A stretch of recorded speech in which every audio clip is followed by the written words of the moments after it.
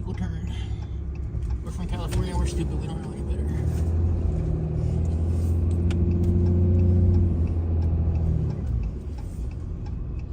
Turn right. 353, what's up? That's the cheapest we've seen. I know, it's cheapest, yeah.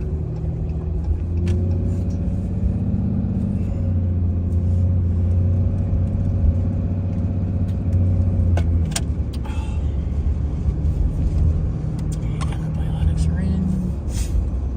In a quarter of a mile. Use the right lane to turn right to US 169 North, US 64 West toward Mingo Valley Expressway.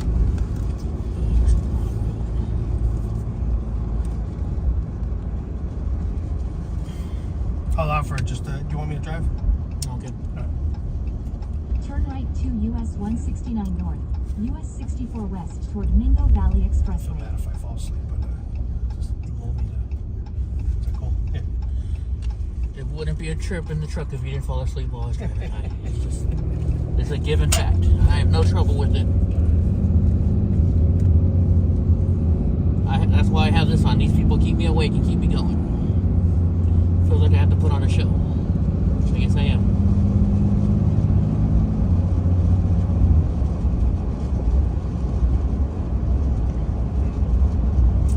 Alright guys, we're leaving Broken Arrow. We're in Broken Arrow, Oklahoma. Oh, We're driving 816 miles to our hotel in Columbus. But we're gonna do the old cruise control speed. Continue straight for 7 minutes to I-44 East. Come on, I'd like to get over, car. East toward Joppa. Oh, she's on her phone. She's not even looking at. You think I look at my phone for a long period of time? This chick was on her phone like at least 10 seconds straight. Wow.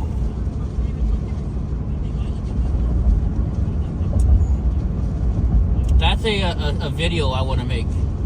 Somebody sitting in the passenger seat, facing the camera at me, and I'm looking over and I'm like, look at this person on their fucking phone when they're driving, and then I start looking at my phone while I'm driving. You know, like one of those, what's good for the goose, not good for the gander, or whatever. Groff sent you his rain hope. I think I'm bringing it to you.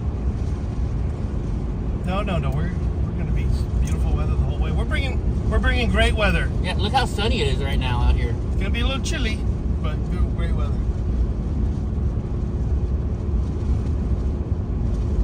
Hope, are you? I have another package that I ordered that's gonna come to your house tomorrow. Hope, it's a bright red tie for Donnie. It said it would be delivered by tomorrow.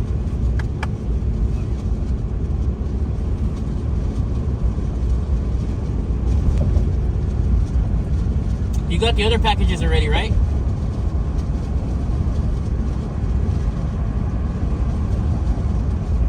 Best Buy.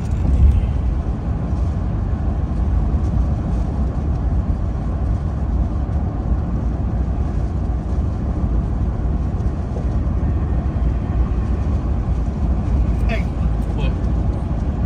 What am I looking at? Oh, it's- my name up there? Spelled wrong, but it's my name. It's the way it's on my insurance card. And the hospital doesn't want to fix it because my insurance company, if you don't spell it the way they have it spelled on the insurance card, then they won't pay, even though it's not my correct name on they probably do that for, like, yeah, just misspell it just cause, it. it's So they like, can avoid paying. right, there's gotta be some percentage of misspells that don't get paid. Yeah. For them, it's like, yeah, what's the downside? Thank you, Hope, and thank you for letting me use your address as a shipping point.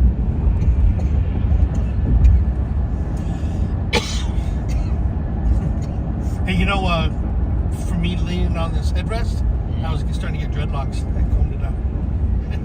What's up? I'm gonna be Rasta man with my dreadlock.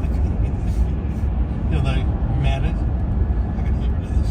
What do they call it? Alright, so we're gonna play a game, guys. Last night, everybody was tired, so we decided not to go out to eat and just stayed home. So we ordered Mexican food for 4 people. We had 2 fajita plates, a burrito plate, and another burrito plate. So 2 burritos, the meals, no drinks, and 2 enchiladas or 2 fajita plates. Fajita combos.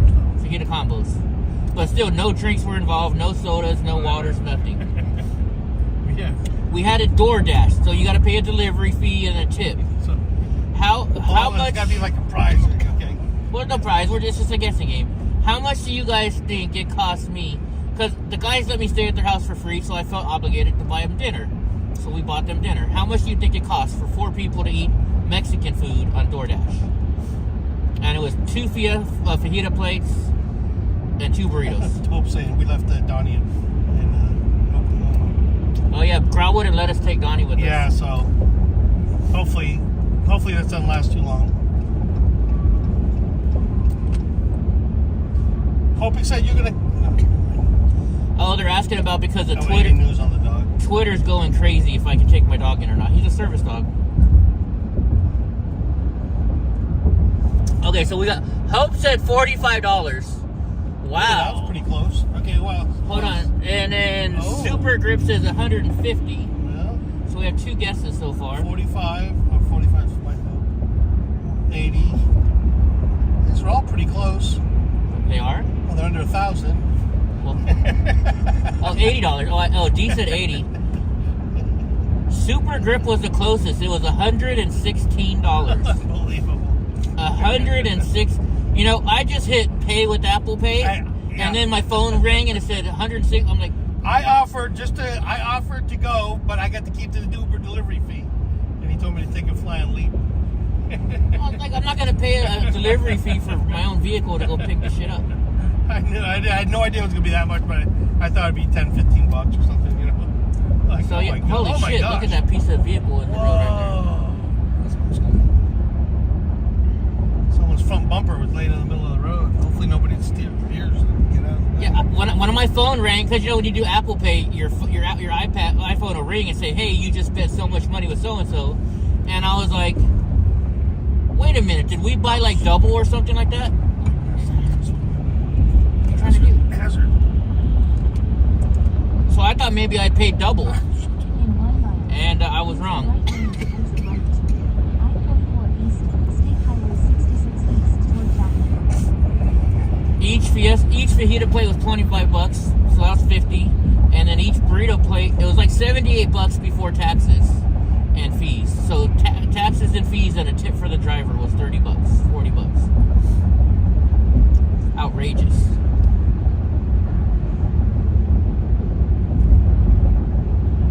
What's up, Irving? I was just surprised when I saw that.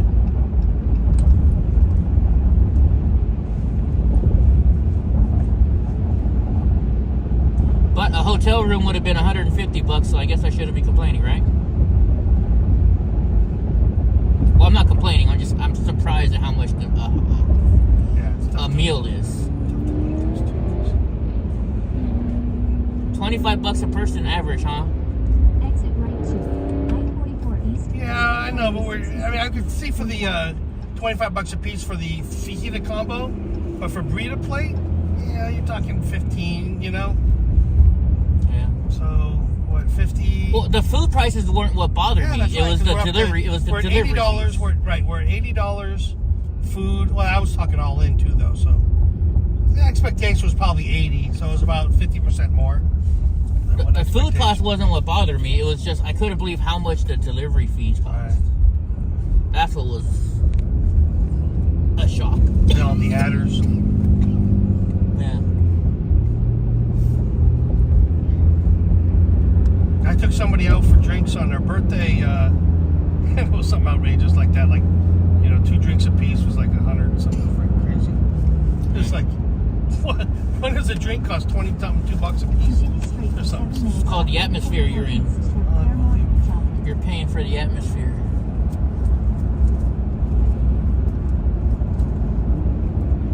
Anyways, I just had to say, almost wants me to make me start up a DoorDash company.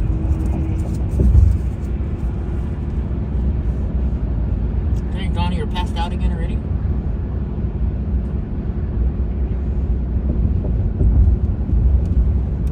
Alright guys, you always ask about gas prices. $2.81 for gas here, unleaded.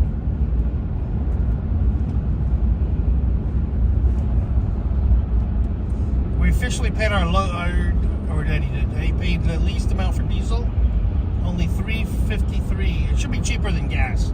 So it's Should still, be. yeah, exactly. It's still pissed off about that, but so $3.53, which is like almost $2 cheaper than California. Well, we paid $4.99 when we left Fresno. Yeah, $4.99. But that's searching the cheapest too, though, right? That's the cheapest, yeah. Yeah. Costco.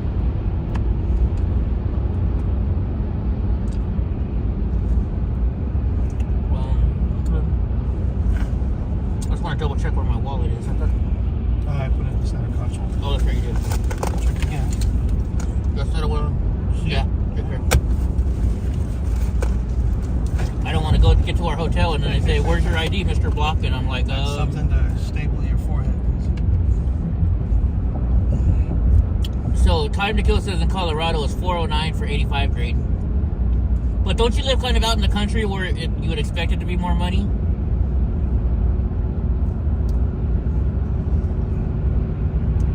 Or are you talking in town? Johnny's got a beautiful place.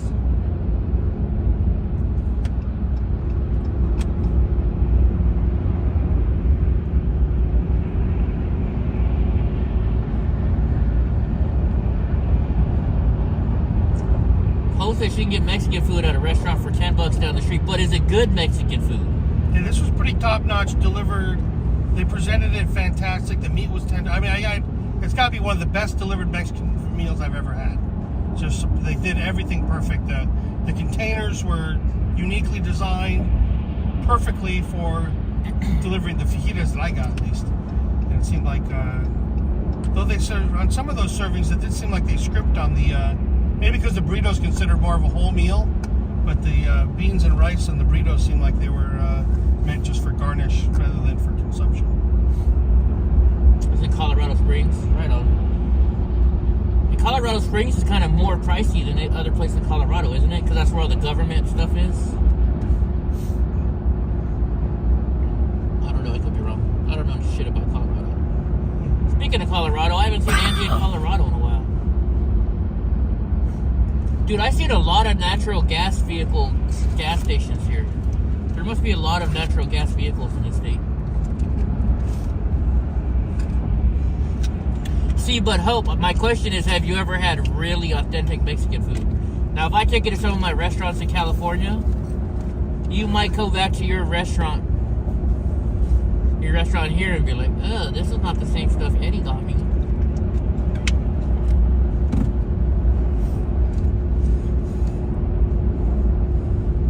In fact, Hope, Gross says he's going to come to California and visit me. Maybe you two should come at the same time. And we can all have a little fun going to Mexican restaurants and my pastrami restaurants and my steakhouses. And, you know. I don't think Ty has complained once to one of the places I've picked for us to go try out. You're a good foodie, that's for sure. Eddie's a good foodie when it comes to picking stuff like that up. See, the Hope, you say they're all Mexican who make it. That doesn't mean nothing. We still got Waffle House on our itinerary, by the way. At some point in time, yes. Because neither Eddie or I have ever been to Waffle House. Now, Hope, think about it this way. That's like saying Denny's, IHOP, and your local American breakfast place all have the same food because they're all American. That is no way the same. Oh, no. There's how you cook the beans. By the way, a shout out. Should we give a shout out to Joe and Groff? Go for it. Oh, yeah. I don't want to be too. No, go for it. You guys are so, I mean, I'm sure every one of you are awesome. Not to put it, I don't want to. It's hard for me to give a shout out to somebody because I don't want to make it seem like I'm. He doesn't want to forget. Joe and Groff bought us breakfast. Unbelievable, yeah. So we woke up to just a wonderful breakfast. It was and coffee, and it was awesome. I mean, Gra and his buddy and his roommate are cool people. Hey, a Hard Rock Casino. That's a pretty neat billboard. All right, I can't see it's off camera already. It's a huge, nice display, and they have cards that are vertically rotating to whatever the shows are. You know, like 2 rows of cards all the way up this thing, about 5-6 feet. Each one of them, when it spins, has a different guest. I got you, Hope. I get what you're saying now. What's that? She said that's the only Mexican restaurant she goes to that she likes. That makes sense. But you never know. When I take you to a Mexican restaurant in California, you might be like, ooh, I like this. Or you might say, this is I'm some sure it'll be nasty better, shit. Hope. I'll say right off the bat, I'll bet you it's better than anything Eddie ever brought me to yet. So that's pretty high bars with my point.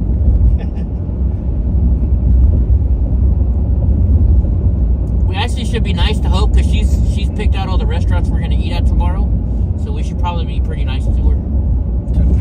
As opposed to... Well, no short jokes for Hope today. You just missed us thanking you and Joe for your hospitality, girl. Taiho was very happy. Exit right to I-44 East toward Claremont, Joplin. We gonna do Joplin, Mississippi or Missouri?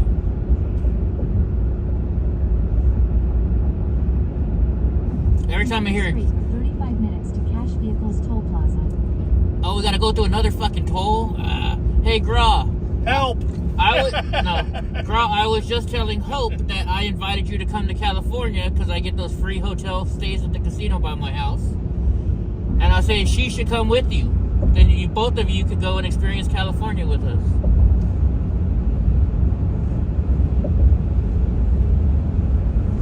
Oh yeah, I love hanging out with Gra. It's tough to leave Gra's house.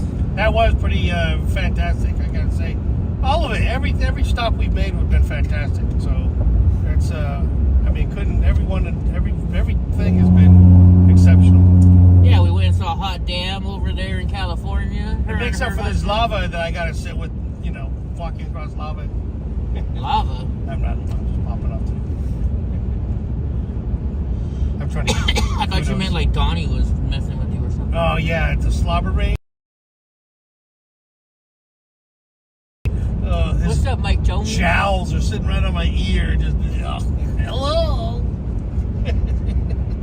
I love Donnie. He's awesome. Oh, Donnie, I'm capping on you. Donnie went and slobbered all over Gra a little bit too.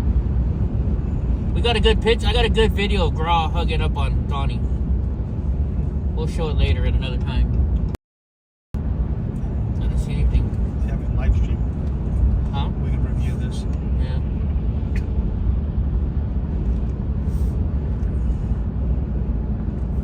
Don't hit our workers. It's a $10,000 fine for hitting a worker. So rich folks, all they gotta do is pay $10,000. Hit the workers away. Only $10,000. Did you change it? Like Mario Kart. There's another 10 grand. There's another 10 Yeah, grand. There's another 10 grand. Fuck it, let's rack up 50 grand today. Jeez. That was not a well-presented sign. Here's another 50 grand. Avoid hitting our workers and a $10,000 fine. What? Weird. Here's another 50 grand. I'm gonna hit 5 more. Hey, if I buy 10, can I get 1 free?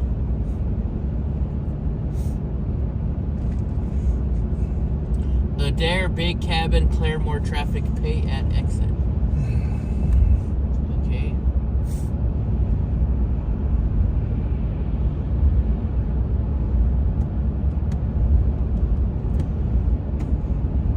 So, we got a long road trip today. We're not gonna get, it's 12:46 right now. It says we're gonna get there around midnight. So probably 4 a.m. is my guess. Let's play bingo. Arrival bingo. I'm gonna say 12:30. Well, Eddie's, what's that, 12:30? Yeah. But then you gotta remember, I'm also the guy with the foot on the, so I could also kind of... Hey, Oklahoma, minimum 60 miles an hour. So we got 1 mile an hour. Yeah, we're doing 60 now.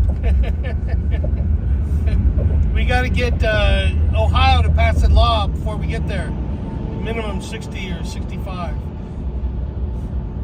So you guys got to work on the legislative act in 6 hours or however long.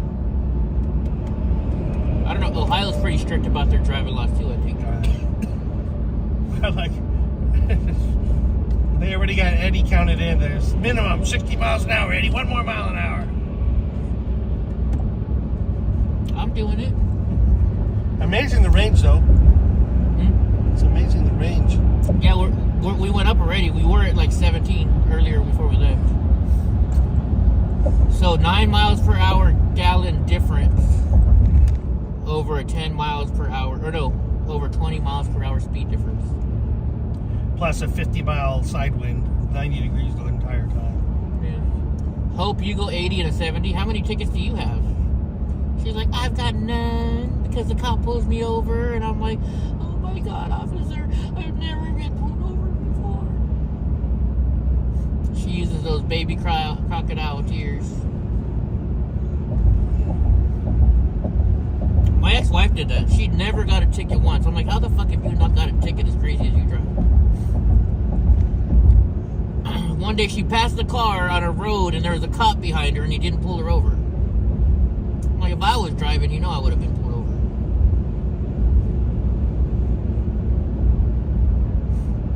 Claremore Port of Catoosa. What's Catoosa, I wonder? You was going a bit faster? I think you said she got a ticket a while ago. Oh, she got one over 10 years ago.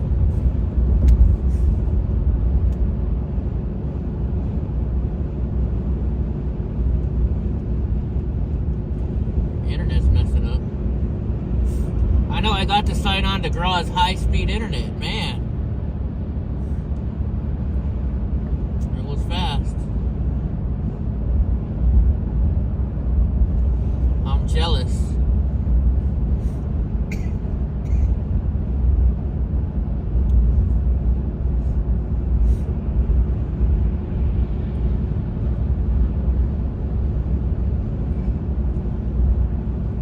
I wonder what they bring, how big the port of Catoosa is.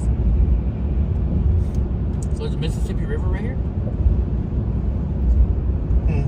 Aren't we right by the Mississippi River? Oh, that would be epic. Hey, girl, isn't the Mississippi right by here? I think we're a state away, aren't we? I'm not sure. I want to track that for sure because that's epic.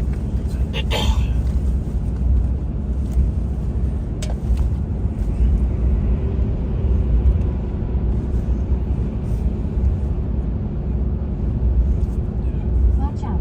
Hazard reported ahead.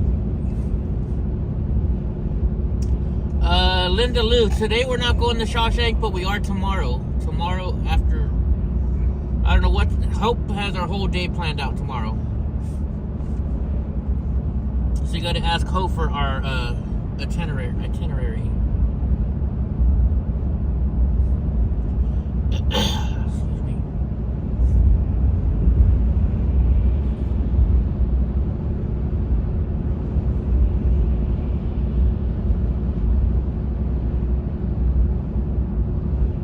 Yeah, it'll be fun. Hope says she's gonna lock me up and cut off my foot.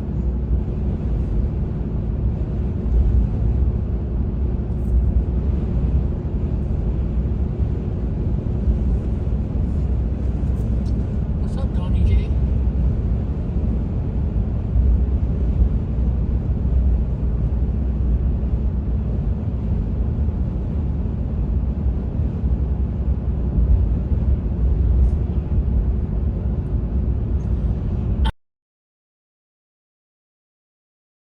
It's kind of tall, Hope.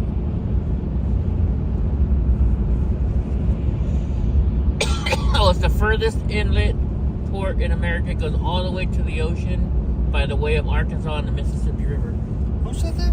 Graw. You're just so full of great information. What, can you go back in? Can I do that?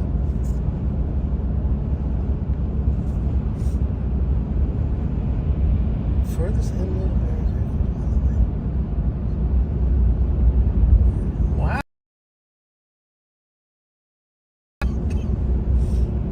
You're the Jeopardy champion for the week.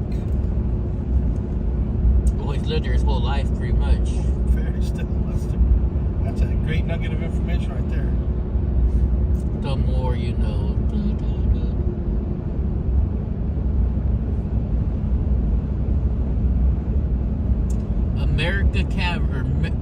Merrimack Caverns.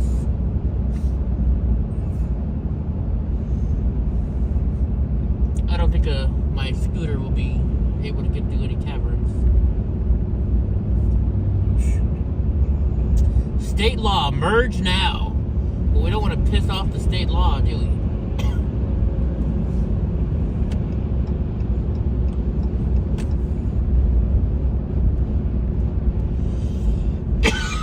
Oh, we got tools back from yesterday. We're on the move.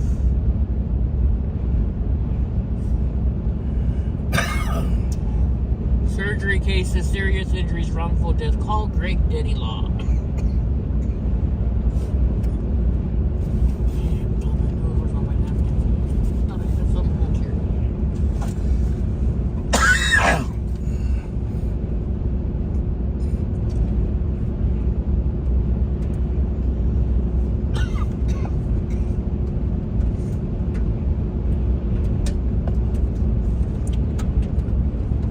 Be a lot of dirt on the road or something.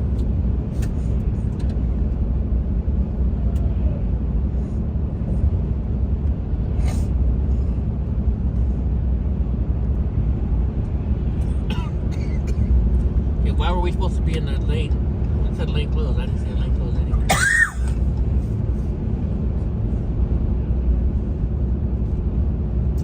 No, we decided against getting steak. Everybody was too tired to go out, so we ordered in Mexican food. DoorDash. Your corn asada was as good as steak as you're gonna eat, though. The stuff I had, really, that was awesome. I was very impressed.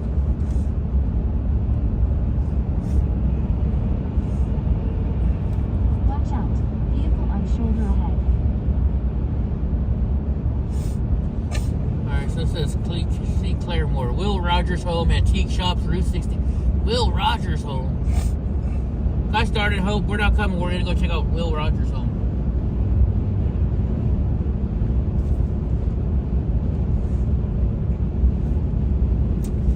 He's talking about you, Ty. What's that? Anything I have to respond to? It's something about you falling in love with this chair. Oh my gosh, falling in love. Yeah, that understates it.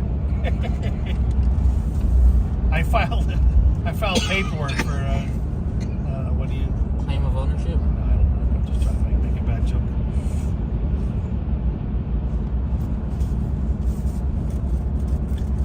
I'm looking at another color to the rainbow.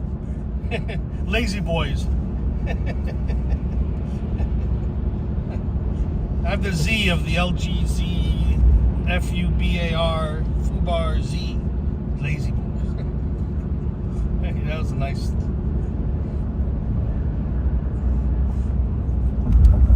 Chili baby back road. There's a Chick-fil-A, Hope. It says closed on Sunday underneath.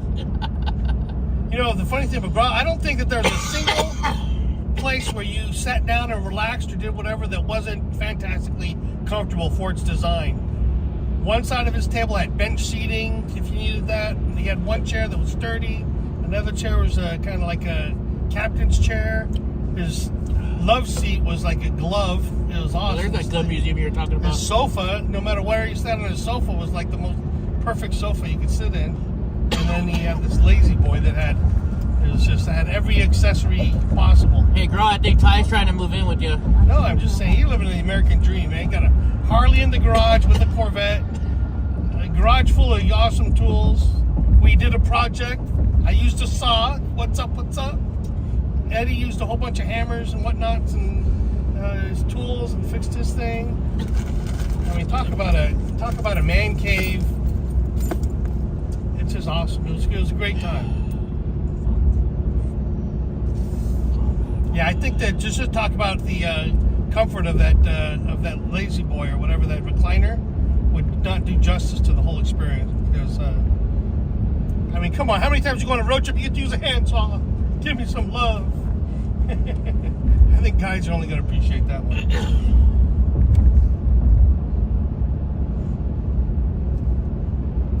Although I gotta say, I need to buy you a Vice for Christmas because Everybody needs a vice on their bar. He has a workbench. Awesome.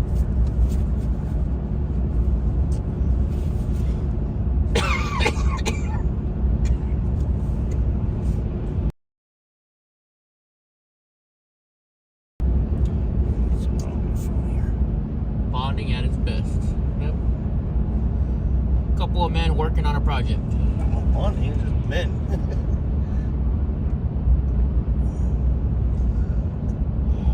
I wish I knew what I do with those towels.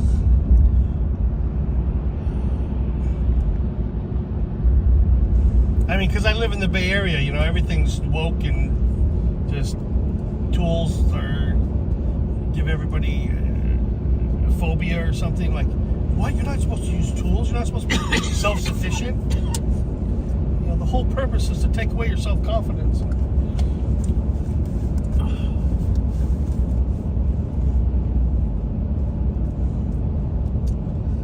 Oh, by the way, everybody, we hit the roof of the Gauchos tonight.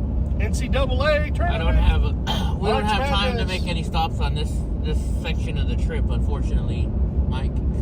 What stop would we need? No, I say we should go by some Cherokee Not it. reservations. Not it. They can come visit us. What's up, Donnie? Black market fireworks. You know, I think reservations should only last for the lifetime of the living American Indian, not the. I think people who were born in America are all peers. I don't think why should children of American Indians be any different than any other of their American citizens. The whole thing just seems creepy. You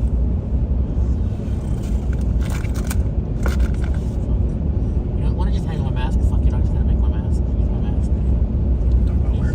My mask? I need to blow my nose. I need something. Let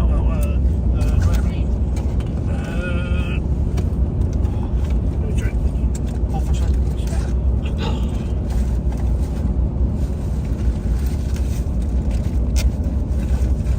Perfect. That's something. Thank you. Sorry, guys. Mute. Thank you. Never mind. I've got strong lungs. Alright. This is something we did this yesterday and people seem to like it and Growl liked it. We're gonna play this guy on YouTube that talks about all the tweets from the court case yesterday. So we're a day behind, but people are enjoying it, so we're gonna go to this guy's. The individual there. We're gonna Just press the Let's Go Live button. So let's wait for the screen to fire. we're gonna check out what this guy has. He basically does a recap of what happened. Let's see. Which one is it? Here we go.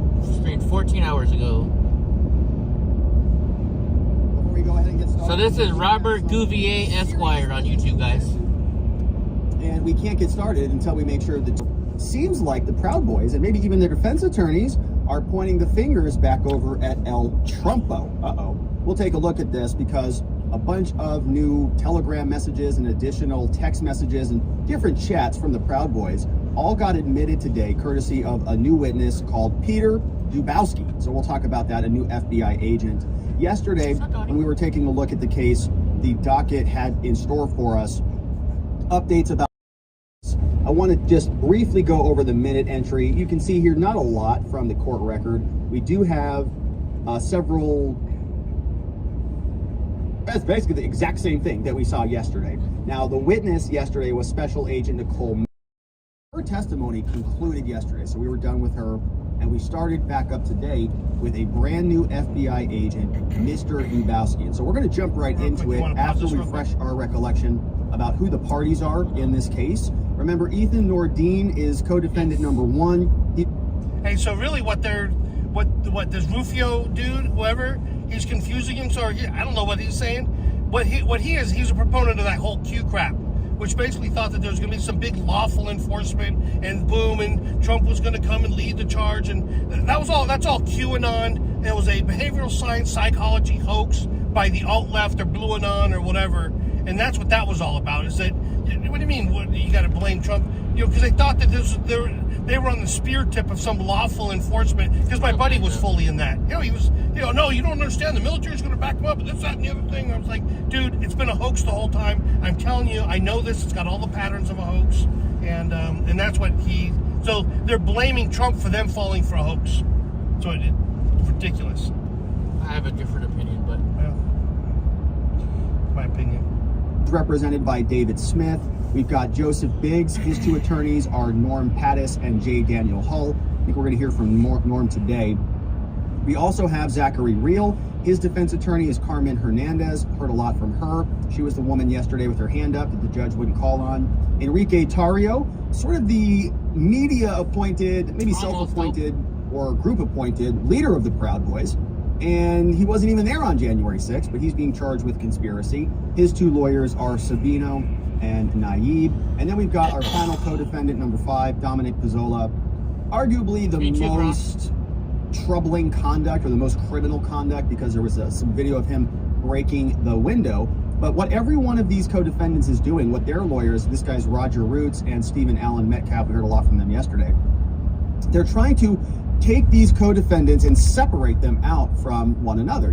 Each one of these things is not like the others. Each one of these co-defendants just doesn't belong here, and we need to exclude them from this entire analysis. So that's been going on today. And the prosecution, we heard a little bit from them yesterday. They did a redirect exam of FBI agent Nicole, but since it's their witness today, they're going to be the people who start us off, and then we're going to go turn our attention back over to the criminal defense attorneys, each of whom is going to take their time doing their cross-examination. So the government will present this new FBI agent, then each defense attorney will take their turns. We have Jason McCullough is a prosecutor, along with Eric Michael Kennerson. We have Connor Mulrow, and then we have Nadia Moore, who are all representing the U.S. government.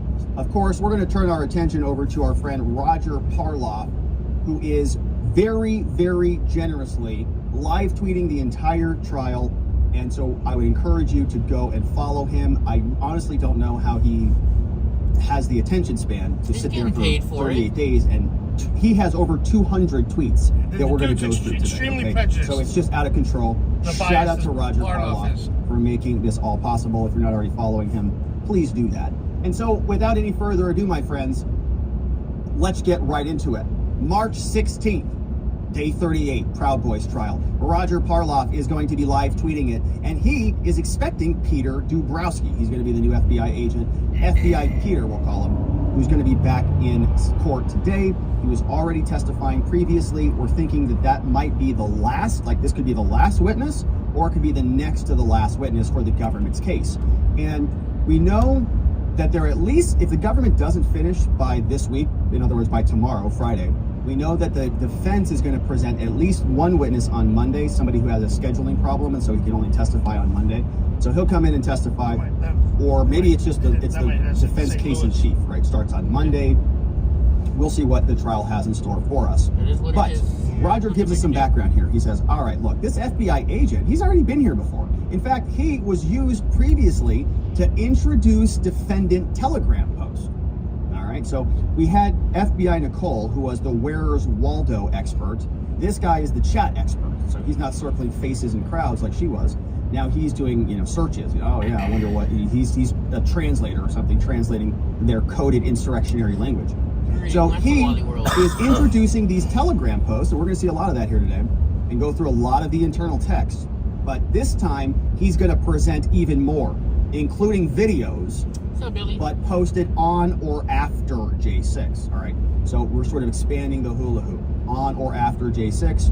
Yesterday we covered that thread in detail. Now Roger says that Miller was a pretty impressive witness because, well, she was able to overcome a lot of the hurdles. Remember that FBI agent Nicole Miller sent over a file to the defense, and in that defense it was supposed to be a couple rows of her testimony, documents that she relied on to testify. And we covered this here at length, but many of those rows were hidden. About 1,000 or more rows were hidden. And when the defense unhid those, they found all sorts of very curious language in there about, deleting evidence, and about snooping on attorney-client privileged emails, and about all sorts of other things like feeling like idiots for not being able to meet the threshold of a conspiracy charge, which they were doubting for a long time. Well, can we do this without looking like idiots? Can we charge them with conspiracy? We really have nothing here, but can we do it? So that was sort of the problem with the testimony from FBI Nicole Miller, but the judge really cleared a lot of that up, said, oh, you know what, it's not a big deal. Those deleted documents, well, they were an old case. Oh, those deleted records? Well, you didn't need those anyways. Those are classified, or those are FBI sensitive material or whatever. They just made up a bunch of stuff. And then the judge is like, that sounds great. Whatever it takes to make sure that this moves forward or whatever. So that all got done. Here, there was a little bit of a surprise from FBI agent Nicole.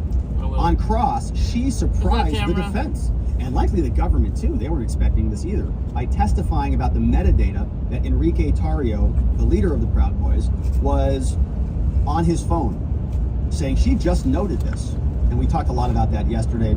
There was a question about this document called the 1776 returns document. This was sort of this document that was a plan. It looked like a plan. It looked actually to me like some people were LARPing around and just, you know, role playing. It was kind of a weird deal. But anyways, the document is there, and they used this document to turn one of the Proud Boys against the other Proud Boys. His name was Jeremy Bertino. And there were questions about whether Enrique Tarrio actually opened this document or was the author of this document.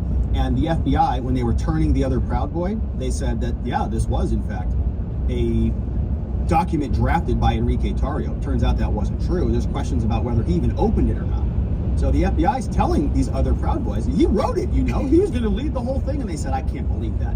I don't want to be a part of it. And so they turned around and essentially, you know, flipped on him, and then were useful to the government against the Proud Boys to make this case. But the justification provided to Bertino to justify his flip was fake, is the argument. So on the cover page, the document alludes to this concept called Storm the Winter Palace. And if you want to go read the full document, go over and follow Roger Parloff. You see most of it here. They had a Storm of the Winter Palace. They had a Patriot Plan. And you know, anybody can draft a document up and spread it around. And the government at this moment is trying to make up to every single Proud Boy responsible for the contents of this document. And so they're trying to prove a connection. And yesterday there was a big debate about whether Enrique Tarrio actually even opened the document at all. So here, there were a couple cryptic messages or references that Enrique Tarrio sent that referenced the Winter Palace. Here were some of the texts. Said something like 1776 MFer, the Winter Palace, right? These are all from a text message from Tarrio and Jerry. Is a Proud Boy. Jeremy Bertino was also, they flipped Jeremy Bertino after the fact. And so this is a text message from before that. Brother, you know we made this happen. Says, I'm so proud of my country today. I know. I love you, brother. We did it. Love you too. I'm in tears, bro. This is it. 1776 MFer, the Winter Palace, says Enrique Tarrio. So they're saying to him, oh my goodness, that this is evidence that he read the document because he knew something that was inside the document. Dude, did we just influence history? Enrique says, let's see how this plays out. They have to certify today, or it's invalid, says Jeremy Bertino. Okay, so they're still talking about that event. Now, he says, Roger says, well, truth be told, the 1776, but the defense made it a big part of their case, and we debated a lot about that. So we'll fast forward through all of that, and then we see today, Thanks, Brian. Day 38, Judge Kelly is on the bench. All rise. You seen it? All right. All right, ladies and gentlemen, back in the jury. Okay, here today. Who's the first witness? Mr. Prosecutor? And Roger for the defense. Roger is representing Pizzola. And let's make sure we sort of understand who is representing whom. Former Libertarian candidate from Montana. And he is chiming in. He says, hey, Judge, before we get started, jury's in the room here. Can we hop on something here? They hop on the phone for a sidebar. Don't know what they talk about, but then the case proceeds. Prosecutor Connor Mulrow. Yeah, we're prepared, Your Honor. The government recalls FBI Special Agent Peter Dubrowski. And the jurors are like, oh yeah, we remember that guy. Oh yeah, he's coming back. Oh, okay. So Hernandez says, Judge, I just want to make a quick objection. The prosecutor's moving out her easel or her whiteboard or whatever. And she says, Judge, just to make sure that when he was out here last time, there were sticky notes on that board, and there are no sticky notes on that board now. Just want to make note of that, okay? They're manipulating their demonstrative evidence. And so the judge says, okay, whatever, Carmen, put your hand back down. So then the attorney for the prosecution says, all right, agent, welcome back. Hope you had a nice break. It's good to be back here, he says. I want to turn back to the day of January 6th. We stopped last time about midnight, around January 5th and January 6th. Is that correct? Yes, that's correct. I want to start back up on January 6th then. And so you see before you here this long list of exhibits, you recognize this. And so she's going through all of the telegrams, all of the videos. She's just got, oh gosh, she's got this binder full of stuff, and we're just going to have to listen to them present all of this evidence. Oh, great. Let's see what this is. So the Hernandez referenced 2 tweets ago was, of course, Carmen Hernandez. And then we go back over to Mulrow. All right, so I don't know what that was. I'm not cutting it out, cool. But here we go. Mulrow. So prosecutor says, all right, I want to start with late afternoon or sort of early evening of January 6th. Now, we're in a group chat. It's called J6 Boots on the Ground. Is that correct, FBI agent? He says, yeah, that's what I see there. Can you tell me what this reads here? He says, yeah. He says, defendant Zachary Real says, can't get back into the area? Question mark. Makes sense. We all did literally take the Capitol building out. LOL. Oh, okay, there you go. He's riled up. So that's Zachary Real, who is talking in the chat. That is this gentleman here. And they've got his messages that they're sharing. Now, FBI agent, can you tell me a little bit about their structure? How did the Proud Boys organize themselves? Well, they had what's called an MOSD chat. It was a Ministry of Self-Defense chat. They had it divided into different marketing teams. So we had Tario, Noreen, and Biggs. We were on the marketing team. They were out there marketing. Then we had the ops team. That was John Stewart, Zachary Real, and third. Then we had the regional leaders. That's sort of their structure. That is the MOSD. Say there, can you read that for us? Yeah, he said that somebody named Michael Priest said that, hey, Tario, we need to speak. Tario says, okay, MFers, proud of y'all, but we're going to be the F-dolls. Cover your eyes when you're reading so you don't see it, okay? So just, almost like a bleep, just use your hands when you're reading. So Bertino, who was the person who flipped on the Proud Boys, says the decision not to wear the colors was one of the best organizational decisions ever made. And so Tario says back to him, hey, let's chill. So then he says, okay, thanks for reading that. What is this one here? Do you recognize this? Yeah, that is the main channel for the chat. Okay, what does that say? He says, yeah, this is from co-defendant Zachary Real. He says, I'm proud as F what we accomplished yesterday, but we need to start planning for a Biden presidency. And the prosecutor says, okay, well, did you see any messages in anything you reviewed where Enrique Tario expressed disapproval of what had happened on J6? Did you see anything about disapproval? No, I didn't. I looked at a lot of them. Did you see any messages where defendant Zach Real expressed disapproval? Wrong about the arrival time. Hope is in a different time zone than we are, so the time zone isn't even going to be the same. So it'll be 1 more hour? Yes. I said 4. I'll stick to that. Of what happened? I buffered mine in on January 6th. And Norm Pattis, who's not even Zach's lawyer, that's Carmen. We're going to be like 2. Don't know what they talk I'll about. hide in there for 20 minutes. Prosecutor says. Be sure to honk okay, when you FBI go under Peter. the McDonald's. Did you find any messages where Real expressed disapproval of what the members did? No, I didn't. How about Ethan Nordine? Did he disapprove? No. Defendant Biggs? Did he disapprove? No. And how about Pizzola? No. And now I want to turn over to the, quote, official president's chat. Well, what day is this from? This is from January 7th. And can you tell me what that entry says at 3:12 a.m.? He says, yeah, Enrique said, well, we made some noise today. I want to focus on Tario. He said that. Did you also get his social media statements? Yes, I did. I got his parlor statements. And when did those come from? January 6th. And what did he post about 11:14 p.m.? Oh, he posted a video called a premonition video. And here is one of the videos that looks like this, in fact. Looks like somebody standing in front of the Capitol. And that's the video. Premonition. They're showing this one in court. Yes. And this one looks like it was posted. On the stream. We have to, yes. Hold At on a second. 11:14 p.m. Hold on a Guessing on second, January guys. I 6th. need to say something. Give me a second. I need to mute something.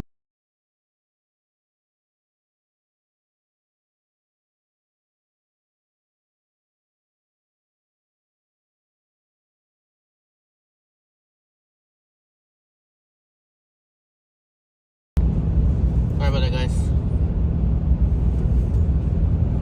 This date is a little bit off. So it's on a web archive. I don't know exactly what date it was. But that's the image. It's just a little bit 19 seconds. They say, okay, we're still on January 7th. Is that right? Yes. And what did Enrique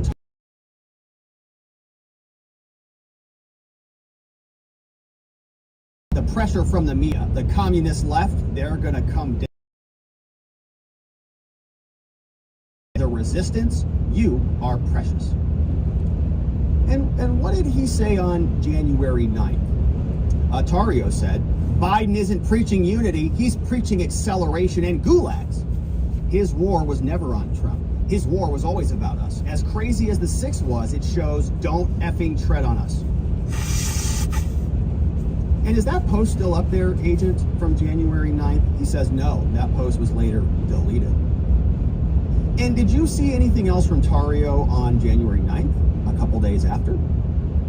Yeah, Tario posted on the 9th, he said, I'm not denouncing anything.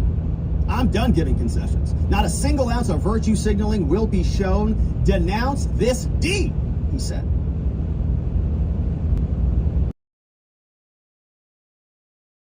Agent Peter. Yeah, well, this one is from the president's chat.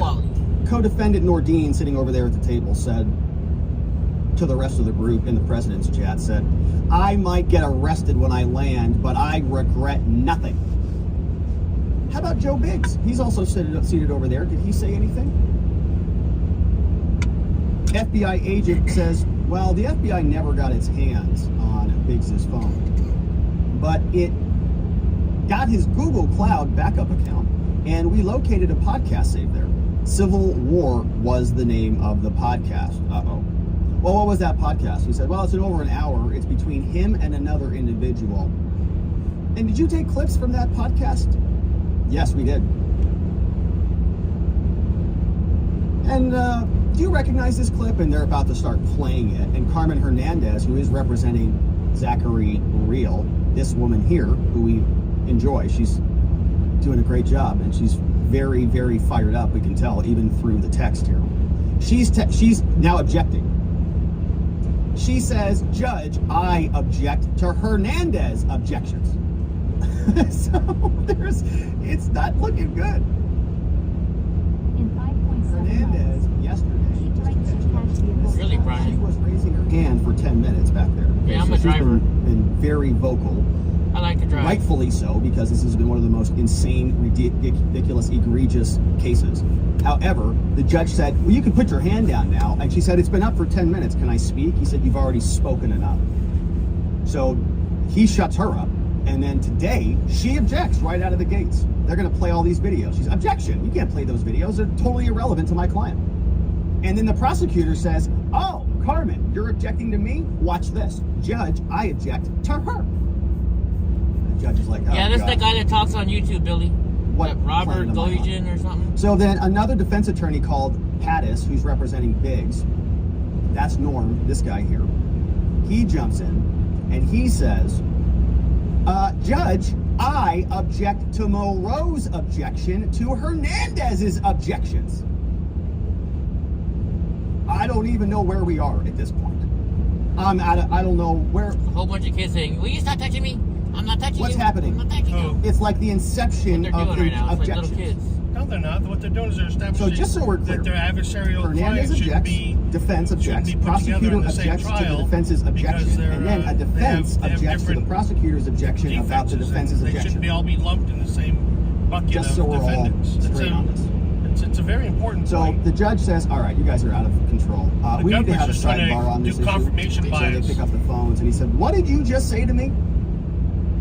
The government's just trying to do confirmation bias in that whatever applies to somebody should apply to everybody. It's essentially instantiating bigotry as a prosecutorial I gotta tool. go back a few seconds because we were talking over them. And again, this is just the performance art of this attorney. He's not actually there, and he wasn't actually in the room. He's providing Prosecutor life objects to the Parloff's defense's objection, tweets, and then a which are defense objects to themselves the biased. prosecutor's objection about the defense's objection. What's that, Sneaky Pete? Just so we're all straight Let's on see how this. much diesel is here. So the judge says, all right, you guys are out of control. We need to have a sidebar on this issue. So they pick up the phones, and he said, what did you just say to me? So they play it out, and he says, I don't know what you're objecting about, but guess what? The Civil War videos are coming in. And there would have been objections about relevance, and this is a podcast days after the fact. What is this having to do with anything about our clients did on J6? And the prosecutor says, it's about the conspiracy, and they're not remorseful, and it's all relevant to show state of mind. And the judge says, all right, it's coming in because everything else that's been bad for the government, for the defense, is also coming in. So the Civil War clips start, right? These are the clips from the podcast. He can't hear the audio. We can't see or hear it. But apparently Biggs is wearing a shirt that says F something, and U in the F is yellow, Proud Boys. So behind Biggs is a patch that says liberty or death. He's also got a patch that says don't tread on me, but we can't hear anything. Now there's a third Civil War clip. Looks like they're in a man cave. They're heavily tattooed, forearms and a beard. Clearly insurrectionary behavior going on in these clips. We can't hear it, but looks troubling. Probably building Lego sets to take over the Capitol or something. So now we have a third Civil War clip, now a fourth clip, making references to the founding fathers. I can see a t-shirt that says F Antifa. Now a fifth clip. Now the fifth clip, it does play. And there's a phrase that is in there called stand up. And they say, FBI, yeah, I did. So they play a sixth clip, now they play a seventh clip. Now that phrase again is in there, that time to stand up phrase. Is that the same phrase that he used earlier, FBI agent Peter? He says, yeah, it is. Now I want to turn over to another person here. I want to talk about Zachary Real today. Now, on January 6th, did Zachary Real send a text message? Who was that sent to? He says that's to mom. At 7:52, what did he say? This is a text from mom. Mom sends a message, says, you okay, sweetheart? Shout out to all the moms out there. We love you. Shout out to all the good moms out there. Mom sends a text, 7:52. You okay, sweetheart? I'm okay. Seems like our raid of the Capitol set off a chain reaction of events throughout the Who do you think, Josephine? It was my He's so effing way. proud, he tells mom. So now Parlor is another. Where's that money I had right here? Showering these guys. Left out so I could get to it. You put it underneath in the... No, I didn't. I left it in the Is center. Yeah, you did. what is this here, FBI Peter? Johnny, you gotta get up, Bubba. Well, that's a Get up. Parlor post. It looks like it's a photo of the Washington Monument. When did that come out? About 6 p.m. What did that say? He said that this is what Mr. Real posted. He said he posted, this is what patriotism looks like. Keep up the fight, America. When the government fears its people, you have... When people fear the government, you have tyranny. Later deleted. Right, so they're all probably after the fact starting to get a little bit panicky about where this is going, recognizing that they are going to be made the scapegoat of the entire operation. And so they start deleting their messages. But there is some wisdom in their statements. Now, Roger Parloff says that the Parlor post here says that Real says some idiot thinks today wasn't historical. I don't know. Shut up, of the breach at the Peace Circle. If it is, good call. If it isn't, we're screwed. Now, the prosecutor is still reading, Come on, still baby. asking Oh, this there's a agent person. to Wow. read. He says, it all Okay, good started call, over Ty. a USA chant. I love this. The silent majority of How much is it? $5. $5. There you go. So they're going to be using that to imply, these insurrectionists. So You too, here, ma'am. there's another chat. FBI agent Peter, can you tell us about this one? Well, that was posted on January 7th, about 3:38 a.m. Can you read that for us? He says this came from Real. It says, you guys might like this. It's how it all started. And then he links to the Parlor video. He says, this is my video. There's another message. Donnie and Ty are constantly fighting over the center console. In another chat, he takes the same video, posts it. Hey, this started a lot of the stuff. They're chatting. Government says, It's like the middle armrest on an reactions airplane. expressed- Oh, yeah. I got it back. Less than 5 minutes to I-44 East. Yeah, there were some people wished J6 had gone further. And the prosecutors is scripting this whole thing. This guy got road rage next to us. They have the whole. They basically just read from a script, literally, and every one of these is orchestrated to be a mic drop moment, right? It's almost like rehearsed. You can't even. They're playing patty cake with each other. This is why we make so much fun of prosecutors, because this is what they do. But it's like a patty cake game. I mean, every tweet is like a mic drop, right? And he's just walking him through it one after another. It's the most boring, just. Being a prosecutor is hilarious. So anyways, you have, this continues. Now, the J6 new chat, they have a new MOSD chat. Can you read that one for us, Agent Peter? He says that, Bertino wrote this. He said, Bertino said, we failed. The House is meeting again. That woman died for nothing. Don't know if he's talking about Boyland or Babbitt, but that woman died for nothing. He says that Real response, epic effing gay. Now Biggs responds, says, I feel like a complete warrior. Donahoe says, I stood on the front line the entire time and pushed it twice. Thank God we were not wearing colors. Now, the new MOSD chat. Is this the McDonald's you're talking about, Grau? This one, January 7th, 9:22 a.m. Yeah, I guess it is a McDonald's. No way. Agent Peter, what does that say? He says that somebody named Stewart said the following. Don't think there ever really was a plan. Bertino says LMFAO, How not epic. enough people. That's actually a good thing for the Proud Boys, honestly. Look at That's a Ronald, really good right, giving us a wave. Because there wasn't ever a plan. They're trying to prove that these guys were involved in a seditious conspiracy, literally, There to you throw go, water bro. I bottles honked and to for you. insurrect America. All 5 of them. Wow. And most of them had friends who were confidential human sources for the FBI. In fact, Enrique Tarrio got picked up by Lizardo, who literally was a confidential human source from jail. The FBI's confidential human source went and picked up Enrique Tarrio from jail and brought him to Baltimore on January 5th. Can you imagine what Enrique's thinking now, finding out one of his really good friends Don't ever think did there that? really was a plan. Of course not. They just needed a scapegoat. Proud Boys fit the bill. Bertino says LMFAO, not enough people. So Stewart continues on. He says, the normies, they stopped 25% of the way in. That effing building should be occupied right now. They're looking for someone to save them still. They want us to do it for them. The Proud Boys can't bear this burden. It's too big for us alone. Bertino says, everything you said times 1,000, right? So they wanted it to be more protesty, I suppose. And it's an interesting point because it really wasn't that big of a deal, which is the point that we've been making here for a long time. The vast majority of the crimes were criminal trespass crimes, which was parading around the Capitol, essentially. Not even a big deal. And if you just run the numbers on this thing, let's say you have 100,000 people who are in attendance, less than 1,000 crimes, or give or take, I think they're going to have about 1,000 right now.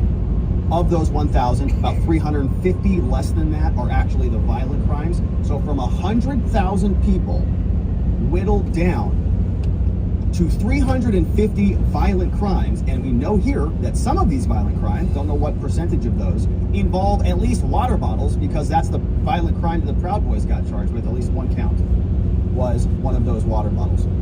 So this carries on, and I actually think this supports the defense's arguments. There really was no plan, and in fact, nobody was involved in this giant insurrection.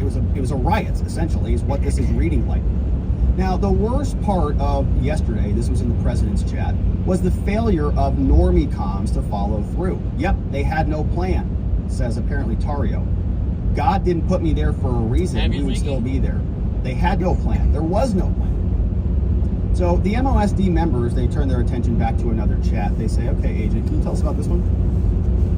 He says, yeah, this is from the MOSD members chat. Bertino's in there. And again, Bertino is the one who flipped. Says, I'm going to do a live stream tonight. Someone else says, I think we've arrived at a major fork in the road. It's either escalate or try something else. If we go full 1776, people are going to die. And we don't know who said that. I mean, was that a CHS? Someone, I don't know who that is. Bertino says exactly what I'm thinking. Now they go over to another Parler post. Apparently Joe Biggs posted this. Said, rest in peace, America, 1776 to 2021. And what was going on at about 8:22, FBI Peter? Well, he said that at about 8:22, the Senate had just been called back into session, and then this was posted. Right, because they were back in, literally voting for the presidency that night. The Congress people were sent back or going back about 7:13. Capitol building declared secured at 8 p.m. Vote happened that night. Not the crime of the century, despite their biggest efforts to persuade you otherwise. Now, they had another chat called Boots on the Ground. Somebody said this on January 7th. Don't post any video here. Feds are going to be looking everywhere. We are now domestic terrorists. Said that the FBI's digital media team is currently hunting down U.S. Capitol protesters. And Real says sarcastically, great news. Everyone should have held the Capitol. This is out of control. It's like a setup or a cop-out. I don't like it. Another chat. Zachary Real says to the rest of the Proud Boys, Trump basically conceded. We lost our country. We should have held the Capitol. Once Pence turned his back, he was effed. But was hoping we all sent a message yesterday. He says, looking back, it sucked. Should have held the Capitol. He said the reason why it feels like a waste is that instead of these politicians getting scared, they're all turning on Trump and cucking. Everybody should have showed up armed and took the country back the right way. And they didn't. They weren't armed. So it was a little bit disorganized, wasn't it? Now, Zach posted this on January 8th. Basically what happened yesterday is Hope sent me an itinerary. Eddie, what do you think about these places we're going to? And I didn't even look. I just trust Hope's decision. So I'm giving you a lot of props there, Hope. I didn't even look where you're taking us. I just said, okay, whatever Hope wants to do, I trust her. Looks like it's a link to a tweet. Carmen Hernandez objects. She's raising her hand again. Objection! So there's a conversation about it, and then the judge says that the prosecutor can't get it to work. And this is because Hernandez actually won that argument. She said, wait, he can't describe the tweet. Put the tweet up. Don't tell him to describe it. Put it up there. Let's see it. So they get it up. The tweet is the account of Evan McMurray. It says, breaking. Representative Governor. And if you guys haven't noticed, we're passing a vehicle because I've decided now that I don't want to get to my hotel room at 3 o'clock in the morning, I am going to do the speed limit. I'm not going to go faster, but I'll do the speed limit so we're still saving some fuel. We 5 more. Larry Hogan. Let's go, everybody. Says, we want 5 more miles per hour. Would be better off if Trump resigned. There's also a video of Hogan speaking, but I can't hear it. Let's resurrect it or Saying that insurrect these Eddie cops, to go they 5 turned more. on us. They are called turncoats, and Zach later deleted that tweet. So then there's another group text. You can see a lot of text here. Zach has a group text. This one came from January 6th. It says that Damon says laughed at, right? He hit the laugh response emoji. He says, we all got maced. Largest online gun store. FBI agent, can you explain to me, why was Damon laughing? Let's go over to defendant Nordine. Now, did he post anything on Parler? Yeah, he did. He posted something on January 8th. What was that? It was a picture where he called himself a violent extremist.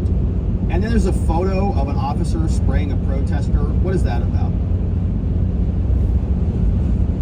on the Twitter post. We're staying in Columbus, and I decided to have a little fun with Tahoe this time. I picked the hotel in the hotel row where all the prostitutes walk up and down, the worst part of Columbus, Ohio. So we're gonna have people knocking on our door all night long. Wink, yeah. I did that for Tahoe. I had to burn him.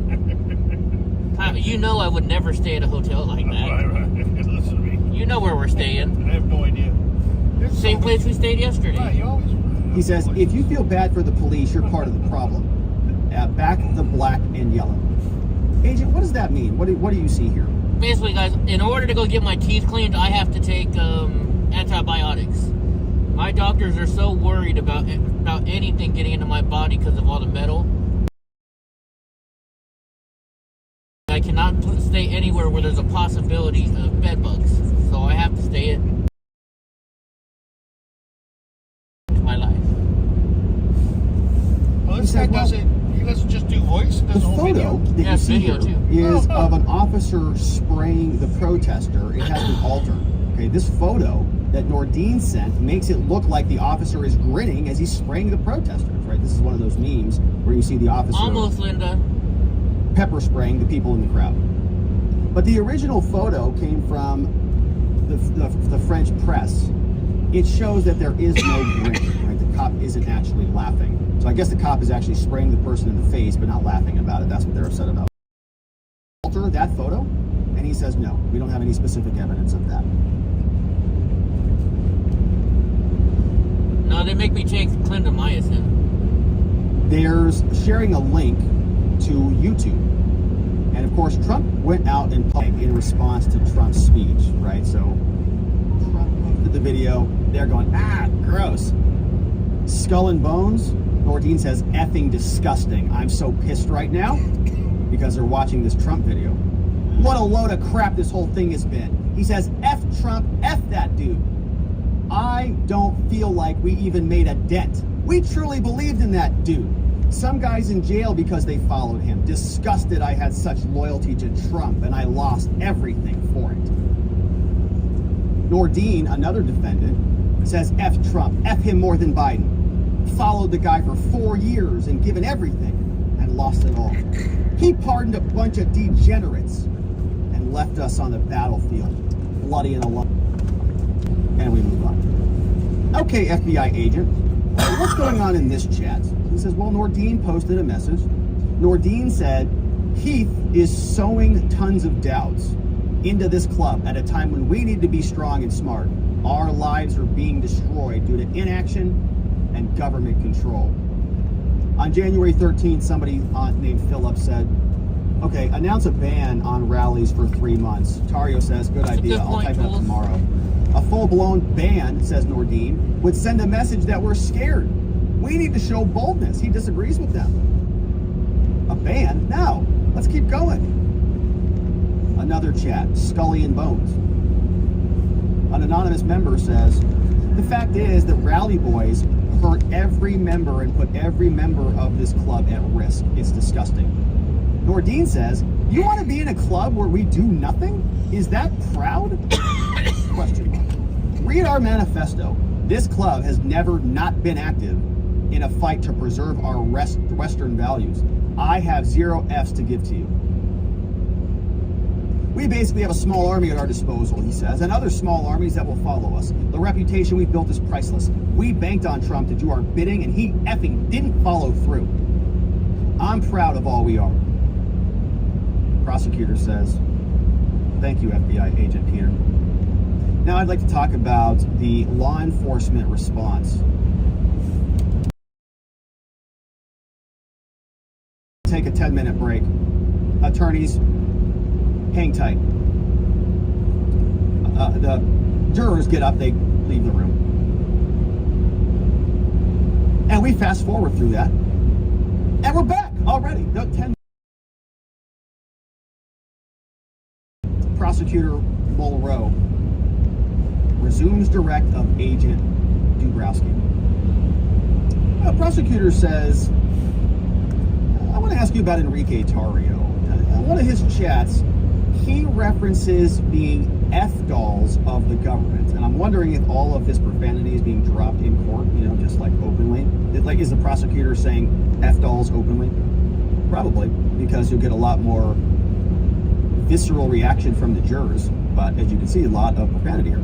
So Nordine's references to the people is referencing people going to jail. That's why he's talking about F dolls. Is that what he's talking about? Yeah, people going to jail. What's going on in this other chat? Looks like it's a new chat. Somebody named Woken responds, they got Nick Ox. He was a Hawaii Proud Boy and he was an elder. Aaron said, this echoed. So Tario then removes Nick Ox from the chat. Says, he got picked up by the feds. Gonna remove him from safety. Enrique Tario doesn't realize that he got picked up literally by the feds from jail because one of their confidential human sources called Lizardo was the guy to do it.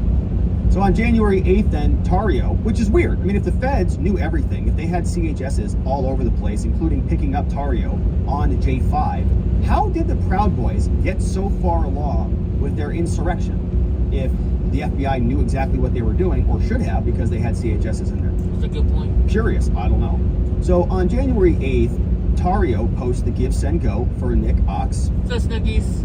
Which is a great time to say shout out to our friend Nick Ricada, who also has a very valid Give, Send, Go that could use your support as well.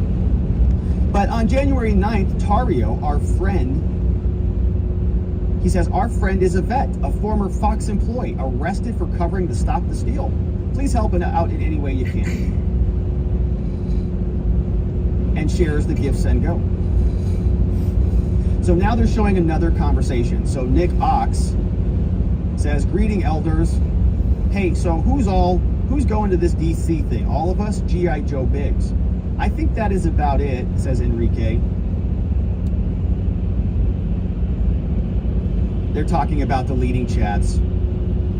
So they're deleting a bunch of messages. Yeah, there's a ton of stuff we don't need anyone to see in there. What happened on January 13th, Agent? Well, they're talking about nuking this chat, about deleting everything. On January 11th, there's a Skull and Bones chat where the elders reside. Enrique Tario sends a message. He says, hey, Nordine, they're coming for you. Nordine says, thanks for the confidence boost there, Enrique. Appreciate that. Enrique says, that's what I'm here for. A lot of brotherly love going on. So then at 2:13, Tario posts a link to a tweet. Just in, DOJ announced conspiracy charges against the two Proud Boys. That was on January 30th. Somebody else responds, will Biggs be next?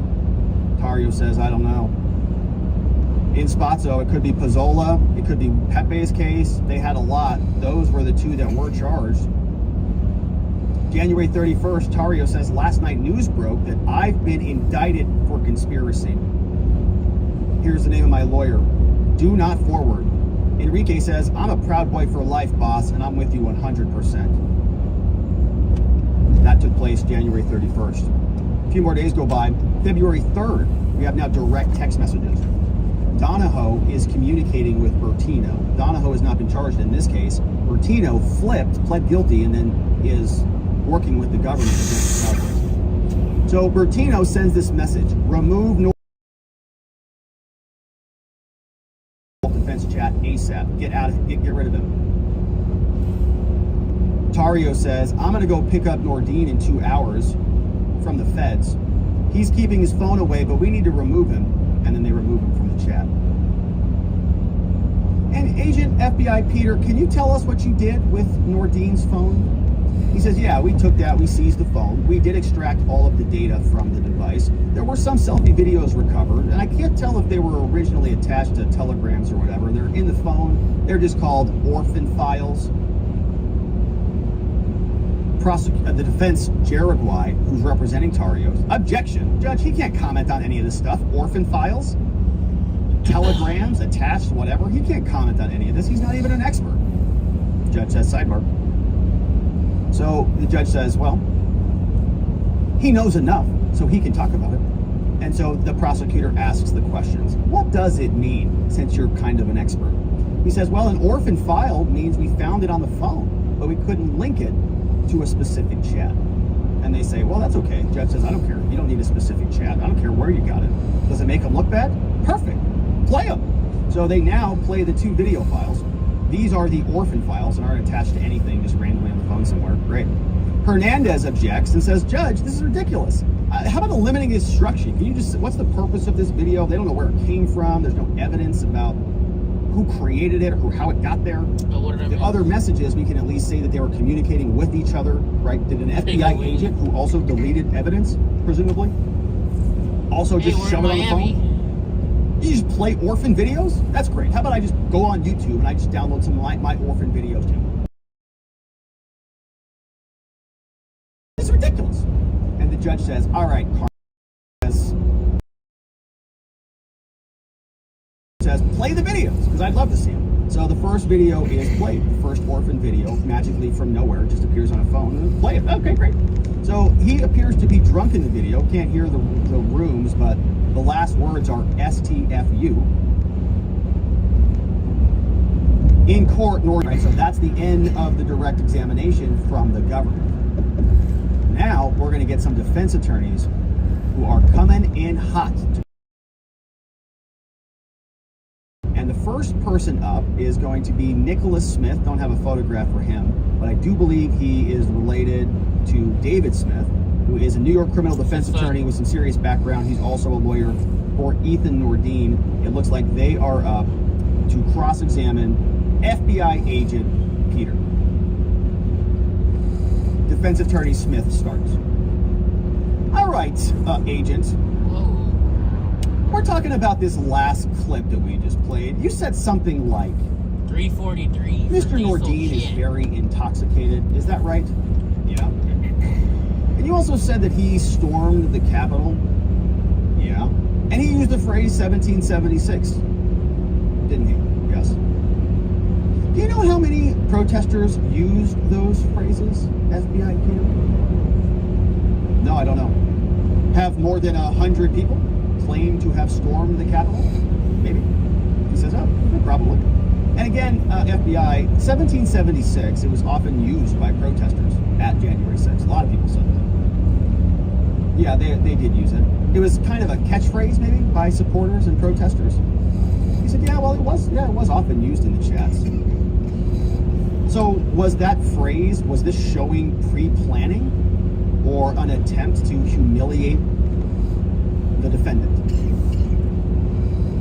Objection sustained. Okay, so yeah, that's a spicy question there. So was this showing pre-planning that they used this phrase, or was it just an attempt to humiliate him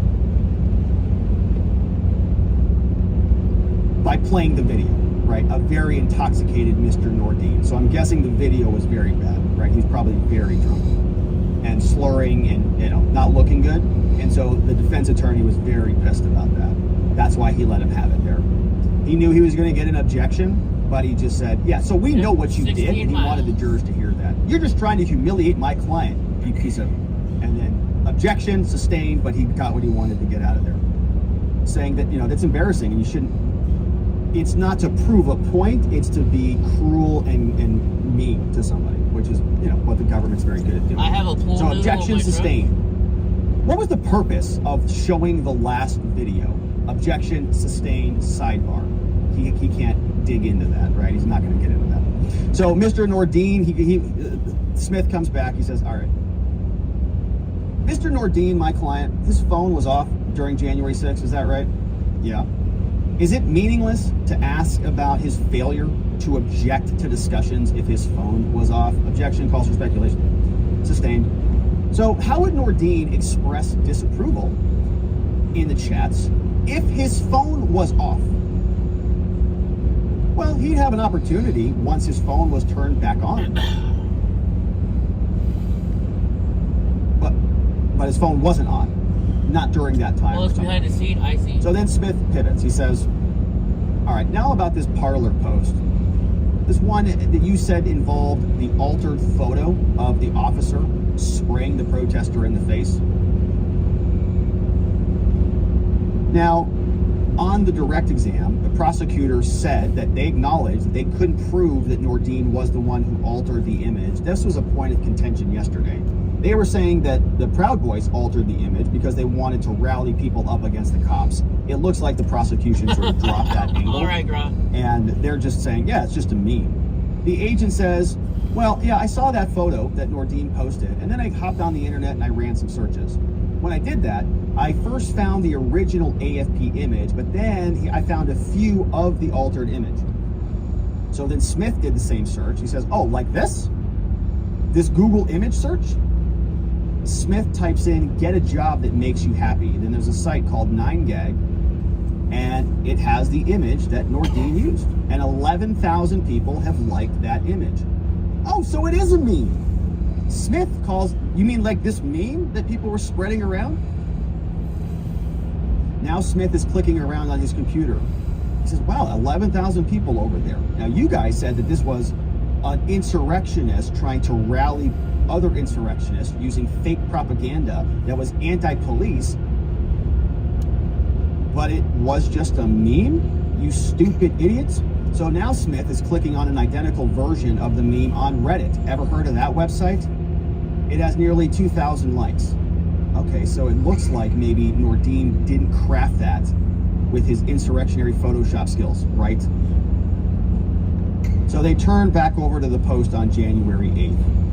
Mulrow objects for whatever reason. Now, when you testified that the Proud Boys use misinformation, you said that, didn't you? Yeah, they do. Well, how does that relate to this photo? What's the link between misinfo and the use of this meme?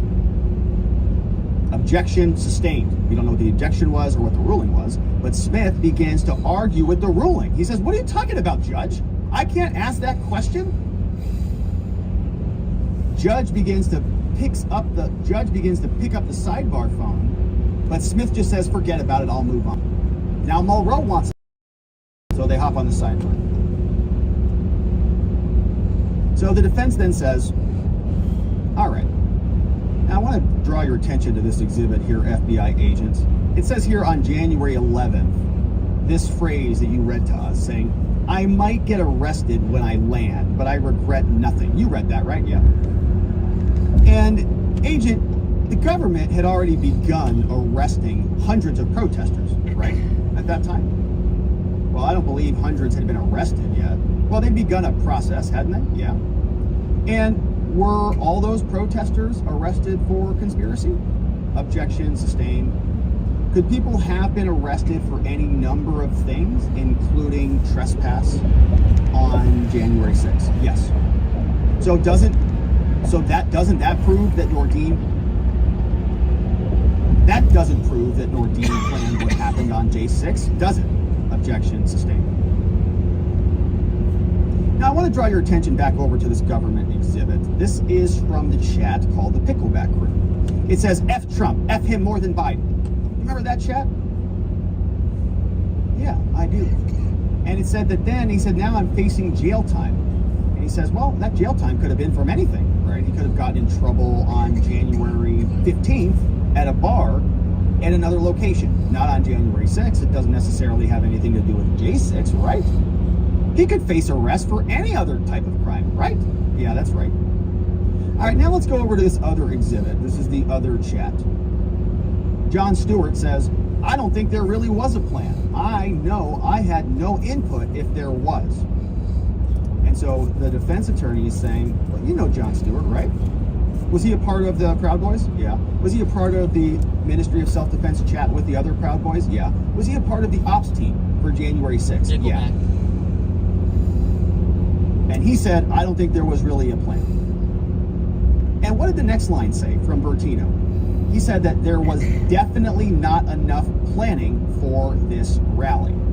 That's interesting. Not enough planning. Any reason to believe that he was insincere, FBI Peter? No. And when he says this rally, what's he referring to? Well, I'd take it to mean the riot at the Capitol.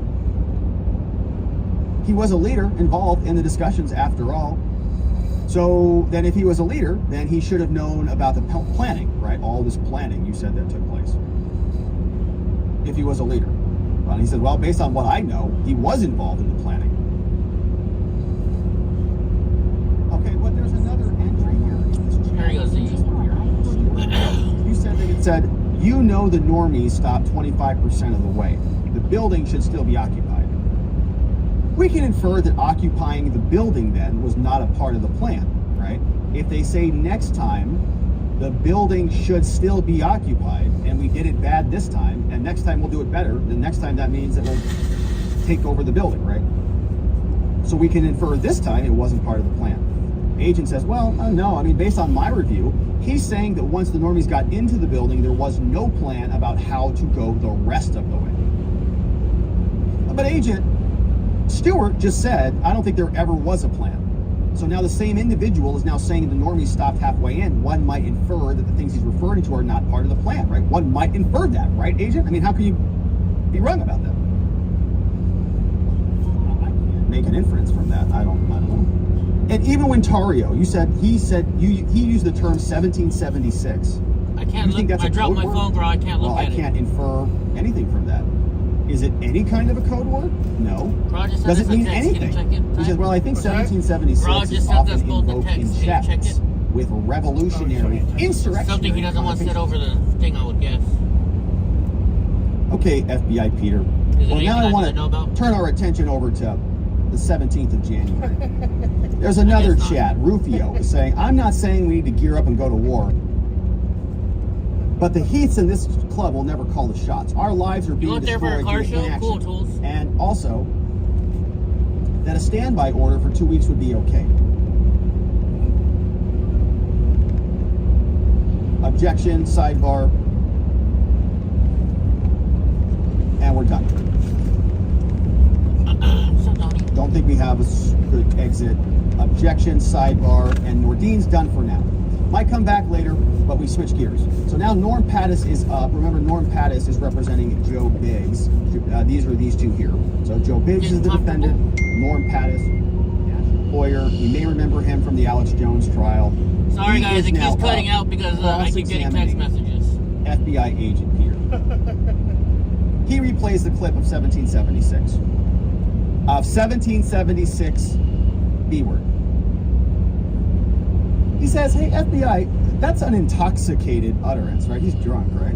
Yeah. And he's talking about metaphors, right? He's saying that 1776 is kind of a rhetorical device. He says, have you ever heard the phrase FBI agent, the phrase that the answer to 1984 is 1776? You ever hear that? God, I'm not sure. I don't think I have. Well, it comes from George Orwell.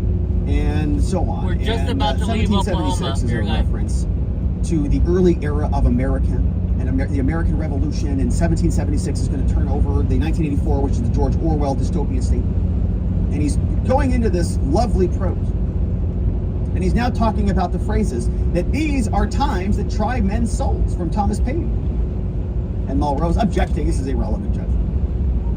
Okay, yeah, you're right. Let's get to something relevant. Thanks for the history lesson. Says, let me read you another part from Paine. He's going back to read Thomas Paine. And he, objection, sustained. All right, now you can't read any more Paine. Keep going. All right, well, now I want to show you.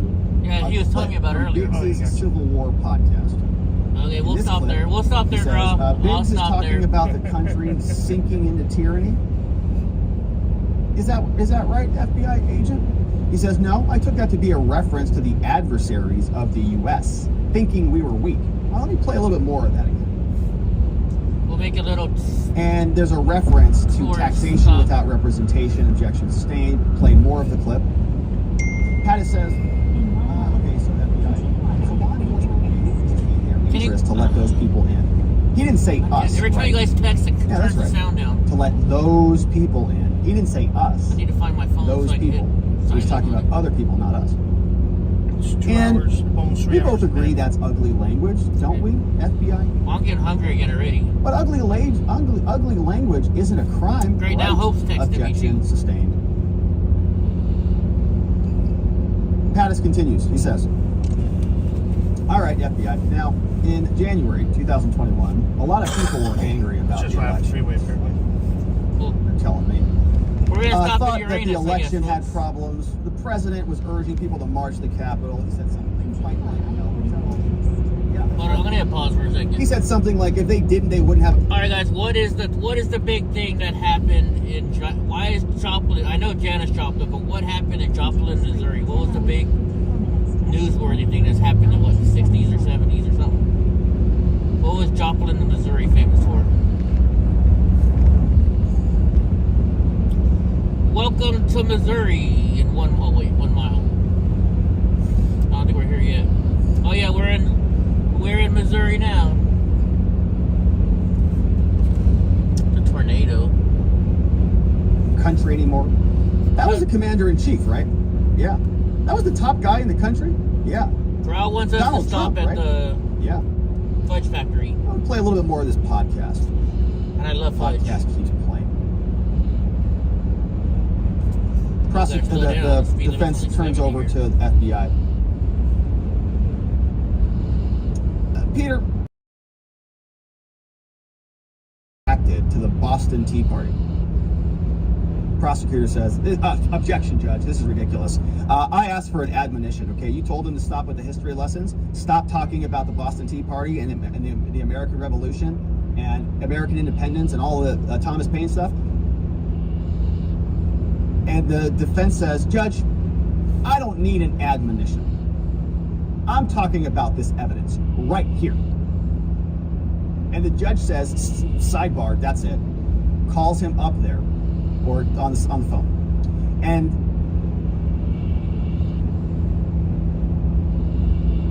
Roger says, I think Pattis had also asked, do you think he would have referred to them as terrorists? He says, we were talking about 1776 as a rhetorical device. Let's play the podcast.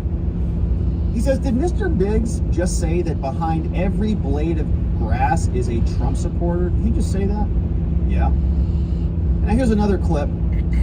He says, okay, agent, our founding fathers, according to my client Biggs, they were considered terrorists too. Were the Boston Tea Party patriots considered terrorists? He said, well, I have no info about that. I don't know. He didn't have any history lessons about the Boston Tea Party. Pattis says, the deplorables. You're familiar with that concept, right? That's a concept that Hillary Clinton introduced for Trump supporters. You've heard about that. Yeah. We're going to keep playing some more of this podcast. Podcast is playing. Now, when he said something sparked that, do you know what he meant? Something sparked that? What was he talking about? I think he meant the riots. Oh, my first Hardee's. Orange Julius. I haven't seen Orange Julius forever. But he didn't say anything like we started. Everybody have an Orange Julius? No. Long time ago. Oh. We can sit here and point fingers, he said, right? Yeah. And he says that you're not as untouchable as you think you are. Is he referring to Nancy Pelosi and members of the government? I think so. Seems like he is. Now let's go over to this Parler post. You see Zachary Real on here. He said this, when the government fears people, that's freedom. Where people fear the government, that's tyranny. Nice quote. That's a Thomas Jefferson quote, isn't it? Yes, it is. Oh.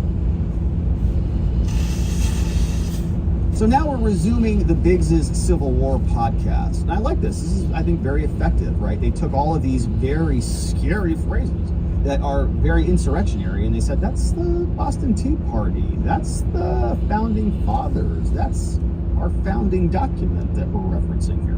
This is Thomas Jefferson. He said stuff like this. Oh, that's probably what it is, bro. Now they keep playing the podcast. So Biggs just said that he's not advocating war. Did you hear him say that? Yeah, I think that was the gentleman on the left. No, he didn't say that. It was the other guy. We don't know what happened, but he says the president was saying there was a problem. Objection sustained. Yeah, move on to another chat.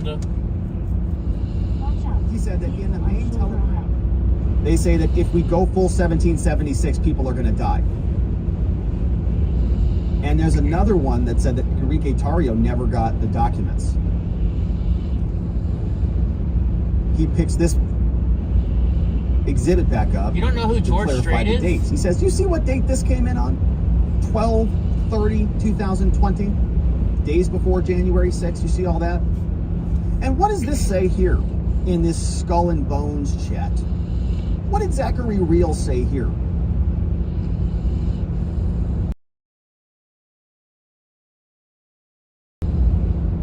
So the defense says, wait a minute. Trade by Trump? Defense says, yeah, Trump talked a mean game, but he left them at the altar. to pay Oh, the bills. man. Wow. It could Saying get Trump better. just left them. They got orders from the commander-in-chief, and he just left them. It's not even paying What's up, their Rooster? bills. Not even talking about him. Just forgotten them. And they disavowed him. And so, Agent, you heard Trump in his speech saying that there's Can't see what never all an that excuse is. for Too much violence. to read while I'm And then driving. you heard Nordine saying yech, reflecting an attitude of disregard for the law. Is that true? Yeah. Just like a similar disregard for the King's Law, like in 1776. Objection sustained. Now, these individuals, Agent, did they believe in Thomas Paine's rhetoric? I don't know. Casey's General Store. I don't know what that is. Pattis starts quoting Thomas Paine. I know it's a general store. Liberty and liberty and liberty. Judge H. Sir, evidence in this case, please. So then they turn their attention over to a parlor post. Somebody said some dummy thinks that this wasn't a historical day. It all started with USA Champ. Seriously, stop being an idiot. Now they're playing another video of a breach. Defense says, okay, Waffle FBI House. agent. Do you have any evidence that any of these defendants gained financially from January 6th? No. Pattis starts quoting Thomas Paine again. Liberty, liberty. Judge cuts him off again. He says, okay, well, if I can't talk about Thomas Paine, do you follow any athletic teams? No, I don't. You ever cheered at an athletic event? Yes. It's probably a hard thing for an FBI agent to admit. Ever heard people outside claim, we did it, though they didn't play the game? Yes. We won. We did it. Did you step foot on the field? No. Pattis says, exactly what I thought. That's a pretty good point. Pattis is done. He sits back down. The judge says, all right, gosh, a lot of Thomas Paine here. Holy moly. You know, it's nice education here. He says, all right, everybody, it's lunch break. Ladies and gentlemen, don't talk about the case. Go have your lunch. I'll see you back here at 1:30. So the prosecutor, after the jury leaves, Knierson, he says, Judge, you know, I think we have an issue. Black Rain Ordinance. We are going to be objecting to this evidentiary issue.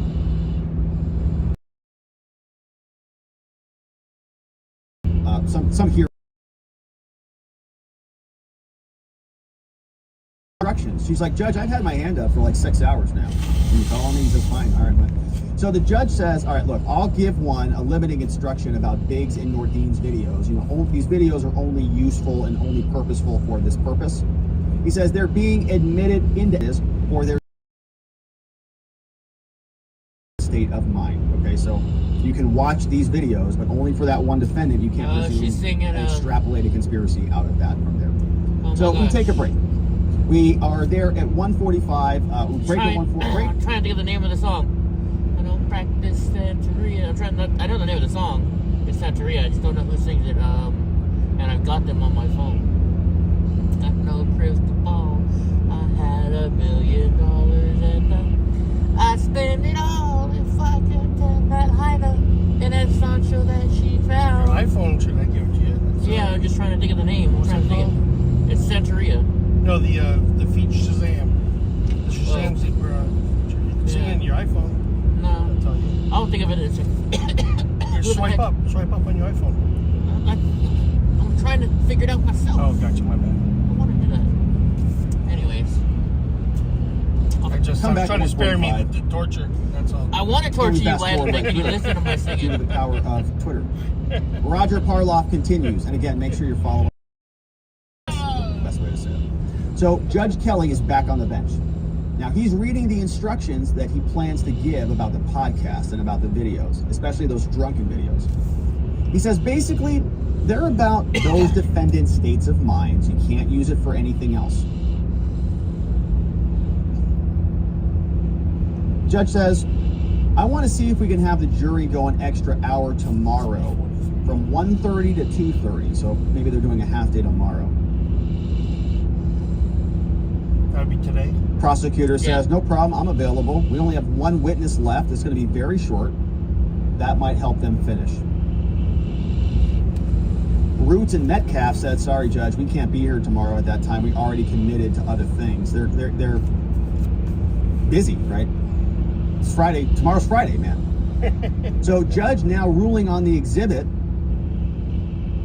wants to put in. Judge is going to let it in, so the defense gets a win there. Something they wanted in is coming in, which is good. So the defense attorney, Hassan, says Jared Wise leaving on a 2 p.m. flight. Judge says, well, he might need to change that. Sorry, defense attorney, you're sticking around. Here at the Big Apple. Attorney Mulrow talking about a 6-page exhibit that Hernandez wants to use. Prosecutor says it's a document between Rail and Danny Mack, who might be an informant. You're kidding me. Another informant? Wow. So another one. And it contains hearsay about how many informants are allegedly within the Proud Boys and how much they're paid and so on. Mulrow asks Hernandez for more information about this. So the prosecutor is asking Carmen about this. And Carmen, Ms. Hernandez, the defense attorney representing Real, she did a great job on this some time ago. Last week, I believe.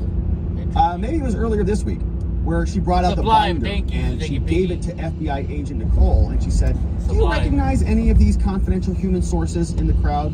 And the binder was so big, according to Roger, she was just flipping through it. No, I don't know this guy. No, I don't know this guy. No, I don't know this guy. All confidential human sources. All embedded with the Proud Boys. Like a big list of them. So Ms. Hernandez wants to use that during her cross. She wants to beat this guy up, Mr. FBI Peter, about this. Prosecutor says, well, it's got hearsay in it, and it's also got information about how many informants are in there. Holy cow. Look how many police officers have to fucking follow. Prosecutor wants to know where Hernandez got this or how or what it contains. Wow, I don't think I And the judge says, okay, Carmen, that's a wide load. He's got questions for you. And why are you not telling him about your evidence? Hernandez, what are you talking about? You want me to cooperate with him? These friggin' people? I don't need to tell him my strategy. This is my work product, and if I want to cross-examine him with evidence, I can do it.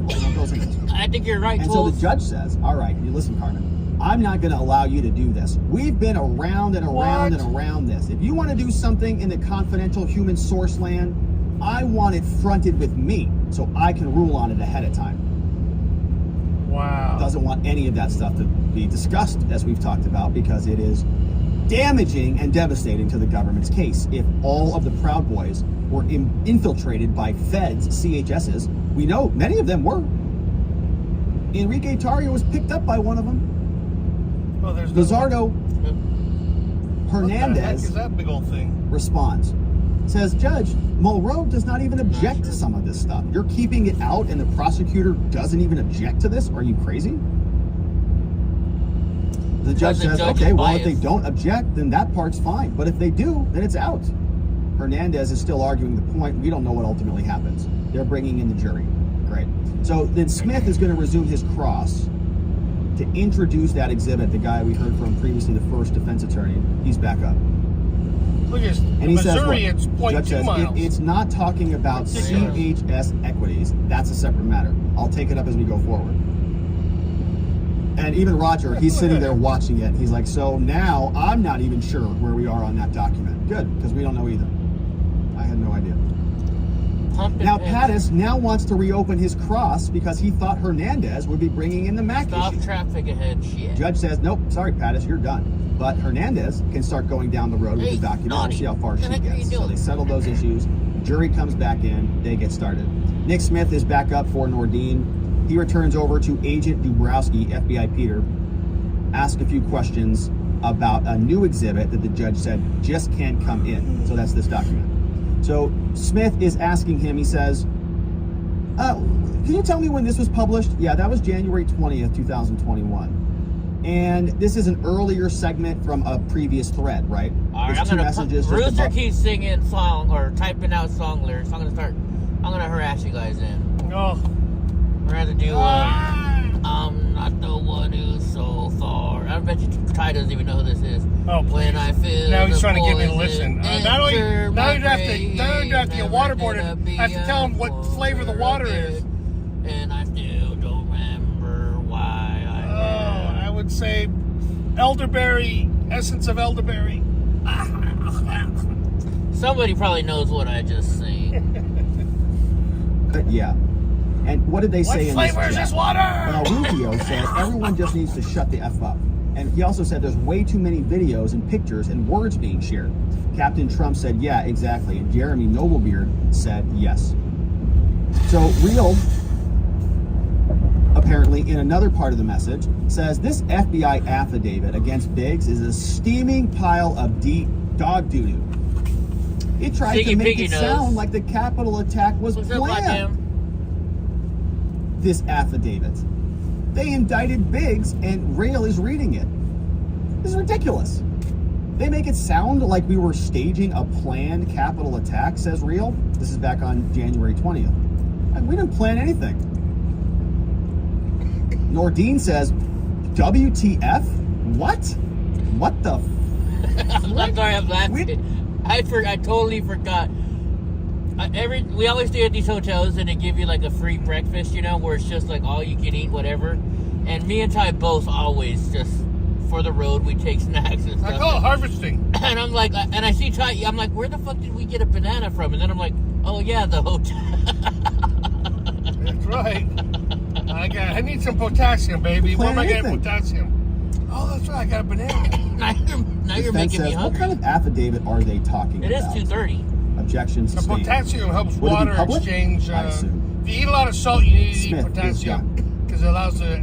They knew that a bunch of people were under investigation from the sick, starting her cross-examination. She returns back to the 1776 document. She says, I'd like to draw your attention. Prosecutors right out of the.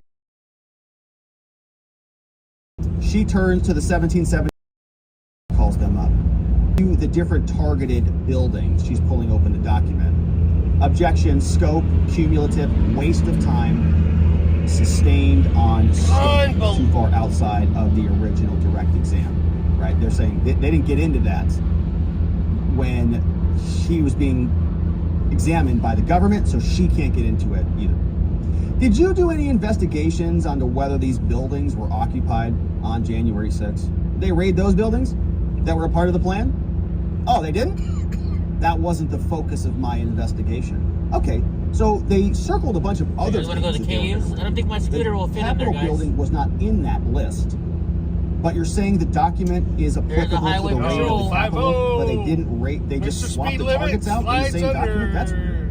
Well, it wasn't the focus I don't got of to my worry about it. Cop pulling me investigation. over. Well, did you see any discussion of carrying out this plan in the Telegram chats? I would have been liable for that that ticket for if he rode 5 miles over. In there? No.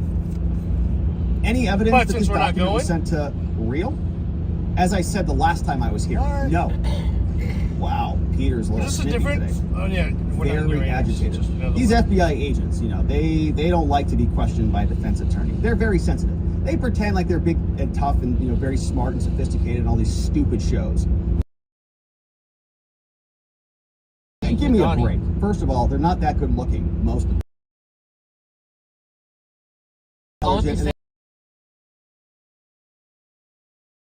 This is where he's getting very agitated.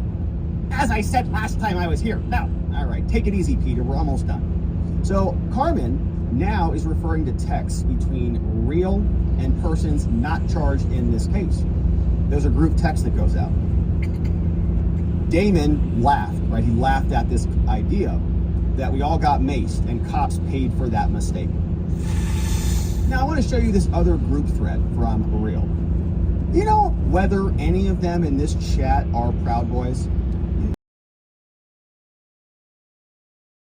Maybe that could refresh your recollection, FBI Peter? No. You don't see them on any other Telegram chats though, right? Correct. And you referred earlier to the Elders chat, right? These are the National Proud Boy leaders, a chat group called Skull and Bones. And Zachary Real's not a part of that group, is he? Correct. And they set that policy? He says, well, I'm not sure I can say that. You know, they discuss chapter autonomy within limits, individual chapters govern themselves, and so on. Now, FBI Peter, a number of these chats came out in the early mornings. Is that true? Yeah. And some of these might have been fueled by obviously having been overserved liquor. we saw videos of them drunk. He says, well, the chats are the chats. Would those after midnight chats tend to be more aggressive and the F language in them? Well, I can't make that generalization. You know, I just read them. Now, there was another chat between 3 members and Real. Do you know if the other 3 members in this chat were at J6? I don't know. I would need to consult with my notes. And what did this say here from Zachary Real? It said something like, I'm proud as F of what we accomplished yesterday, but then we need to start planning for a Biden presidency. Did you see that earlier, didn't you? Yeah. And so what you're saying to me, it sounds like, is that Real on January 7th, just the one day after that, accepted the Biden presidency, didn't he? And he said, well, it appears like he did, yeah. And there aren't that many times when members actually mention Biden being president. Like, this is not a common thing, right? Yeah, that's fair. So it's significant that one day after J6, that Real is acknowledging Biden's presidency, right? Yeah, I agree. That's what he's doing here. And there were a lot of people there on J6, yeah. And we've seen a lot of them from a bird's eye view, haven't we? Objection, sustained, whatever reason. If you were on the ground on January 6th, could it be that, depending on where you were, your vantage point, you might not have seen everything going on? Objection, calls for speculation, sustained. Did you review messages where Real appeared to not be anywhere? Be aware that the person who broke the windows was not a Proud Boy? It says, I recall chats immediately around the events where people were trying to answer that question, but again, I'd need to see the chat. She says, perfect, I've got it right here. Let's pull it up. It says here, Stuart says, saw a pic of one of our guys inside the Capitol. Nice. Bertino says, no, LOL, did not see a video of anyone I know smashing windows. Nah, it was just some pissed off normies. Donahoe says, definitely one of our guys. So Carmen says, so it appears then, FBI Peter, that Real didn't realize it was a Proud Boy who smashed the window, right? He said, nah, it was just pissed off normies, so not them. He says, yeah, that's what it appears like. The media room screen is flickering so badly it's very hard to see again. Our antiquated federal courts have a loose VGA cable that they need to screw back in there. Can somebody get them some HDMI capable equipment, please? So Roger says, all right, now we're showing some of these Parler posts. Did this post happen before 1 p.m.? Yeah. And when is this happening? Is Congress still in session? Objection, sustained. Apparently there's a graphic video. Real is very close to the action. So Carmen says, all right, FBI. So it all started with USA Chance. And that appears to be accurate. Is that what you're saying? Yeah. He says, yeah, there were definitely USA Chance. And there were some Telegram messages that involved Real's voice. Yeah, there were some. And last time you were here, you testified about confidential human sources, right? Yeah. About how the FBI uses them. Yeah. And about how they get paid. Yeah. And so I want to ask you about one confidential human source who has certain conversations with Real on his iPhone. Objection, sustained. Yeah, why can't they talk about the confidential human sources? Hernandez says, you were asked about a confidential human source from the New Jersey Proud Boys. So it's probably a foundation question. Yes. Danny Mack? I thought we were referring to someone else. You thought we were referring to Kenny from Long Island. Yeah. And he's not from Long Island. I want to show you this extraction report from a cell phone. For diesel. Where did this come from? That came from Real's device. I'd like to move this into evidence. Objection, relevant, sidebar. Redactions are made, crossed out some names, gets it admitted, allowed. 2 recipients in the report covering dates from July 4th to February 17th, 2021. Okay, agent. Now, you're looking at a few pages of text between Zachary Real, my client, and Mac. Is that true? Yes. Are you familiar with Mac being a Proud Boy? He says, well, actually, no, I'm not.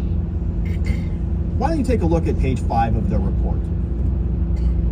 Does Mac indicate that he's the one who, objection sustained, rephrased, any info that allows you to state whether Mac is a CHS and is being paid by the FBI? Boom, objection sustained. Arguing over the ruling, but Hernandez is too far away from the mic. Why can't they ask about the confidential human sources? I don't get Bummer. FBI agent Peter, government's case. do you have Well, I any know. info that allows you to state But whether why? Mac is a Shove it CHS out and is in. being paid by the It'll hurt the government's FBI? case. It's Have you reviewed trial. some confidential human source fucking reports? ridiculous. Yeah, fewer than about The a government dozen. can do anything illegal. And they're how not did allowed it to come challenge it. about It's fucking that communism. was It's relevant ridiculous. to your testimony? Objection sustained, scope and relevance. And was that part of your general preparation for your testimony? Objection sustained. FBI Peter, you had a lot of info, and that's why you were asked to testify? Objection sustained. What you reviewed before you testified was Telegram and Parler messages, is that true? Yeah. Did you review reports from any other agents involved in this case? Yeah. Like FBI agent Nicole? Yeah, some of her interviews. Did you review text messages between you and other agents? No. Did you review transcripts from the J6 congressional illegally constituted fake illegal select committee congressional garbage loser hearings? Objection, overruled. Did you review the Lawrence transcripts? No. How many CHS reports did you review? Less than a dozen for 2 people. Less than a dozen. And were those for the Proud Boys? Objection. Last week, a bunch of new FBI agents. FBI agent Nicole was on probation. We started this case. They put all the new guys on here. Probably because they'll just do whatever they say. So they don't know any better. So here, Hernandez says, was some list given to you to advise you what to review? They don't know any better. Just go find the Proud Boys. Okay, yes, sir. Yes, Special Agent. No, I wasn't given a list. It was a combination of wanting to feel like I was well-read and, working with the government. What's up? What's up? What's up? No further questions. Dog. Hernandez is done. So they take a 10-minute break, and we fast forward through it. Judge Kelly is back. Now, Sabino Jaraguay is up, and this is the attorney representing Enrique Tarrio. So we just finished with Carmen Hernandez for Zachary Real. We now have Sabino Jaraguay. This Sorry, buddy, you're going to stick around here. We'll see if they get to it or not tomorrow. But back over here, Sabino is up. He says, hey, FBI agent, the last time you were here, we found some pretty embarrassing errors in some of these exhibits, right? Some inconsistencies. Now, you didn't create these exhibits, did you? No. And you think orphan files might be orphan files, do you? They just show up randomly on cell phones that are in FBI possessions. That's correct. The expert on that issue at the FBI, that would be Kate Kane, right? Yeah. I want to show you this document. It says that if you Philly dudes don't welcome me and the beard, we are going to burn it down in Minecraft. In Minecraft, where things can burn. Here is the long text exchange. So Jaraguay continues. He says, it's saying that there's an important message in the thread just before this one that's necessary to understanding meaning. So that's why they got to talk about all that stuff. So why are they going to burn down some specific case in Philly? He says, no, it doesn't appear to have anything to do with the Capitol. That has nothing to do, burn it down. It's Minecraft, the leaves catch fire, it's a big problem. So now referring to another exhibit. So Jaraguay says, all right, you also talked about this exhibit earlier, and you kind of just took this out of context, right? There's 2 messages missing from that exhibit, right? He says, yeah, that's true. He says that one message was they're going out to have charity events, and the other message was thanks. Is that true? You'd agree with that those are significant omissions. He says, no, not really. Because of course not. So they deleted from this exchange, apparently. There were 2 other messages somewhere. Don't know exactly where. There is an important message in the thread just before this one. In order to understand this, you got to pick the other conversation out And in the other conversation, they were talking about charity. They're going to go to charity events, man.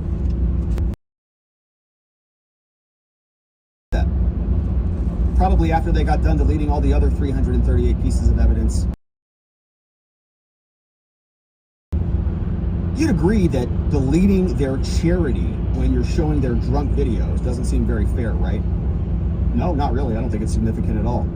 Well, I want to ask you about these forwarded messages. Now, what does this say? He says, well, this one doesn't even show any forwarded messages. There's nothing here on the exhibit that says that. And he says, yeah, it does.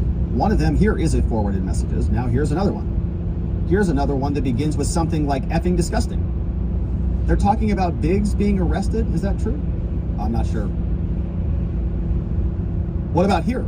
He says here, yeah, there is a discussion here about Biggs being arrested earlier in the chat. Now I want to ask you again about that premonition video, this video here, that said, was that video created by a reporter? A video by Amy Harris? Yes.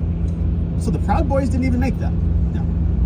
Jaraguay says he's going to show when this video was sent to Tario by Amy Harris. It was sent to Tario on 12/14/2020.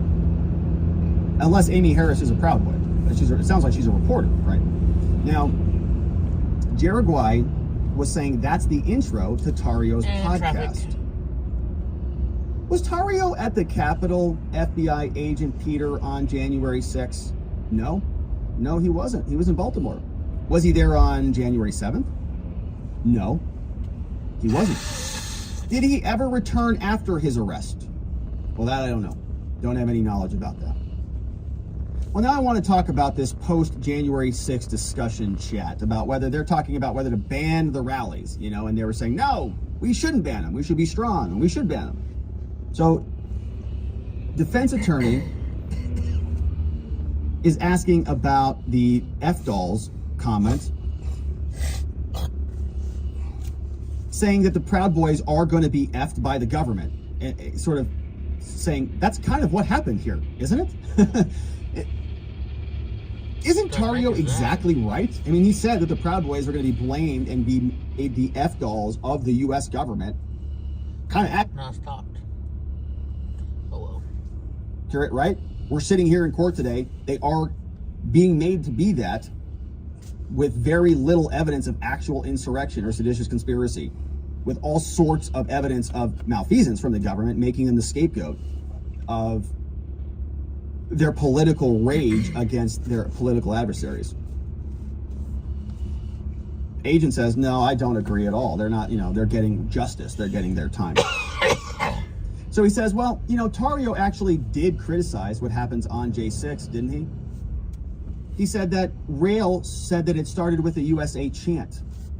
What do you interpret that phrase, that silent majority is no longer silent, to mean? What do you think that means? What do you interpret silent majority to be? Objection sustained. Is it the Proud Boys? It might include them, but it doesn't mean tools, correct? What do you mean? He moves on. So now they go to another clip, the one where Stewart says, I don't ever think there even was a plan. Do you know how many Tario telegram comms he had with Lieutenant Shane Lamond? Yes. And Tario's conversations continued during the period you talked about today. I don't know. Did Tario communicate with Shane on J6, J7, J8, etc.? I don't know. But Tario had 2 different telegram chats with him. I would need to be refreshed. And text messages, same thing. And you reviewed multiple extractions from a number of people, right? Yeah. Did you review Shane Lamond's? No. Jeffrey Carroll's? No. Donahue's? No. This person? No. This person? No. This person? No. These are all law enforcement? Objection sustained. Wow. Wow. Are all of these people government informants? Law enforcement? Why didn't you look at Jeff Carroll's phone? Why didn't you look at John Donahue's phone? Why didn't you look at these 3 other people's phones? Or Shane Lamond's? Are these all law enforcement, knowing you're going to get an objection, saying it anyways, getting sustained, and moving on? They know that all these people are government informants. Okay, we may not know that officially because they can't admit it and they'll never admit it, but I'd guess that they're probably pretty close. If the defense attorneys are, they're referencing these people, all law enforcement, you don't drop that one out there unless you've got a pretty good hint. These are all law enforcement. Objection sustained. So did you review any evidence to determine whether Lieutenant Shane Lamond passed up any info about Tario up the chain of command of law enforcement? No, that was another agent who was handling that. And who is the FBI agent handling the probe of it, of Lieutenant Shane Lamond, so I can subpoena him to testify? Objection sustained. Who is the FBI agent? Man, these defense attorneys are getting so railroaded. The defendants, honestly, it's the defense's, it's the Proud Boys cases, but the defense attorneys are trying, man, and they're just getting stuck. Who is the FBI agent handling the probe of Lieutenant Shane Lamond? I want to subpoena him to testify. We got questions for him. Objection sustained. Can't even talk about it. Definitely not going to get him to come in here. Don't even know who he is. They don't even know his name. Okay, so this is the defense attorney just trying to get some information out at this point. It feels like frustration to me. He's sitting there saying, maybe I can just get a name and go find somebody since he's on the stand, Jaraguay is trying to show a new exhibit. They call it up sidebar. They say, FBI agent Kenny Lizardo, he picked up my client on January 5th, right? That's the CHS. Confidential human source went and got Enrique Tario out of jail on January 5th. He got arrested on the 4th for some other unrelated crime. Now, you reviewed, here you go. Kenny Lizardo picked up my client on J5, correct? Objection sustained. And you reviewed the Telegram chats of Lizardo? Yeah. He was part of a number of chats. And Lizardo also had direct messages with Enrique, didn't he? Well, I can't say off the top of my head. Because you're zoomed in, Hope. I want to play this video here from Trump. Trump said that there's never a justification for violence. Didn't he say that? He said that we're a nation of laws. Those who engaged in attacks last week will be brought to justice. Would you agree with me that that's a disgusting speech? And there's 3 dots. He's like, what the heck? What? He told his prosecutors to march to the Capitol. If you don't fight, you won't have a country anymore. And they're he's just like, what? The defense says, once Trump realized he's in trouble, he makes this disgusting statement, right? He's probably in Mar-a-Lago right now, right? Well, my client's on trial. Objection sustained. Trump's not even here. He's out there saying that we don't support violence. He's out there saying these things, and my clients are sitting in custody, rotting away in the DC jails. And he's in Mar-a-Lago. Now, the defense says, you know of new evidence of comms between Tario and people on the ground, don't you? I'll stick it in park. Says, my recollection is that there are some contacts, but they are empty now. But that was Nicole Miller's subject. FBI agent Nicole and Jaraguay. No. So now we finish up. It looks like we have Metcalf who's going to be closing us out for Dominic Pizzola. Defense attorney Stephen Allen Metcalf, New York Criminal Defense for Dominic Pizzola. Let's see where this conversation goes. Hell no. Now Metcalf begins. Cross-examination starts. Agent, can you tell me how Telegram works? If there's 100 messages that you haven't read, can you hit a button and go straight to the most recent messages? Can you do that? He says, yeah, I think so. And in fact, you can. How do I know that? Because here's our tremendous Telegram community.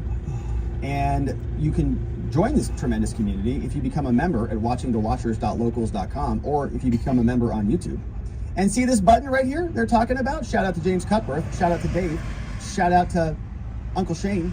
But if I click this button, watch what happens. We're going to go all the way down to the bottom where we have here our friend Vientikis in the chat. So you can see how that works. Wow, very, very interesting. Demonstrative evidence here on the program. Says if you click it, you go straight to the most recent message, right? All the way down. Does it work? I think so. It does. We just tested it. So he says, you spoke today earlier FBI agent, about the Skull and Bones chat, right? Yeah. My client Pizzola, he's not in any of What's those up, chats, is he? Bastin? Correct. And those videos we saw today that Not you were that far spreading all away. over the place, Pizzola's not in any of those either, is he?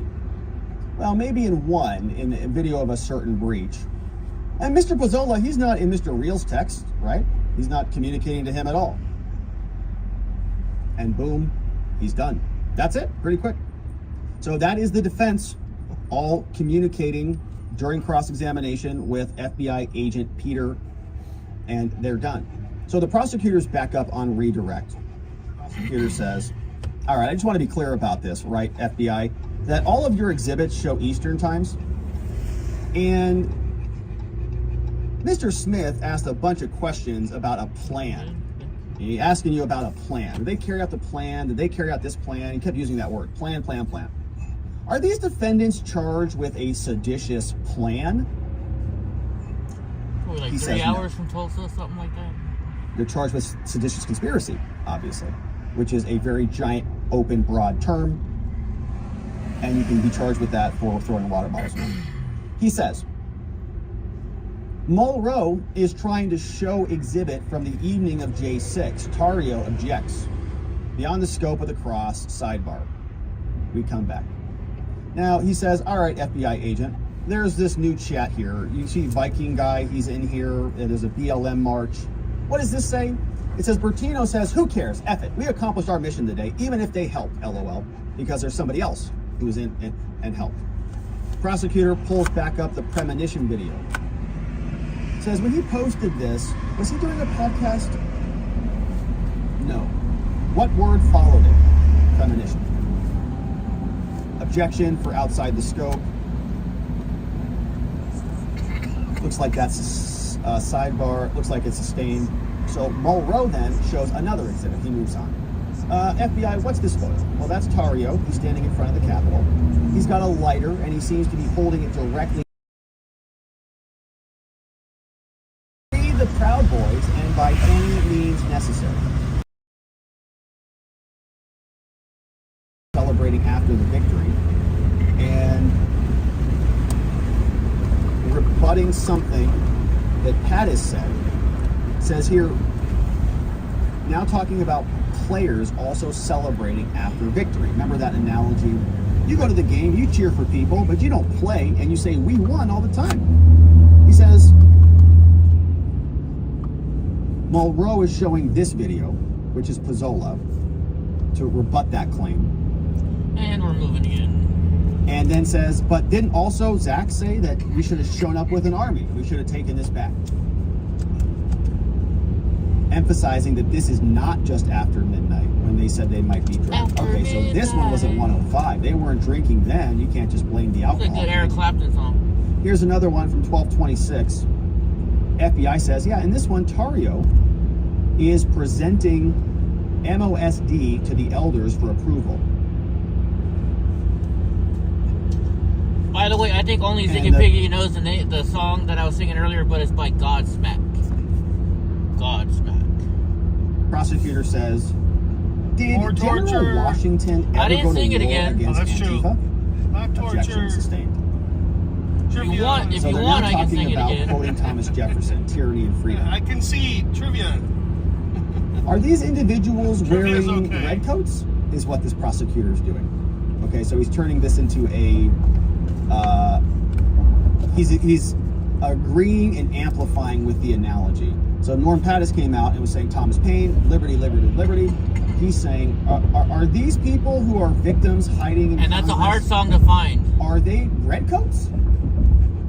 It's not easy. No, they're not. Those are Congress people, is what he knows. So Mulrow is done. Now, that witness is done. So we finish up with FBI agent Peter as well. But the government is not done. Guess who's Bro. next? Prosecutor Nadia Moore calls what we suspect to be the government's final witness. 22nd person. His name is Mark Carrion, U.S. Capitol Police. 15.5 years, private first class with the House Division. Boom, sidebar.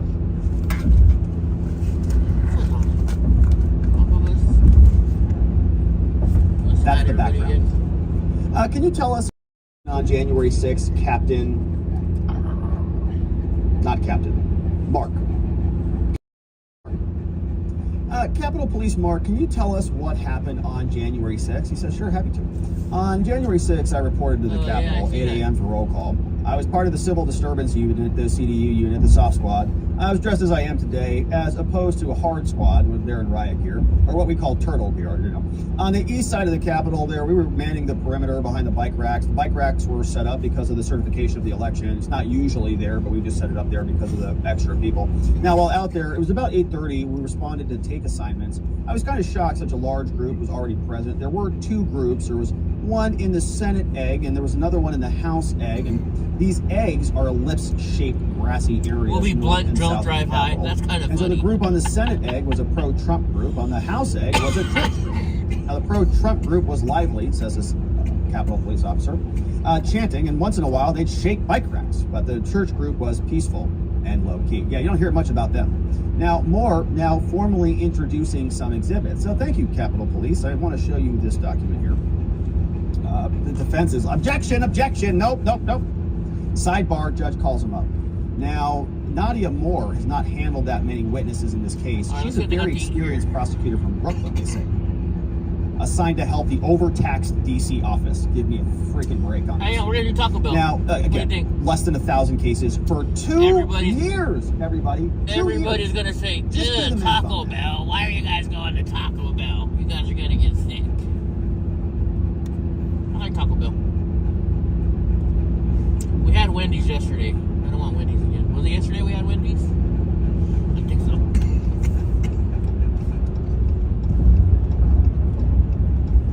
Donnie, you want a burrito? Some monster. Alright, which side is Taco Bell on? Survey says... I like how these ones on the side of the road tell you which way to go. Left. Yeah, that's kind of cool. Left and a quarter mile left. I know, ooh. But it's not to the decimal point. All I know is I like how they do that. You know, in California they should do that. You're driving down the freeway, you're looking for some food. Right, you gotta find out which way the exit is. Yeah. You know it's here somewhere, now guess. A quarter mile seems like a long way off the freeway. I don't know. I mean, it's not visual, outside of visual. No? I always laugh. I see the sign now for it. I always laugh when I see these stores called Come and Goes. I know I do too. It's just... Who decided the name Come and Go? I mean, you know, it's just like... I don't even go there because it's just disgusting. Well, I mean, they used a K instead of a C for a reason, I think. Then turn right. $3.69 for diesel. Oh, it's probably... Yeah, they probably had to change it, actually. It was probably just meant, you know, stop, jump inside and take off real quick, and then it morphed into something else during the corner. Who knows? Just Turn right. Sonic. But I don't feel like Sonic. We're doing Taco Bell. I worked at Taco Bell. I remember I got in trouble. One time the owner came to drive-thru and I'm like, welcome to the border. Can I take your order? God damn it, Eddie. I don't like it when you say that. Turn right on South Walnut Street. But wasn't that their slogan? Welcome to the border. Yeah, but he didn't. The owners of ours didn't like it. Are you telling me there's no drive-thru here? I am not going inside. Turn right on South Oh yeah, there's a drive-thru.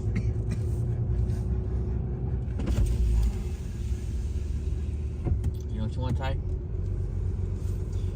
Nothing. You don't want nothing? Oh, good. Okay. Yeah. I mean, I was going to jump in the back about that sandwich stuff. You know, the grilled cheese burrito. Yeah, can I get the grilled cheese burrito combo? Okay, what's your drink? Give me Pepsi, please. Oh. And then can I get a combo burrito with no onions for my dog? You said a bean burrito, no onions? A combo burrito with no onions. You know, like a combination. Do you guys still make those? No, we do not. Okay, can I get a bean burrito with some meat added to it? The ground beef? A bean burrito, no onions? No onions with ground beef, yes, please. With beef? Yes. Did you still want beans? Yes. Okay, anything else? No, that'll be all. Any sauce for you today? Mild, please. All right, just screen Yes. Oh, you know, I'm sorry. Can I change my Pepsi to a Mountain Dew? I'm sorry. I'm sorry? Can I change my Pepsi to a Mountain Dew? I'm sorry. Do you have Mountain Dew? Yeah, you do. Yeah, you can change the drink to Mountain Dew. Please, thank you. I'm sorry. No, you're okay. Anything else? No, that's all. Alright, 1265, please pull forward. I can't pull forward because I don't know what Ty's doing back there, but all right, you can go now.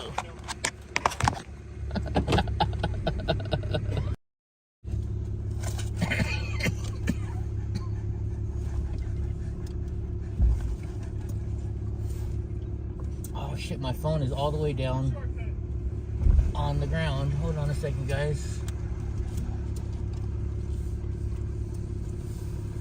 Hello. Oh my gosh, you have the cutest dog. You think so? Say hi, Donnie. Hold on, you guys take Apple Pay? Do you take Apple Pay? Cool. All right, cool. Sorry, my phone fell down. Let me grab it. Can I go outside take a Donnie, hold on a second, Can I go bud. outside take a leak? Go. Ty, just don't open the door because Donnie's going to want to get out. Can he go to the bathroom? Of course he can. Donnie, say hi. He always gets that. He's so cute. Awesome. Thank you. Did you want your seat? No, I don't need it. Alright, your food will be at your throat. Thank you. Donnie, are the girls going crazy over here? Alright, now I can catch up on some of the chat. Are you relating with Jim Jordan and others are finding out and uncovering in these congressional committees? You know, I've been driving for the last couple days, so I haven't been able to keep up with them. Look, he knows his burrito's coming. Now he's really getting excited, huh? Is your burrito in there, huh? Hi, buddy. He's only 2. He's only 2? Yeah, his name's Donald J. Trump. Oh, cute. Yeah. All right, thank you, ma'am. Have a good day. Have a good day. All right, now we gotta go find. Yes, your burrito's in there, isn't it? I got you a burrito. Don't worry. You gotta wait for it to cool down though, because it's too hot for you.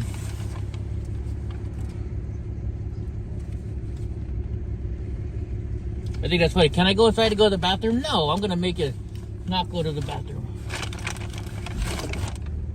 Anyways, come and go.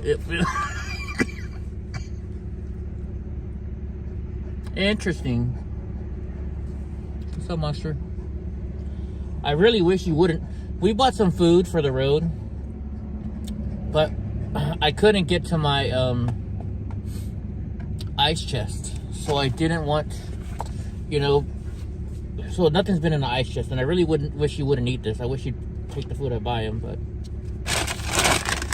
holy shit, she forgot my drink. Let's see if I can back up. Let's see if there's anybody there.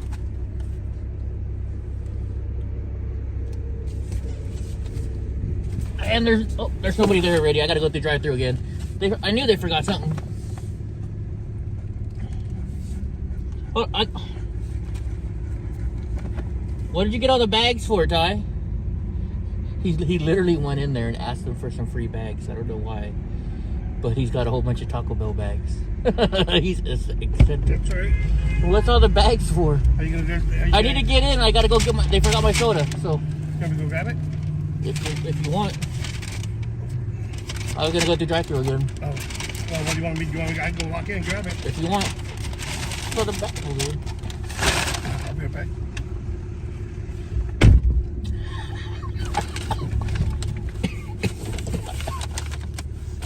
I don't understand what the bags are for, but anyways.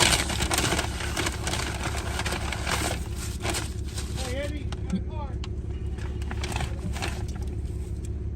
They can go straight, Ty. All right, let's see if it's too hot for you. I gotta see if it's too hot for you, okay?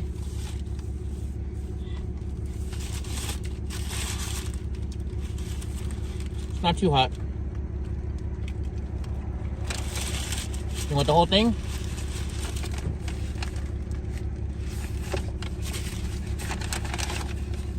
It's too hot still, huh, Donnie? Okay, it's too hot. I was like, Dad, it's still too hot. How far are we now? I don't know. I don't even know where we are right now. Here, let me open it up and you can take out what you want. How about that?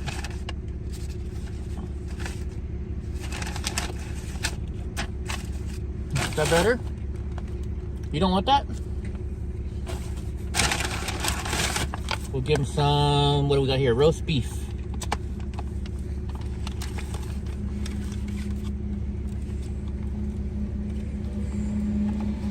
What is that?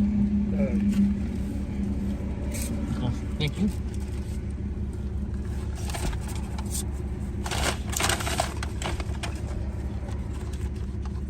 What roast beef? You want some roast beef?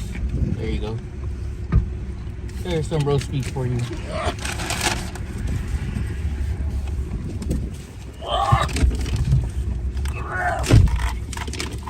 So in California with the meal, they give you a large soda, not a little soda.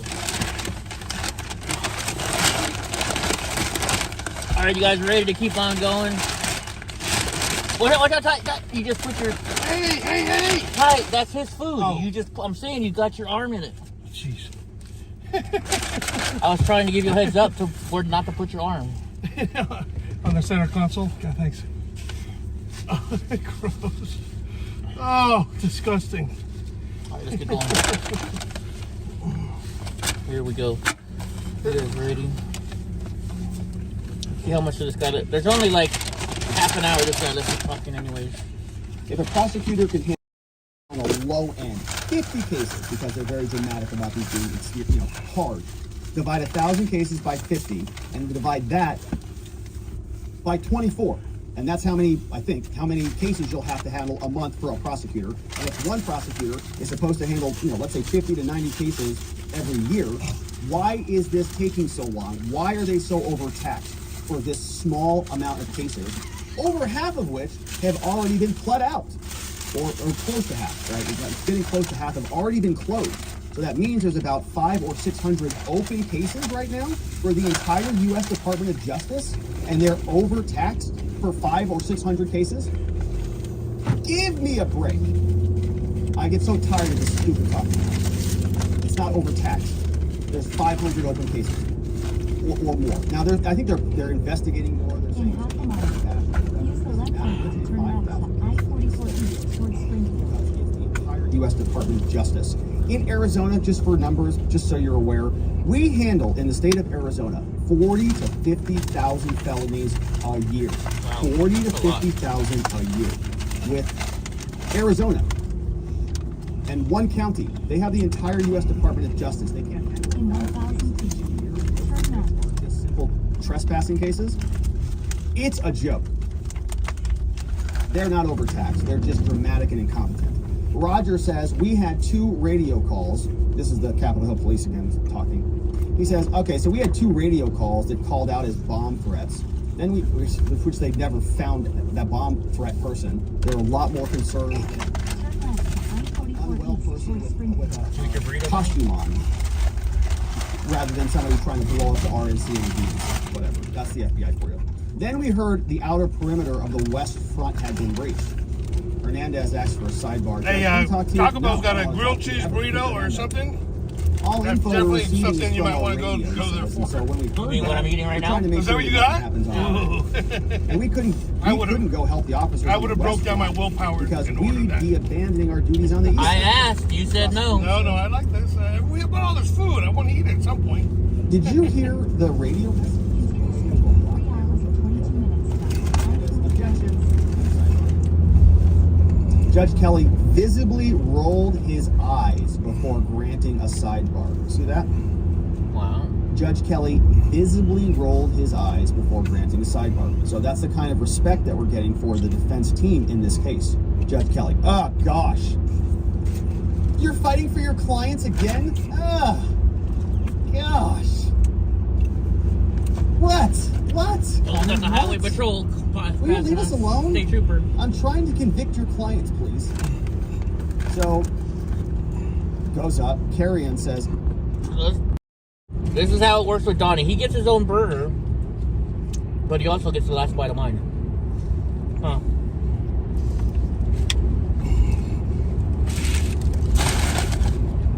Because Donnie gets everything he wants.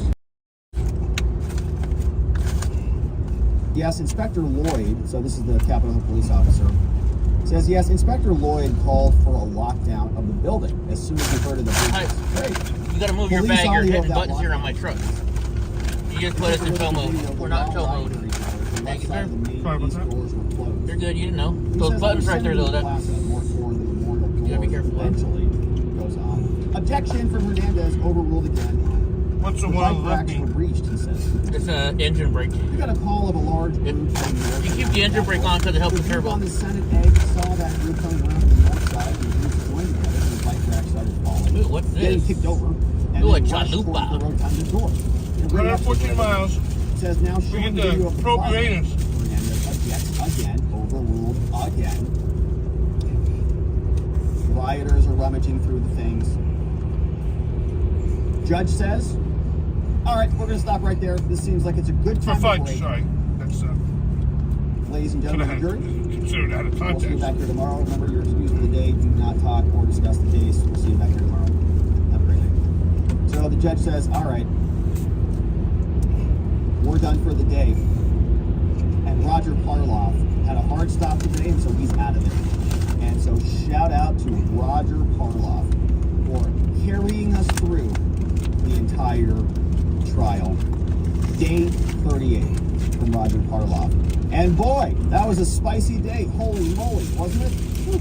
A lot of fiery testimony coming out from both sides. We heard from our prosecutor, Nadia Moore, who brought in the Capitol Hill police officer. We heard other prosecutors direct examine and redirect the newest FBI agent, FBI Peter. We heard from all of the defense attorneys asking some very good questions.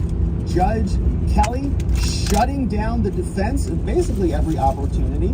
Poor Carmen Hernandez can't even speak over there. She's sitting there with her hand up. Judge says, I don't even want to talk to you. Carmen, again, eye roll.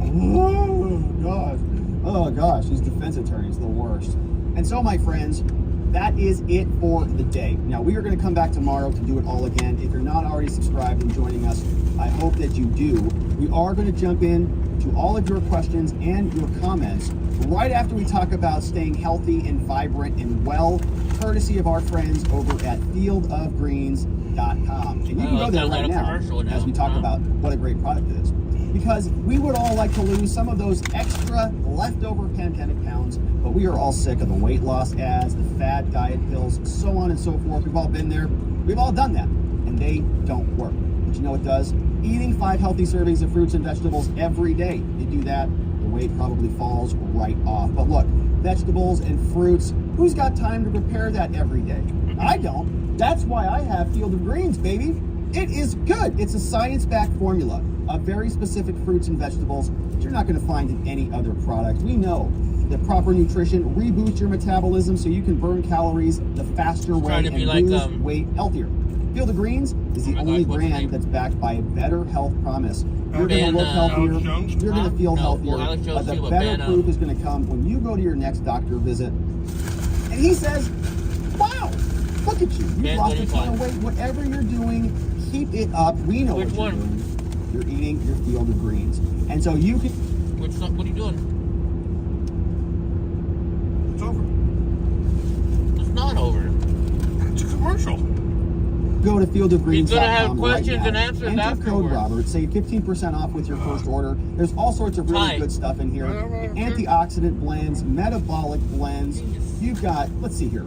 You've got blueberries. You know how good blueberries are for you? All those antioxidants. It's all in here, in your Field of Greens. It's green, but there's blueberries in here too. And so check it out at fieldofgreens.com. And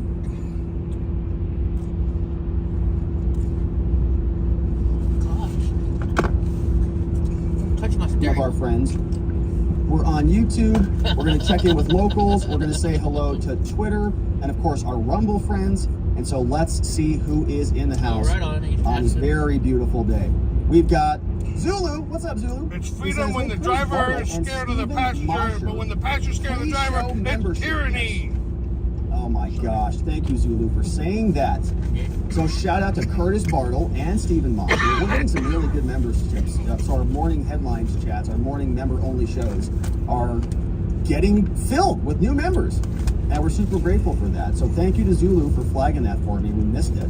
Zulu just gifted 5 memberships. Jonathan C. Vicky's here. Lenny. We got Sean Wookie. Holy F, my S stinks is here. Says just became a member. And Freed became a member, all courtesy of our friend Zulu. Thank you very much, Zulu.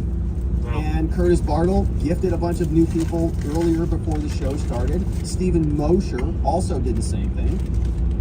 Yeah, we're so grateful for you guys. Thank you for doing that. It really is awesome. Like, we're actually seeing more activity from it, so it is paying off. And the theory is that you get gifted a membership, and then you love the content so much. You go, wow, this is just amazing. This member only stuff is better than this show. Fine.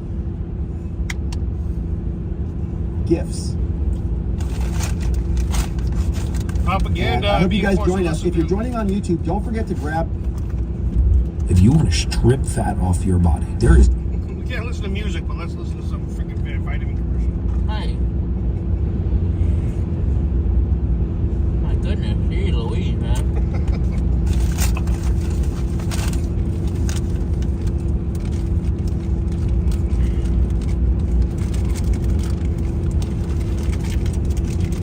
So the one thing in a man's truck that you don't touch is the stereo. Whoa. You should know No. Usual, the passenger's the one who gets control of the radio.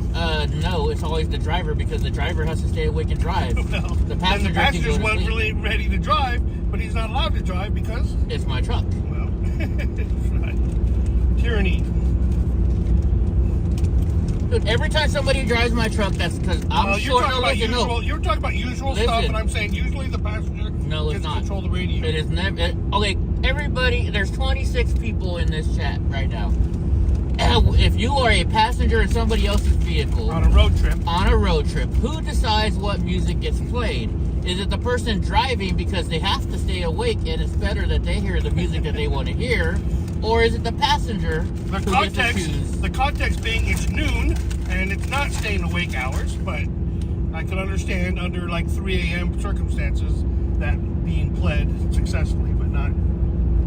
So let's have a debate here. In the chat room, we're giving them something to do here. Okay. Since we can't play anything anymore because we can't play music, obviously we'll get in trouble. At what point is the passenger a prisoner of the radio? That's all. I'm trying to summarize the topic. Yeah. It's a real easy question. If you're on a road trip and you have a passenger and a driver, who is in charge of the radio? At what point is the passenger has no decisions to make and be deprived of any input whatsoever? Well, you don't just go touching my stereo. You're like, hey, Eddie, can we change this now? And then you can touch my stereo. It was a commercial. It doesn't matter. All right. Well, you changed it. You went to a feature. I went to one feature meaning play, the other one meaning pause. Okay, you hit the pause button. That's the feature. This is like a prosecutor. You screwed with my stereo. You implemented a feature. You mean I paused the show? Yeah. How do you know? I may have wanted to hear that commercial. Maybe I wanted to go get that company and get the homemade whatever they were trying to sell. Yeah. Objection sustained by the judge. Polly Wally says who Kangaroo court. Polly Wally says who gives a fuck. Court. No. Kabuki It's not. theater. We're asking. What do you guys think?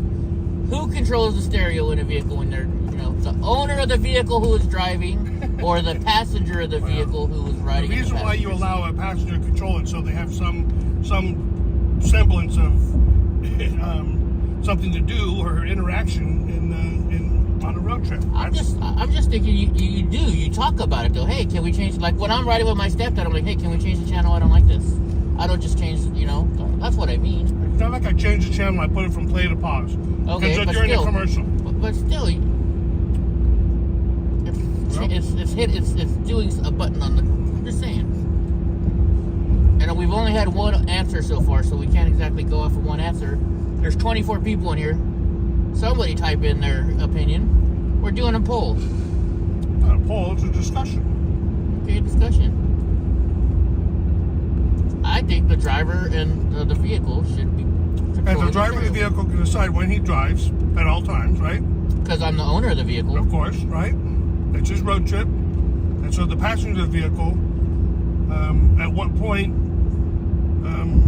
So you're saying... No. We're saying generically. Prisoner. We're saying generically. I know, but I'm asking, are you trying to say that you're being a prisoner held captive? I'm saying generically, the reason why passengers usually get to control the radio is so they give them something to do.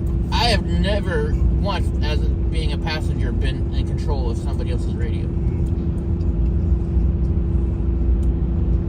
That's like me walking into your house and be just taking the remote control and go, boop, we're watching this. Just saying, to me, that's my opinion. So far, Willow's the only one that's chimed in, and Willow says the owner.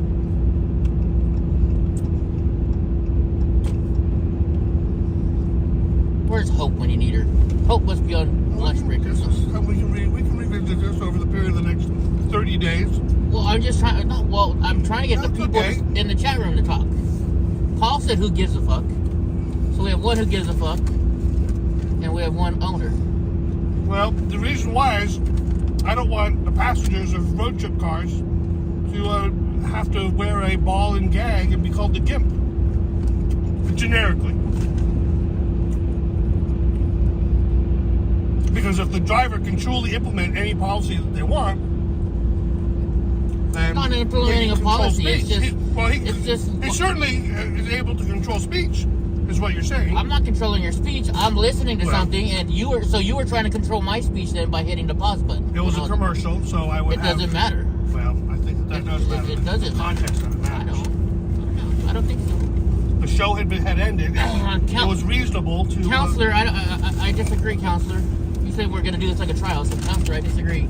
Okay, I guess you just introduced that. That's our discussion. Oh wait, so Ashton says the passenger will not have any choice if you strap him in the chair. Thanks, King Richard. Well, who else? No, he's saying just strap. Basically, he's saying strap him to the roof, and then it won't say anything. And Edna wants to say. Oh, and then Willis says, "Don't forget in the rocking chair, like from." Right, and Edna. Yeah. Polly Wally says the owner because of the music he wants to listen to for a good, relaxing drive. Well, we're not really listening to music, so. We're listening to a commercial. Can the owner of the vehicle on a road trip force his victims to listen to commercials ad nauseum? I'm not forcing. You can say pull over it. No, generically. I'm just saying. Can you just change the channel whenever music starts playing to a commercial? Because that's what he wants to listen to is commercials. Because that keeps him awake, generically. You hit pause, Ty, right? No, I'm just listening. Let's just think this out here. So by hitting pause, right? How do you know that there was not something after that commercial that I wanted to listen to? You have a point that I should have said something. Yeah, if you said, "Hey Eddie, I don't like hearing this commercial. Can we fast forward?" Then I would have fast forwarded to the commercial. That's all I'm saying. Instead of just hitting pause. I assumed at the end of the program, at the end of this, what we were listening to, after it ended, and after a prolonged commercial, that the program was ended. That's so I made an assumption, which is making an ass out of you and me. I'm looking at the end of the program that we're not listening to right now, right? Because we're having this discussion, so it was superfluous, but it's okay because generically, the owner can ball and gag his passenger. Oh my gosh. And put him in a trunk and call him the GIMP, or tie him to a rocking chair on top of the roof. Wow. And call him Edna. All I know is I'm looking at the screen and it may be a commercial, but there's still a good section of the video left. And then he said he was going to go to answers and questions. As far as the actual content that he wanted to listen to, this would be it, and we're not listening to it because we're doing this other. No, because somebody had to go and push pause. I would rather have this discussion, which I think. Well, that's why we're having the discussion. So I appreciate the accommodation. And I just think that how about this? Let's just say it this way: since Eddie is in Eddie's truck, and Eddie thinks Eddie should be able to not have somebody touch the. We'll pick up. What do they call where they stretch. You know where they stretch. Let me give you some context here. When I was in medieval days, where they stretch the body over a barrel. No, I am. I'm trying to illustrate something we can pick up at one of these toy shops. Some torture devices. Some torture devices? I think this is. Oh, I know karaoke for Eddie. This is the torture device. What are you talking about? No. Karaoke for Eddie. But to give you some context, I was married for 12 years to the same woman, and she never touched she touched my stereo once. And we had a big old fight about it. And she never touched my stereo ever again. Because she knew that when I'm driving, don't touch my fucking stereo. You don't know that, so that's why I'm not mad at you. I don't, because I'm not married to you. But that's Nor why would I, under those conditions, under our wedding vows, I would say I'm allowed to change the music during this. I'm allowed to pause a program at the end of a program during a commercial. Are there any objections? Are there objections? Willow would raise her hand. Willow- I object. This Willow- union shall not. look at Willow. This union shall not commence. Willow's Because the fucking passenger A, dude. shall be. Why? My soliloquy is still going on. I'm interrupting. You're past the point of it. Well, to me, it's theater. So I'm just doing the same thing as this other attorney did. On a Twitter thread, you could have read within 20 to 30 minutes. He talked for 2.5 hours, which, okay. Well, we have a 10-hour drive, so it's not exactly like Right, it's so, ballers. right, exactly. So let me carry on my little soliloquy. You know, I'll put on my white robes and call me Senator of the Roman Senate and blah, blah, blah, whatever. Go ahead, Caesar. You know what I should have just said? Okay, if the owner of the truck driving the truck gets to change his channels, press 1. If you think the passenger, there we go. That way Yeah. people are, press 1 for the owner and driver of the vehicle. Press F for respect for the passenger passing away. And hope by the and I hope Willow said. Or how about we stay in the lane? I was trying to get to Hope's or Willow's question. Willow says, if I could only be in that truck right now, why Willow? What would you be doing in this truck right She now? would be bounding and gagging me on the wheelchair to tie me on top of the hood. No, because the last person that sat on my wheelchair on the back while it was on the lift broke it. So no more people are allowed to sit on my scooter while it's on the lift. Oh, you said she's gonna duct tape me to the scooter? No, she said she was gonna put you up in a rocking chair on top of the truck.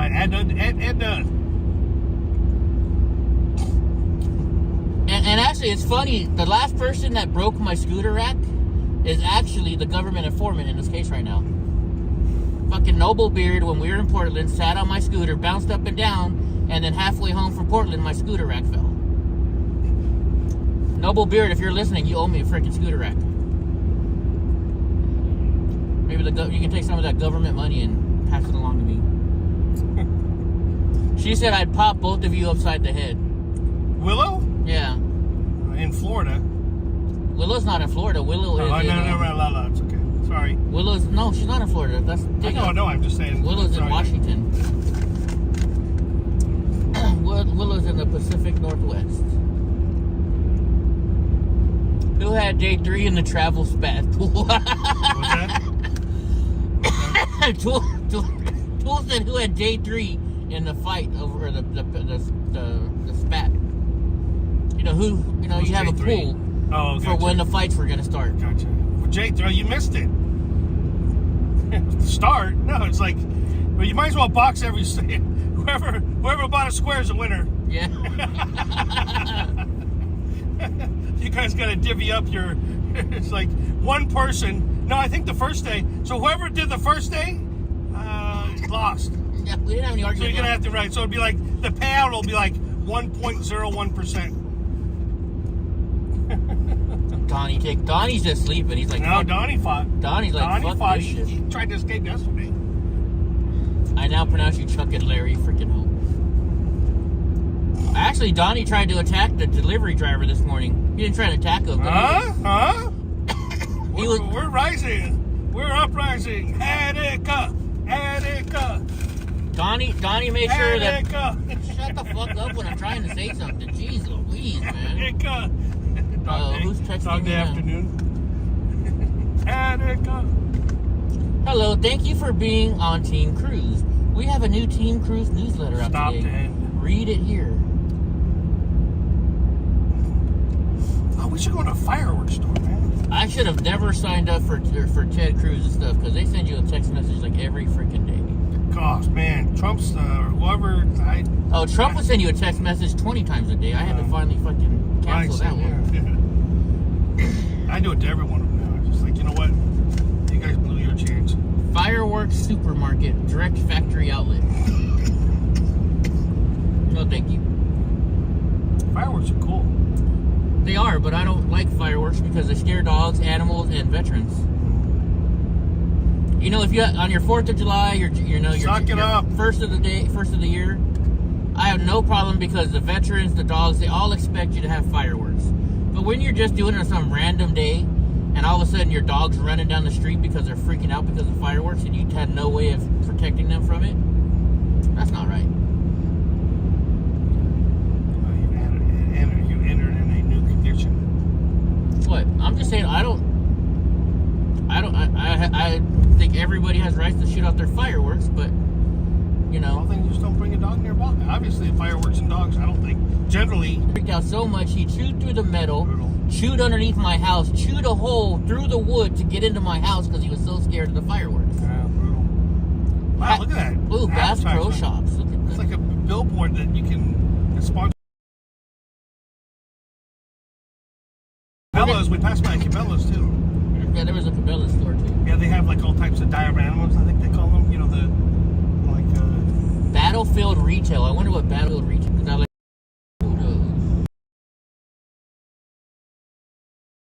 just think they should be done on the days that everybody knows. Because veterans have PTSD. They hear those fireworks going off and they're unexpected. You can put them into some kind of they can remove themselves from the area. But why should a veteran have to remove himself from his house? Because just it's called Liberty and Road. Yeah, hold on. Now you're talking about his house. You're talking about veterans anywhere in the world can because they exist.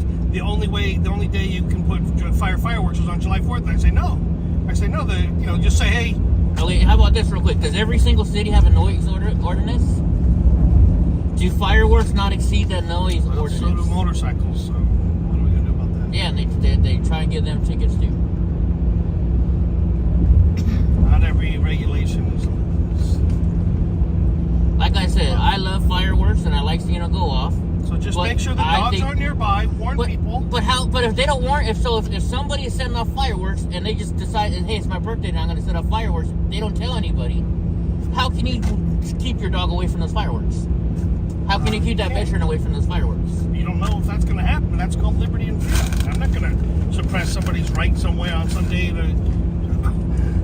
Or say That's why- the Giants win a victory and they somebody knocks a home run out into the.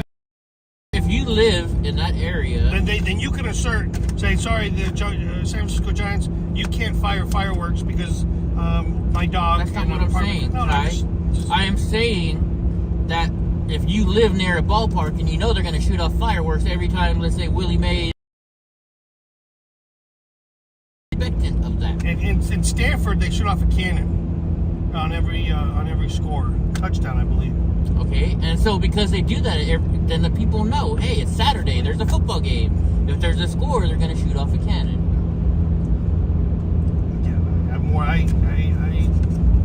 I defend the right to keep and bear arms. Part of that is being able to have loud explosions responsibly.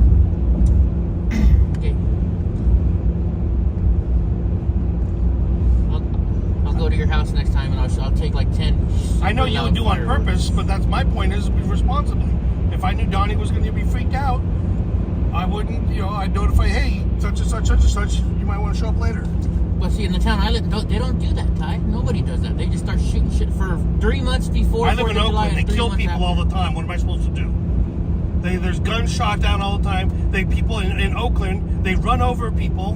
They break open the windows, and the police aren't allowed to chase those people. So let me tell you exactly what my neighborhood is, and see if they have any concern about my feelings about stopping some noise of smashing in the cars and dragging women with their arms caught in the door to their death.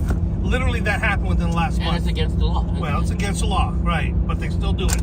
Yeah, and I'm not saying that just And by putting a law out the there. police won't track them down because it's not, so it's freaking ridiculous. So I'm whatever. I don't know. I'm just like, I would rather concentrate on that type of stuff than somebody who goes to a fireworks place and looks at some fireworks, which is really all I said. All I said was I don't like fireworks and setting them off because people are not expecting them and you freak people out. And they should only be allowed to be fired on certain. Yeah, I think they should only be allowed to be fired on certain days. Yes. That is not banning fireworks. Effectively. My goodness. Certainly licensing to a certain extent, right? If you only allow.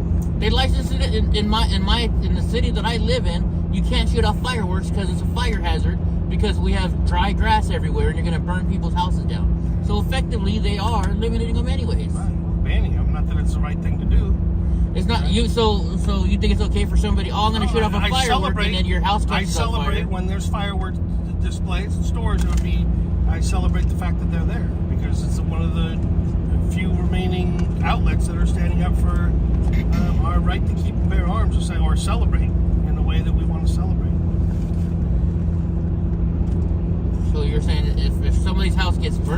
because they're in a place where they shouldn't be shooting fireworks off. Pro tip: anybody starts a sentence off with "so," usually it's something you want to examine what they're saying for extreme hyperbole, where it lacks context to the conversation. But what were you saying? So what I'm saying is,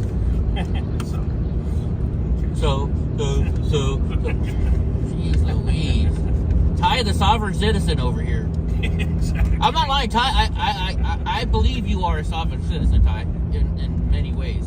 Because I did stand up for the U.S. Constitution, version 2.27. I think you're a sovereign citizen. Are you? I'm asking you. Are you a sovereign citizen? I don't know what you're talking about. Sovereign citizen. You don't know what a sovereign citizen is? You never heard of sovereign citizens before? I mean, you Like, gotta, okay, so you're throwing out something. I have no idea. What do you talk? So you're accusing me of being something I don't even know the definition of. Well, I didn't accuse you. I said, are you? Well, you think I am. I'm asking you the definition. I don't know what you're talking Okay, about. have you ever seen a video? I said I defend the U.S. Constitution, version 2.27, and I'm asking you, is that a sovereign citizen? I don't know what version 2.27 is. Okay, Ty. the first version of the Constitution, lowercase c, is called the Articles of Confederation. And that's how our country was born. After we declared our independence, after the battles, we passed our first constitution called the Articles of Confederation. That's essentially what the libertarians want to return to, which is essentially that we have no enforcement of our federal laws. And especially, we can't enforce taxes with police power. So they said this quickly, well, this ain't gonna work. So they quickly got this banded back together, started rabble, a conversation similar to what we're doing right now. Hope says you owe her some Advil. What's that? Hope says we owe her some Advil. She's got a headache. Well, so then you wouldn't be able to attend the congressional convention, because this is the type of stuff they talked about. And that the congressional convention, you asked me, I'm answering the question. I'm listening. What Constitution version 2.27 means. So Constitution 1, so I have to lay some vocabulary. In Constitution 1, lower C, is the Articles of Confederation, and what the reason why it was defective, in part, was okay. When you're done with the rigmarole, I'm laughing at what the people are saying on the screen, okay, Ty. well, I'm listening. Okay, so I'm just now I need to reiterate. Okay, so the Articles of Confederation version is a first Constitution version 1.0 as a definition. Got it? We understand that? That's my vocabulary. Go for it. Okay. That's your vocabulary. No, it's right. It's because it's crucial to understand. In my vocabulary, U.S. Constitution version 1.0 is Articles of Confederation. There were no amendments to the Articles of Confederation because it was deemed so ineffective, and that's the situation that libertarians want to return to, which is essentially no government We're in enforcement. Springfield, Missouri. No government enforcement of federal laws. Okay, so our founding fathers said, whoa, this ain't gonna work. We screwed up. Let's get back together. Rabble. 200, 300 days, or 100 something days later, they came up with U.S. Constitution version 2.0, and that was part of we can tax the militia, which is U.S. citizens being employed by the government are armed. So the militia, capital M, is literally, because they didn't use the word police, that term wasn't coined then, was essentially, instead of having soldiers, we have federal citizens, employees, peers, being employed by the government who are going to be armed. As a counter, well, okay, so that was the Constitution Yes, passed. Ashton. That was the Constitution version 2.0. As soon as they passed that, right, the ratified, other people said, whoa, they ain't working, because what about this, that, and the other thing? Or that if this does the reason I'm going to vote for ratification, we have to also have a Bill of Rights. Okay. I hope we vote for the right president too, Ashton. Okay, so, well, it's either you're paying attention or you're not. I am. I'm doing both. I'm Okay. actually doing three things. I'm driving, Gotcha. paying Thank attention, you. and I'm paying attention to the people that are actually listening to this Gotcha. conversation. Well, I'm trying to establish, you asked me a question, I'm trying to establish vocabulary. Hi, I am listening. Okay, cool. I'm So- going to stop listening if you keep, Well, saying, yeah, are I you know. listening? Are you listening? Are you listening? You can't stop listening, because I know, because you're not going to stop talking either way. So I'm I'm answering listening. your question, and it's a multi-part question, And because I have to... I'm listening, Ty. Just get back to the question. How about that? Or get No, back to your part of the because- answer. I am answering the question. It's multi-part because I have to provide definitions, okay? The definition for U.S. Constitution 1.0 is such and such. Version 2.0 was the Constitution. Or as part of that negotiation, wait a minute, we got a Bill of Rights we have to immediately pass as soon as this Constitution gets ratified. Yes, we agree, and that's to limit the power of the government or countervailing civil rights. And did you know that there were 12 amendments that were 12 initial amendments that were proposed, of which only 3 through 12 were passed into law by ratification, which became the Bill of Rights, which we consider our first 10 amendments, Like the what? civil rights. But there were two. There were two amendments that were hanging out there. Okay, and this matters because the First Amendment had to do with limiting compensation of our U.S. representatives. What? I don't know, just fucking. I need my cough medicine. Well, because if you understand this fundamental thing, you'd understand why the Second Amendment is intentionally being misunderstood. That it's not to draft citizens; it's a counterbalancing right against armed federal citizens, which is essentially the FBI or police power. So that the right to defend yourself against tyranny or against unlawful searches and seizures, that type of stuff, remained with the citizen. It's not so you can get drafted and fight for the country. It's intentionally being confused. All right. So then, throughout that, we had 26 other amendments, which were hanging out there still, and then so 26 were passed. All right. Right to vote, women's suffrage. You can't have indentured servitude, which is essentially what we are allowing by allowing unlawful aliens. We're not making the right argument. So unlawful aliens crossing the border, we are encouraging indentured servitude because they have to send their remissions back and all this stuff. So there's ways to defeat this stuff constitutionally, to enforce our country. So, but did you know that the 27th Amendment, when it was passed, which was the very first amendment proposed, it was passed in 1992, some 200 plus years later. So that's the reason. That's why it's called, when I say U.S. Constitution v. 2.27, is because the First Amendment that was proposed took over 200 years to pass, and it was passed in 1992. Oh, I like that. Welcome home. So that's why the U.S. Constitution 2.27. Veterans, welcome to your future. Watch out! No fireworks. Sorry. Hey, I adore veterans. My dad's a vet, so your dad was too. And my mom and my stepdad. Well, so my uncle and my grandfather, So, I don't know enough about sovereign citizens. I just watch videos on them, and most of the time it's people who are driving without a license. And they call them, they say, look, I am not driving, I am traveling. Okay. I am, this is not a vehicle, this is not a commercial vehicle, this is a conveyance. Right. So if I showed So you is that something that let's say you didn't have a license and you wanted to drive. Well, let's just say I did have a license. Would that mean I was more toward a sovereign citizen or not a sovereign citizen? No, some sovereign citizens have licenses just to keep Okay, so that's not your litmus test. So let's try another one. What are the other litmus tests you might have as a sovereign citizen? Because I don't know what you're talking about. I have a license. What I'm asking you is, and I've always wanted to have a driver's license. If you get pulled over, would you tell like say the officer, let me see your insurance, your registration? Would you ever say, I'm not driving, I am traveling, and I do not have to provide insurance? Where would I get that concept from? Watch out. Well, that's what I'm You're trying the to one ask. who has it. I have no idea what the concept is. You're teaching me what a sovereign citizen is defined as. No, I got a license. I'm not teaching you what they're defined as. You asked me what I think a sovereign citizen is, and I'm saying I watch these videos. Right, I don't but you know. assumed I was a sovereign citizen. And I'm like going, what possibly could give you that idea? You said, well, I have a license, which you know. If you don't know, I can show it to you. I know because you drive my truck. All right. Well, I also have a live ID, which you don't have, and I do. So I'm actually more verified as a citizen than you might be, right? To fly, which they haven't enforced yet. So I'm not a sovereign citizen. They said you need a live ID in order to fly. Okay. I don't fly. So well, do sovereign citizens have live IDs? I don't know. Well, most likely not, you said, right? I think the people that use sovereign citizen stuff for driving is people who have lost their life driving privileges because of too many speeding tickets, too many DUIs, stuff like that. And does that apply to me in any way? No, it doesn't.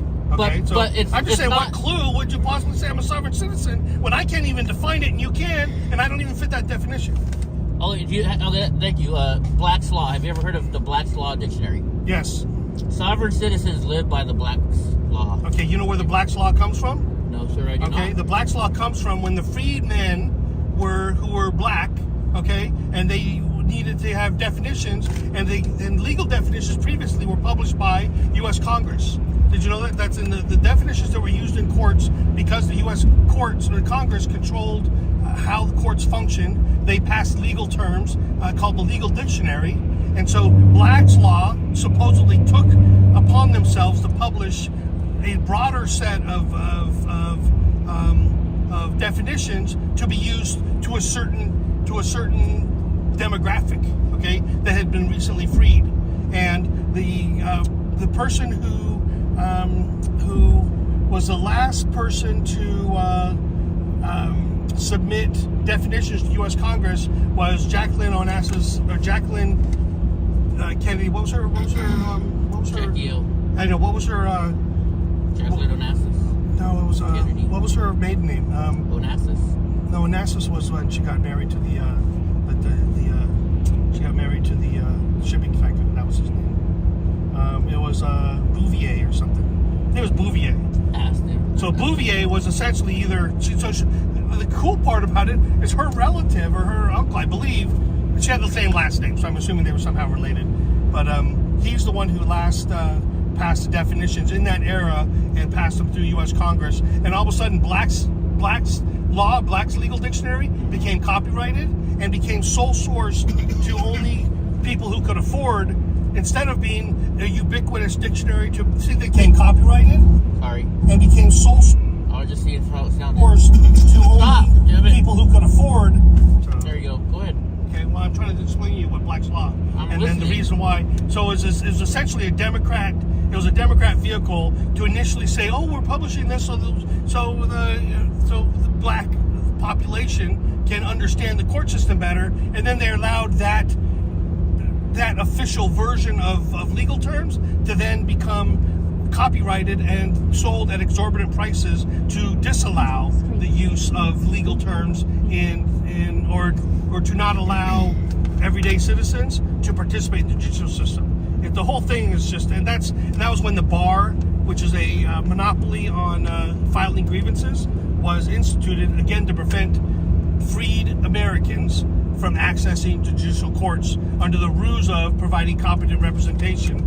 And then they disallowed the people, or they provided subterfuge for the attorneys to say, I don't provide civil rights representation, which is the whole function of a bar. I don't provide that as a special. We got to take a break so we can answer some of the questions coming in. Yeah, no problem.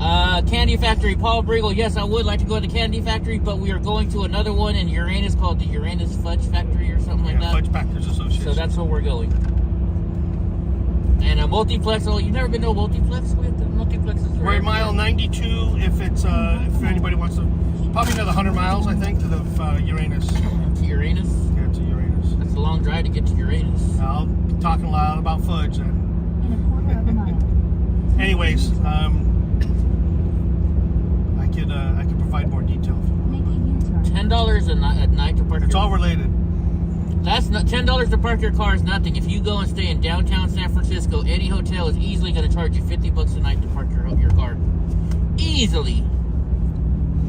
So if you're smart, so we're going to give you a little tip here. If you want to save money when going to San Francisco, number one, don't go to San Francisco. But number two, if you feel the need to stay in downtown San Francisco, you drive to, oh my gosh, we just talked about where Joe was staying. What's the the last BART station? Oh, Millbrae. Yes, what you do is you drive to Millbrae, you park at the BART station, and you take the BART fee to go to San Francisco because it's a lot cheaper than paying $50 a night for a parking space for your vehicle. Alternatively, call a place where you are proposing to stay and see if they'll give you free parking. They won't. Most of Yeah, them. I'm just saying, it's worth a shot. Just a little tip if you're going to go visit San Francisco, which you should because it's a nice city, but don't stay there very long because it's awful.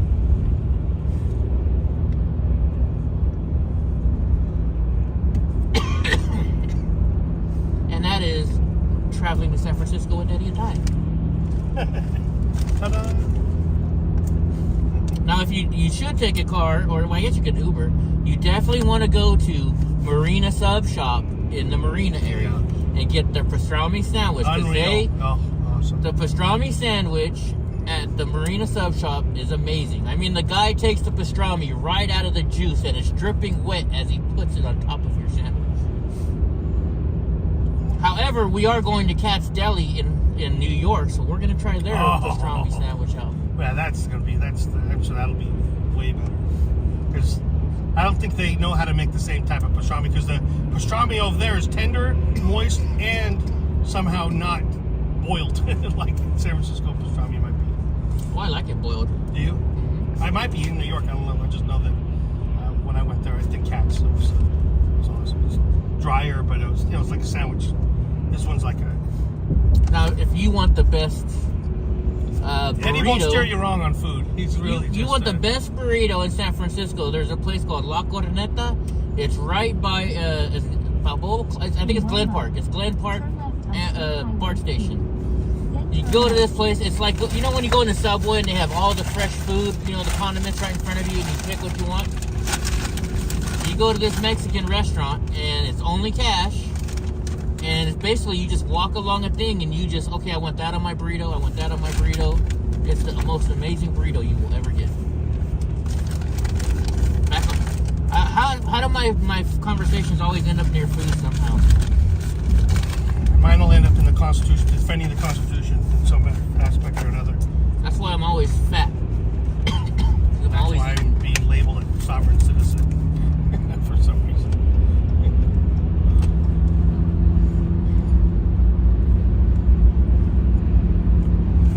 Anyways, you guys enjoying the view of Missouri? We just passed through Springfield, Missouri. How many people think that the Simpsons live in Springfield, Missouri? They live in Springfield. Simpsons. Yeah, the Simpsons are based. Their city they live in are Springfield, Indiana. But there's a Springfield, Missouri, and there's a Springfield. I think they did. There's a Springfield, right? Oregon. Because there's so many Springfields, or no? Maybe that's why. Who knows? Anybody ask McConic where it's supposed to be from? Yeah, they've asked them, and they don't. And it's Matt Groening. It doesn't look like it's Groening, but it's Groening. Where are we? We are in the United States of America, Willow? We are on the 96-mile mark of East 44th. We're near. It says Marsh. It looks like we're near Marshfield. Marshfield, 4 miles. Yeah, Marshfield, Missouri. There'll be a pop quiz on what I just did. Yeah, Ty's going to give you a pop quiz at the end of the show. So don't forget to log off before he starts doing his pop quiz. All right, here we go. Experienced drivers wanted. Great miles, great pay, weekly home. The last truck that we drove by, they said they averaged $120,000 a year. I wonder how much they have to work and how much they have to be away from home to make $120,000 a year. For what? Truck driving. Pretty much full time. I mean, more than, all year. Well, now, it has to be relative, because now I'm sure they make more. I bet it's closer to $200,000. But everything costs more, So No, the sign said $120,000. Just now? Not on that truck, but about half an hour ago or something. Yeah, so but current? Yeah. They say average? Or... It said our drivers earn on average $120,000 a year. Hey, that's about how much UPS drivers earn? UPS drivers make $120,000 They make over $100K average, yeah. For throwing and breaking everybody's packages. It's crazy. Over $100,000. I don't know how much over. It might be close to 120, but I'm not sure. But it's definitely way over. It's significantly over $100,000 where I didn't have to. I'm not, trying to just barely crest. It was like 111 maybe or something, maybe 120 plus. I had somebody who was my boss who used to work at UPS, and he said basically average, driver. Isn't that amazing? Yeah, go ahead. He was telling me that they don't get paid by the hour. They have their route, and if they get their route done in 4 hours, they still get paid the same whether they get it done in 10 or 12 hours. That's the way to do it. It's kind of like the trash guys in San Francisco. The trash men, they don't get paid by the hour, they get paid by the day. And so the faster they get your trash taken out, the faster they get to go home. And they get paid the same no matter what it is. Which I think is a pretty good job. Right? Yeah. You can take your time, you can do whatever the heck you want. Circle Slash on Kirkfield. And this is by the one I usually would endorse almost any Kirkland Signature product, but the resealable Kirkland Signature lunch meat is for trash. You open it once and that's it. Well, make it seem like you can close it again. It's been sitting in the truck for... No, when you open it, it's like it fools you into thinking that you can close it again. Donnie, would you like some of Ty's Sure. roast beef? Candy Factory. Well, let's see if he'll eat the turkey, because that's the chicken. Go give it. That's all. That's all. I'm sure it's still good meat. It's just dried out. It's just been exposed. Let's see if it's rancid at all. Hopefully it won't, because I don't want to get sick in here. But I don't think it is. I think it's just been wind dried. Yeah. It's a bit of a bummer when it's 10 inches of snow for a trucker. Yeah. Well, 2 weeks ago, there was so much snow near our property that they stopped delivering the mail.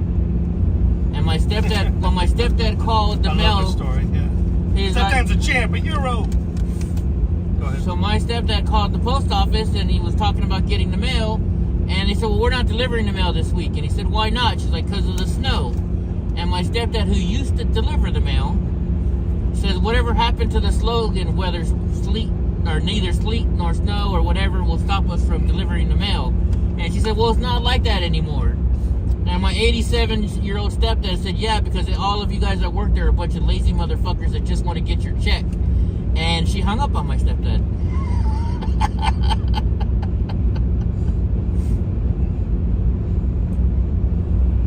So whatever happened to that slogan? What do you guys think? These are the people that keep asking for more rate. How much does it cost to ship an envelope now? Isn't it An like everyday 56 person cents? subsidizes the corporate package. Isn't that insane? I mean, it's like close to $20 to send something now, where they get you can get it from someplace for whatever, free shipping essentially, but they get whatever their cost is, $2 or $3 or whatever. well, look, I used to sell stuff on eBay, right? And you could buy insurance for breakables, and I would buy insurance for breakables because I know how they are. They like to break shit, right? Well, during the pandemic, they said, okay, well, nobody can come into the post office, but in order, if we broke your package, you have to call your customer who is buying something online because they don't want to go to a store because of the pandemic, to go to the post office and bring the item that you broke to prove that you broke it. When before, all we had to do was send you a picture of the broken item. And they deny every single insurance claim now. Because you can't go into the U.S. Postal to even show them. Yeah. Yeah. Crazy. Oh, you're talking about the candy factory? That's what the other person was saying? Yeah. So that one's another tourist thing? What's up with candy in this state? Aston, according to the signs, it says the minimum speed limit is whatever they're saying the minimum speed limit is. So my guess would be, if a cop had an itch up his butt or her butt, and you were driving below the minimum speed limit, then yes, they could pull you. They could pull you over, and I think they should. And I think they should, especially if you're doing it in the fast lane, or excuse me, the left-hand lane.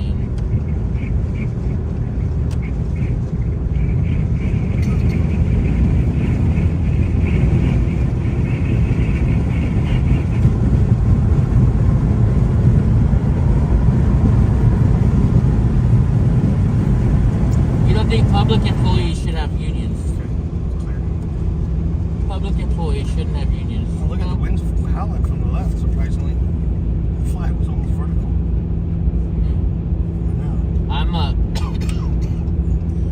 Unions back in the day when employees were getting screwed over big time, I think were very important.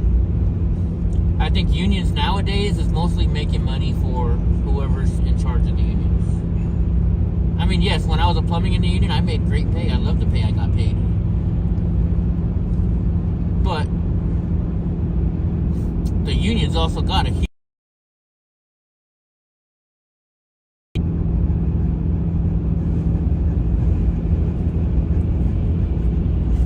Like, they start out by saying, okay, Mr. Block, we're going to pay you $150 an hour. Really? That's great. But $25 of that's going to come to the union. And then $10 of that's going to go to your health benefits. And then $10 of that's going to go to the training for the students that are coming new plumbers. And then another 10% of that's going to go to this. You still have to pay income tax? You still have to pay income tax after that too, yes. And state tax. So what they do is they say you're going to get paid your $150 benefits package. So yes, you're getting paid $150, but 80% of that's taken out for union dues, for everything. Training.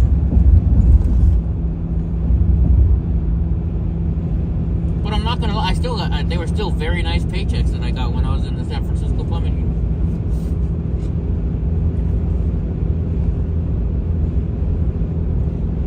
And so I worked the night shift, so I got double time.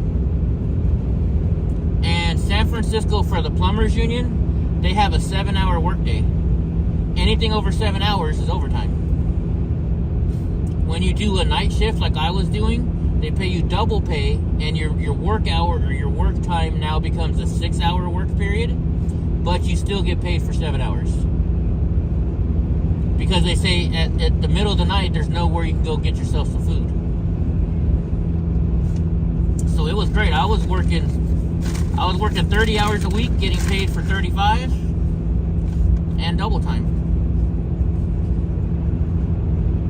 But I still think that the unions need some work, need some revitalization or whatever. How about that? I cashed the checks. Let's put it that way. Have you revised your opinion about me being a sovereign citizen, or still more convinced? I plead the fifth. I plead the fifth on that question. Come on! That was good. Your brother owns a union plumbing shop in the...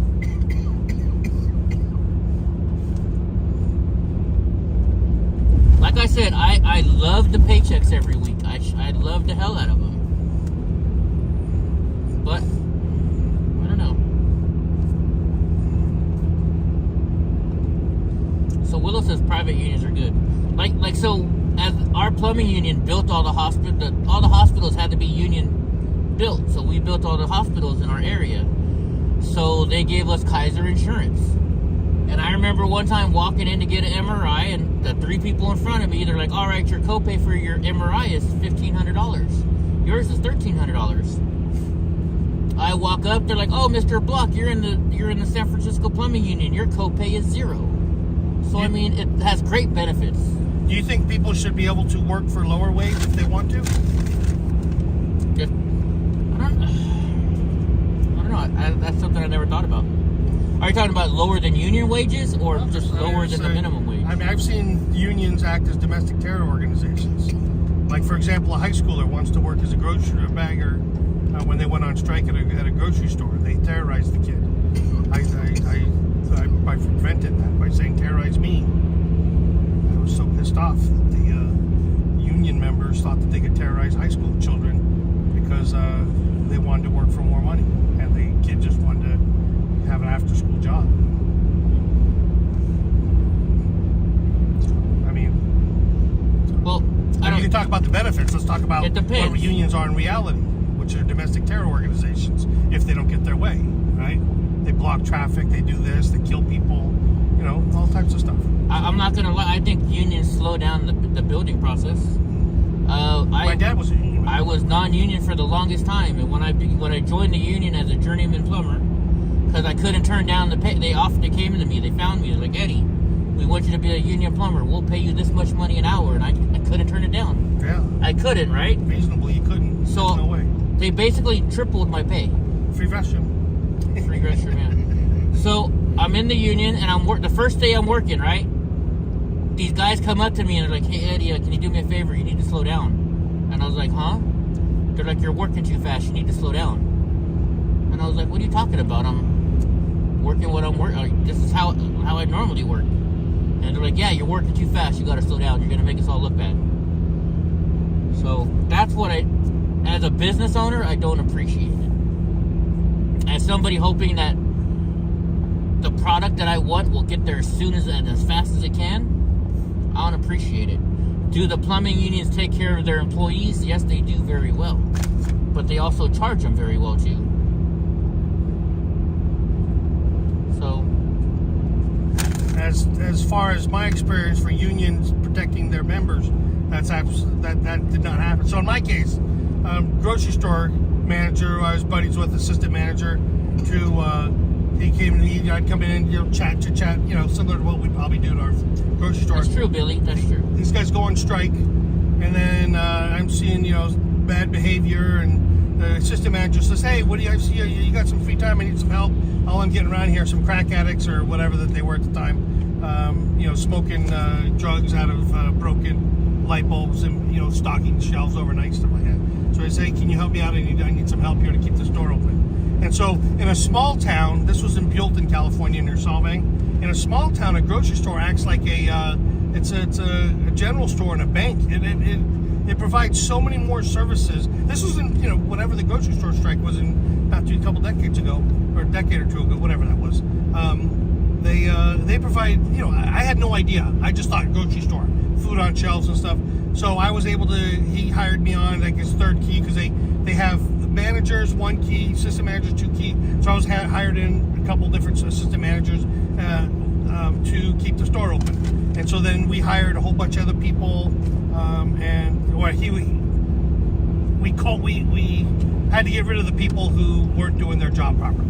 And so then we hired more people and kept the store open. When they were attacking the kids, I would go out there and say, "Hey, attack me, don't attack them," that type of stuff. So as opposed to some of the workers went and chased after the union members and were trying to be aggressive about it, and they got fired for liability potential. So I saw both ends of it. So after the strike ends, I stay on board because they whatever the views are. And so then I try to figure out how I can fix the union. And so then I get nominated and elected as the union steward for the. That's how much respect that the union members had of me after the strike ended. They elected me as the steward for the union, and so then I would go and represent the store at the union meetings. Well, somebody came in and said he smells of alcohol. I got brought into it. I got fired for smelling of alcohol. I had friends who were highway patrolmen and police and sheriff. I asked them both to come that day, right then, within the hour. Both gave me breathalyzers 00000. But I was still fired. The union wouldn't defend me, and I was essentially given a transfer, offered a transfer. I didn't want the job anyways. My point was to try to figure out if I could fix the union. That you can't be domestic terrorists, and so I earned the respect of union members, and the union didn't defend me when I had all the evidence on my side, falsely accused. So my point is unions are a political organization, and they're only in it for power, and they're not there to protect either the members or the community, from my personal experience. And I'm still, by the way, so I was allowed to transfer to another store, but I put my member card on ice or whatever, so I could reactivate my membership if needed for political purposes. Here we go. The Uranus Fudge Factory is 47 miles. I could reactivate my union card. Not me, I cashed out. As soon as the doctor said I could no longer work and he forced me to stay at home, I cashed out.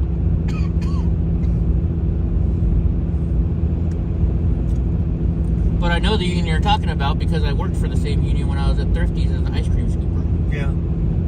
The USCW down there in the UCF, whatever, United Commercial Food Workers. Yeah, someone, yeah. And their headquarters are in Thousand Oaks or somewhere, Cameroon or Camarillo or who knows. Yeah, something like that. All I know is when I was 16, I scooped ice cream at Thrifty's. One day the union steward was Thrifty's around. The best deal on ice cream in the world. But my boss says, "Hey, can you go put this back on the shelf over there?" As I'm walking it back to the shelf, there's the union steward. He's like, "What are you doing?" I was like, "Oh, I'm just returning this to the shelf over there." "Don't you dare fucking do that! You're doing a cashier's job, and you're only a scooper." And I got in so much trouble just for taking an item back. Wow. It was crazy. And then a couple months later, this lady was stealing money. And at Thrifty's, they have the camera area, they have the ice cream department, and then they have the cashiers. Well, the camera area, any cashier that works there can go and open up that register. This lady took out $100 bill. A lady that worked there stole $100. She went home and had her mom call in and said, "Oh, I saw Eddie steal $100 from the cashier register at the photo department." I was an ice cream scooper. I didn't even have access to this machine because you have to punch in a code to even open up the freaking, the cash register. So the union came up and they're like, "Okay, well, you know what? You've been suspended for a week." And they never stuck up for me once. I said, "I didn't steal the money." And then when they actually found out that it was the woman who stole it was another employee who blamed me for it, they never came and apologized to me. They never paid me for the lost wages that I worked. So I quit Thrifties right away. Yeah, that sucks. There's your camera. We're passing right now. Candy factory. Yeah, but we're going to the better one. We're going to. No, I'm just saying as far as where everyone's parking.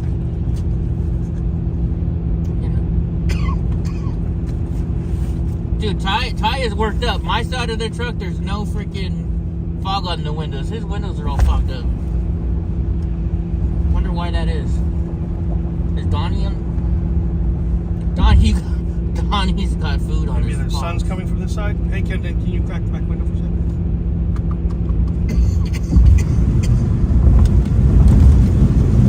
Oh, we're going to Lebanon.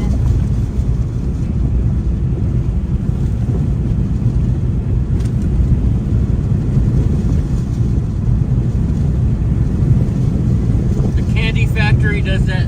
Shit. Well, darn it. We're going to the Uranus Fudge Factory. What is all this stuff on the side? What is these rocks?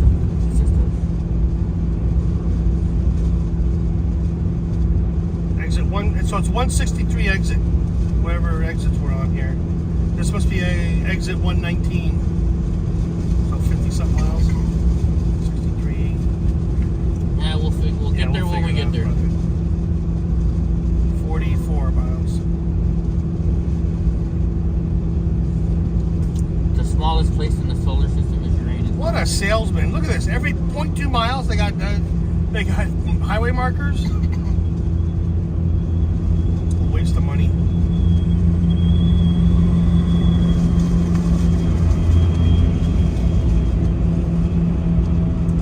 You ever see a truck that's enclosed like this and wonder what the hell's inside of it? Cornhusker ultralight.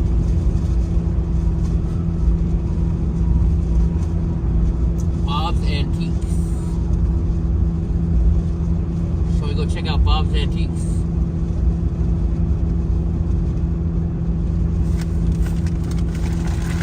At least we're not homeless. No, we're not homeless yet. Well, arguably, we're not in California. We're not resident here. Aren't all travelers homeless?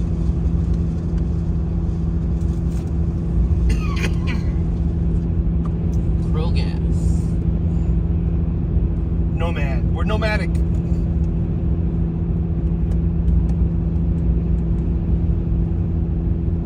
Tent cities. Are you talking about Portland again, Willow?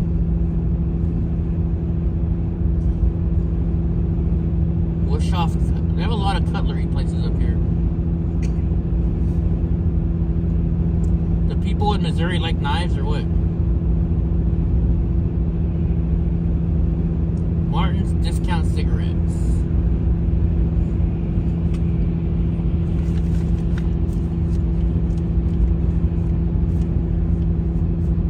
There's a lot of signs on the side of the road. That's how they pay for all those 0.2 mile markers, Ty. All these, What's that? all the ads on the side of the road. Oh, yeah. Yeah. I gotta tell you though, the roads are nice and smooth here. Yeah, they are. It's not bumpy at all. Yeah, you can tell a well-maintained road by the right lane where the trucker's driving. This is smooth as glass. Oh, maybe that's why they're for. So you can report if there's any road debris or whatever. You call it in. You identify it within 1 point. Essentially, the accuracy is plus or minus 0.1 miles. It's pretty impressive. If that were the case. Who knows? Explore the heart of Route 66 in Lebanon, Missouri.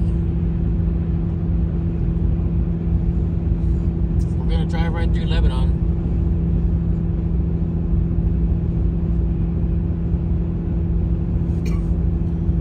Willow, was there a big event in Portland this weekend? Because I seen a whole bunch of people on my Facebook friends list that were all in Portland over the weekend for something. What's going on in Portland over the last weekend?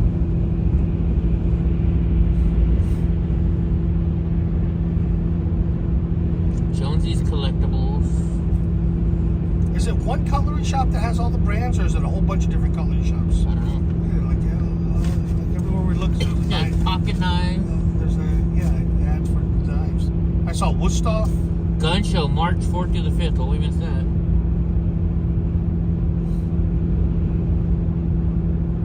What state are we in? Missouri. Missouri.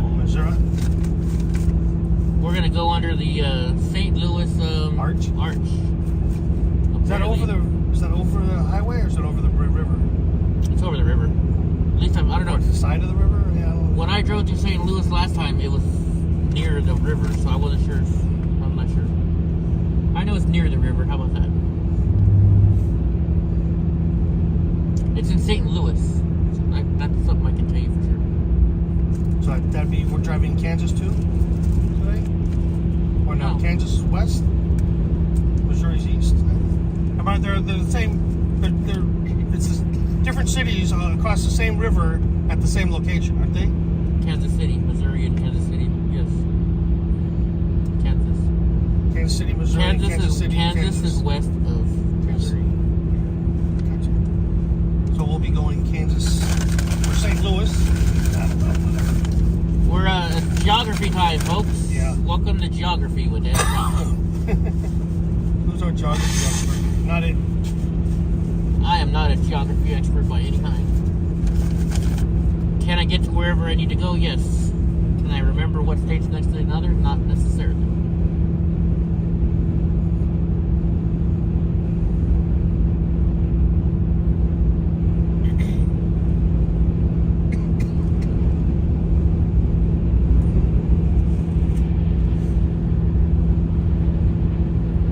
Jeez, we still got 8.5 hours to go. It looks like there's a outlet factory, and all these are factory shops. That's my guess. Is that what you think it is? That's my guess. The worst off cutlery. Factory outlets. Outlet That's that. It says outlet prices. It doesn't Hinkles say- and Woodstock. Oh, really? It said outlet prices. See, well here, it's this exit for case cutlery. Yeah, so those are all competing. Well, I know Woodstock and Hinkles are competing. It says Lebanon supports law enforcement. On the big old sign.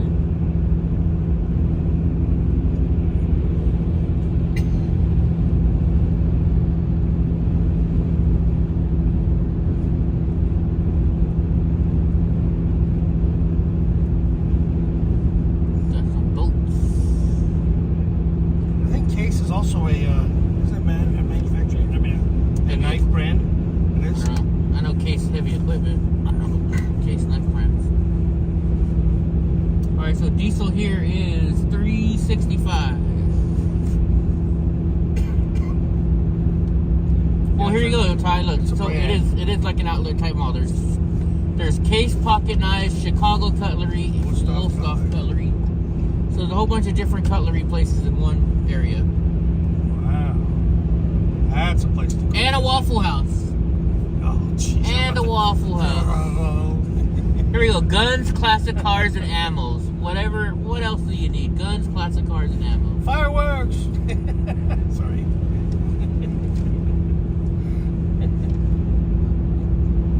You asked. Going on to the left. Is there lakes around here? We're in Missouri. There's lots of lakes. Yes. Maybe they're the manufacturer of the boats. I think they just replicate. Maybe it's the manufacturer. Because it doesn't look like a lot. A lot of boats. Oh, because look at here. Tracker boats. This is where they build them. Oh, wow. Ah. This is where they build the tracker boats. It's big. Oh, wait. Wow. They still... Leon's Den Adult Superstore. Lions. Oh, Lion's Den. Do they still have adult superstores? Wow. I thought you just go online and buy all that stuff nowadays. yellow bell on the pole. Well, in California, we have the bell on the pole. That is the El Camino Real trip. It's how you the mission. Follow the El Camino Real. I don't know about what Missouri has bells. Maybe Hope can look at it. Look, there's more boat Trailers.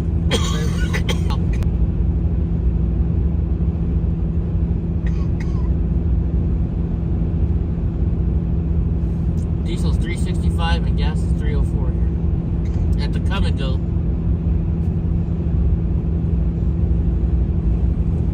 Can't forget the come and go.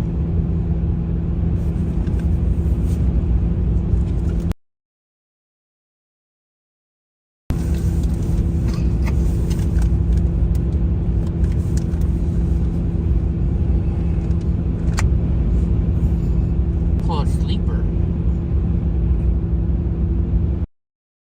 Fences around houses, parking lots. I'm not seeing none of that around here really.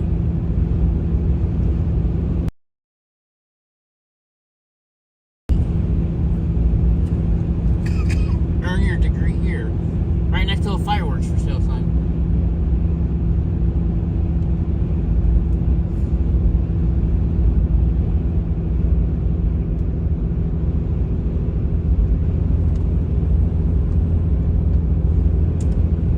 Aston says this is an enlightening road trip. There's nothing like this in the UK. What, a whole bunch of two crazy guys talking shit to each other the whole trip? Splash wireless internet. Locally and veteran owned.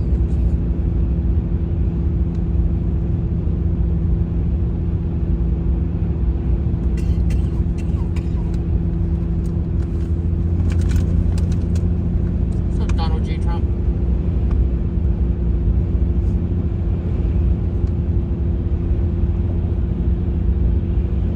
It's flatter than you're used to? Yeah, definitely flatter.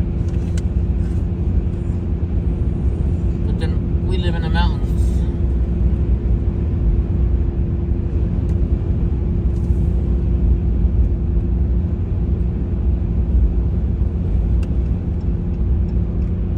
What's up, Ultimate?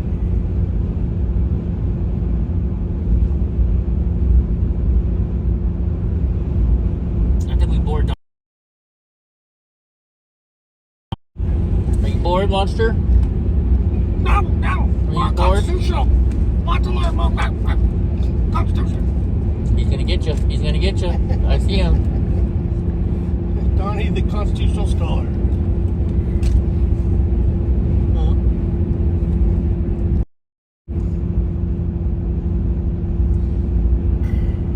He's like, I'm trying to get to sleep. You two haven't shut up for the last 2 hours.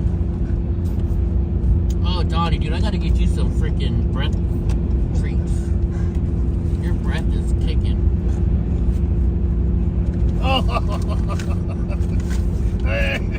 Yeah, that's a dog. You wanna see? What's he doing? Ask my service dog. This is my service dog. It's Donnie.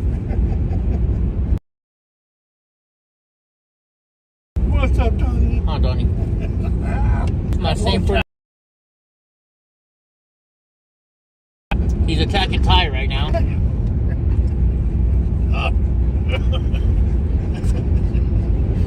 go. Huh, Donnie? Leans 150 pounds in my bed. You're so funny, dude. Why do you do that sometimes? He doesn't have a liquor bottle down here because then I'd be drunk all the Full on time. WWF body flop on my face. Oh, Monster. Huh. Hey, what's up, man? I love What's this. up? My good boy. There's my good boy. Look at these jowls he puts on me. Look at these. Right away. Whoa! Oh, yeah, smash. What the heck happened there, Donnie? He puts those big old wet jowls around my ear. Hey, what's happening, dude? And he's done. Superstar.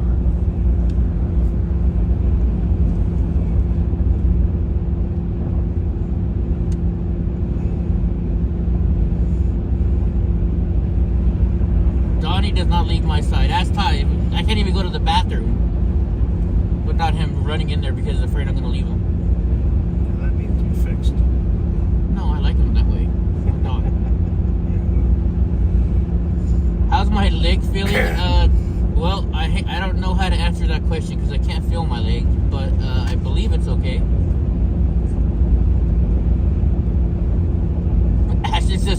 want more roast beef? Should we give Donnie? No, he's getting the chicken. Okay. He can have a little roast beef. He can have a little roast beef. Jeez. It's for the road trip participants.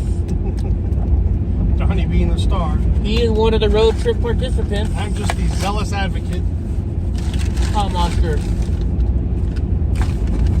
Now the truck smells like roast beef. Was that good, Bubba? Sorry.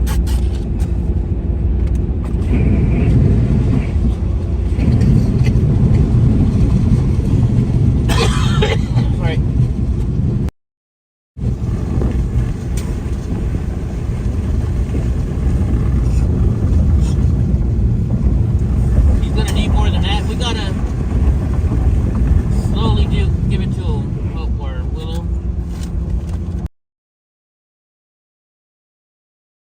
Paradise. I don't think so, not yet.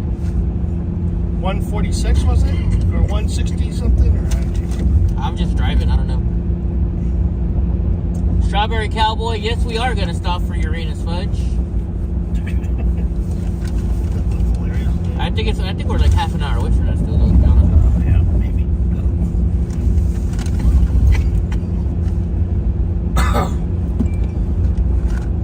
What's up, Mr. Nice Guy? Dude, that electrical plug in your truck is awesome, man. That's so save the day. Save the whole road trip, probably. I'm not gonna lie, when I was looking at the trucks and I saw that this thing had an electrical plug inside and outside, that might have been the reason that I bought it.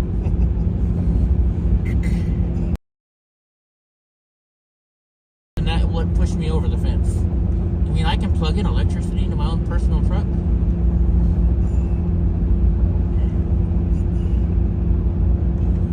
What am I looking for? Google.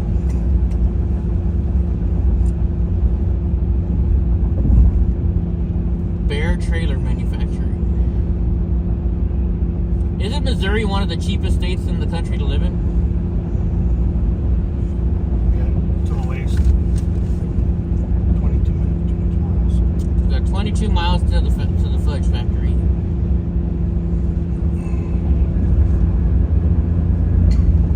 Because I need to use the restroom, so that's good.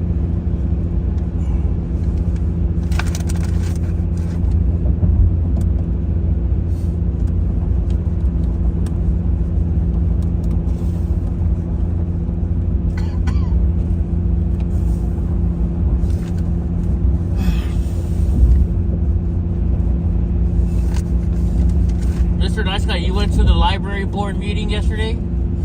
Well, to check it out. Did you give the school teachers there a little bit of knowledge? The rule or the lesson learned from this morning: keep me off coffee. Why do you say that? I'm just trying to blame someone. Just having some coffee. Just Yeah, Gross pissed you drank all his coffee. I know. Man, he's.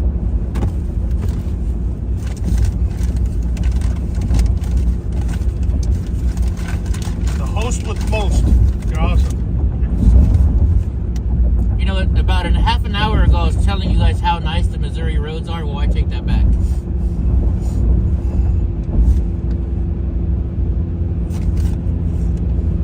Yeah, I know. What the heck happened here? Right? This looks like California highway now. Oh. Oh my gosh, now I really have to go to the restroom. Weird, huh? The difference? What, There's a huge difference. different county or something, maybe? I don't know. No, the state, at least I think the state does this road. Somebody didn't pay their local politician. Or the local politician, something, whatever. Yeah, the fudge factory is in Missouri, guys. We're going to be in Missouri for quite a while. Let's put it that way. Quite a while. Quite a long while. Shoot, Mr. Nice Guy, you should drive over to Columbus, Ohio to Chicago, Illinois. Does anybody know how many hours it is from Columbus, Ohio to Chicago, Illinois? Or did I hear irritator? I think you irritated Hope too much. She's definitely gonna lock you up in the prison tomorrow for sure, she said. She's gonna put the gag on you too, so you can't talk. Like I said, it's just a matter of time.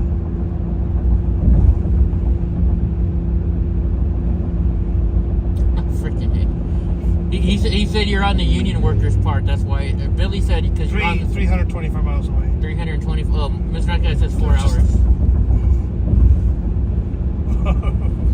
4 hours going normal speed. You know what? Whatever. It was. No, I still have a taco left over.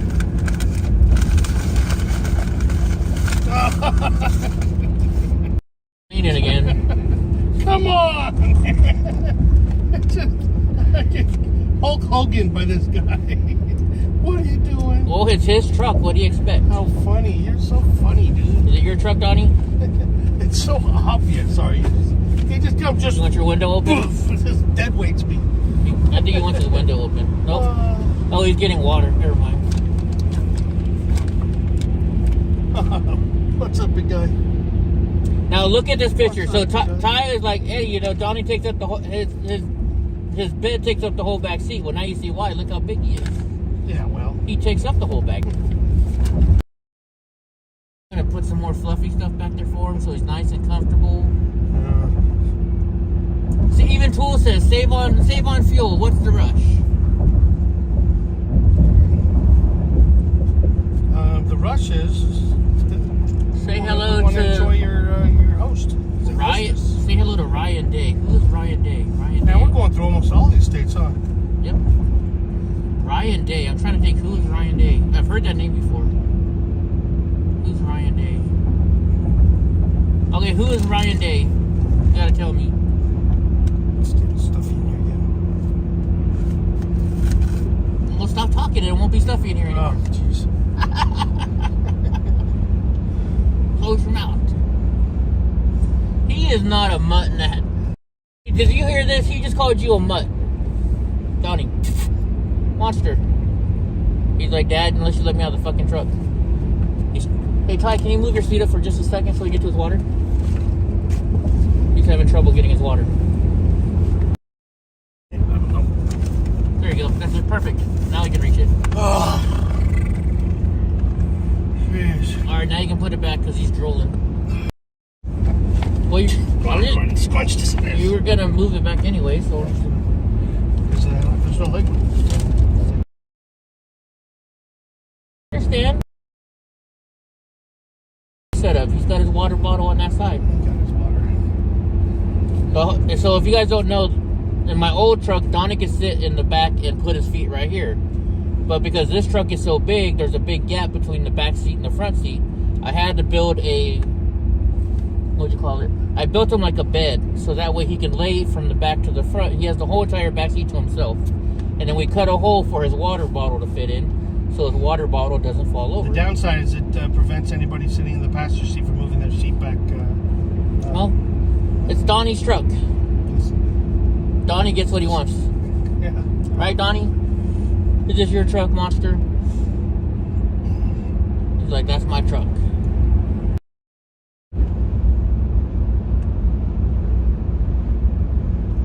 You need a Walmart bag if you have to clean up after him. That's the benefit of living in the mountains. He goes to the bathroom in a certain area to where they have like a potty area. We got 4 acres, so we just send him over there.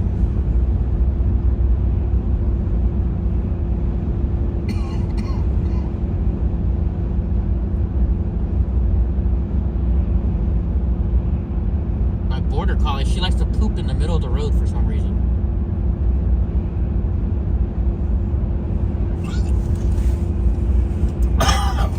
Right, Hope?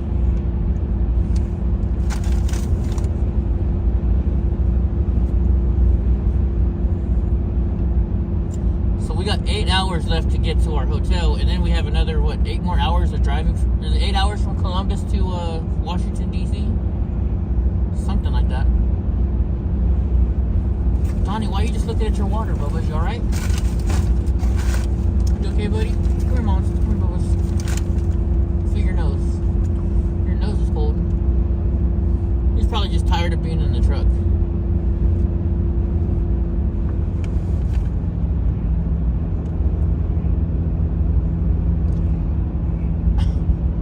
See, Willow has had the luxury of letting Donnie stay at her house. So she says she knows he can poop big poops. I'm saying it nicely.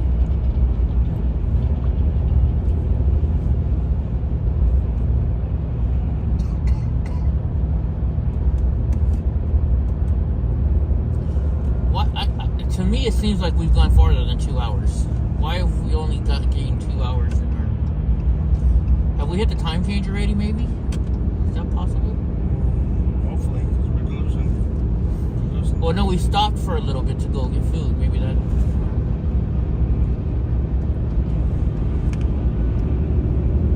I don't know. Yeah, we still... Wow, I just noticed the mileage. Holy smokes. Yeah, we got 563 miles to go. Gates Master says it's always funny that people will care more about their pets than their children. Well, I don't have children. Or their passengers. Attica. Well, I don't have children. Donnie is my children. Yeah, it is.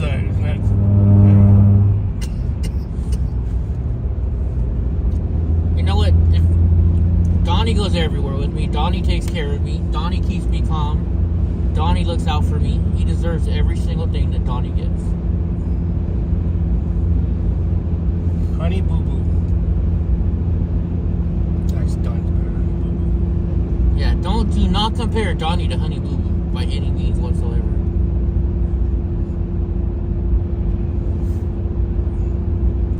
Donnie is a great dog. A monster.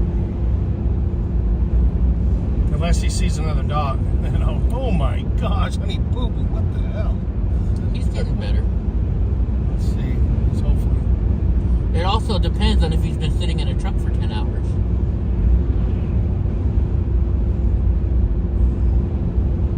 Okay, I hope this place comes quick because I really have to use the restroom now.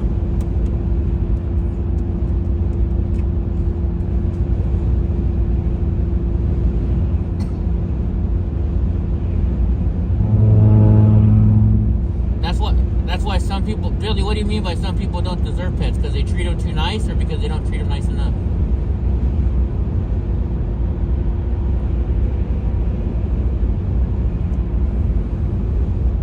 I tell you what, Donnie is always there for me. He deserves every single piece of meat, piece of treat that I give him. You're never going to talk me out of it.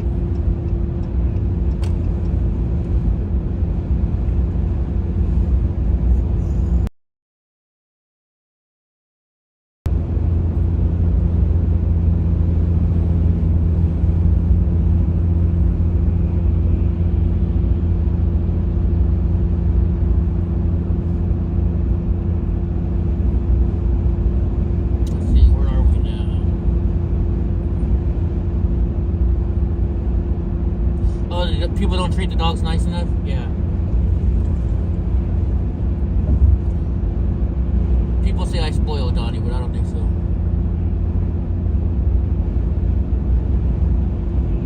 Oh yeah, Gate Smasher. Your dogs will always protect your six no matter what.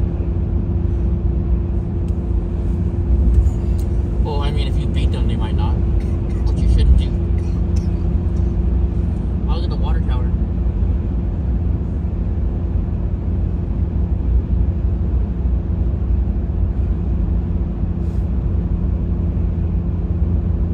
Waynesville. Where's Wayne at? Wayne, we're in your town. Is that a big bowling pin? It is, huh? Shit. This is the reason why you're supposed to come on the freeway doing freeway speeds. There were cars next to me I couldn't pull over. When we stop, everybody remind me I have to put DEF in my system. I'm almost at a DEF. Does it say that? Yeah. Oh. I have an eighth of a tank of DEF left. How many is the tank? How many tankfuls of diesel is it done? You know, I honestly don't. It all depends on how you drive, how much diesel exhaust fluid you use. But that's why I bought a whole box when we were at Costco the other day. Can that whole thing fit in there? I think it takes about 1.5 of those boxes. Oh, wow. Yeah. So you can put the whole box in? Yeah. Holy smokes. I think think it's like a box and a half is how many gallons of death fluid I have. I'm not sure. Holy cow, I'm not 100% sure. that's a pretty big box too, though. It's a 5 gallon. I think it's a 5 gallon box. I don't like it. It sucks. It must be a pain. Does it leak all over the place when you pour it in? If you don't know what you're doing, yeah. Or if you just don't pay attention, yeah. I just got what, take 20 minutes to put it away? No, like a minute. Oh, really? That's it? All that? Wow. It's got a jug with, it's got a valve with a That vent hose on is so it. small. I think the one I saw attached to No, it's a corrugated. You pull. In 1 mile. You'll turn see. left on I-40. I think I saw a spent one. I still had that thing. It's a translucent, accordion type hose. Oh, the Missouri Veterans Cemetery. That would be cool to go look at. Go to the bathroom. Let's go to the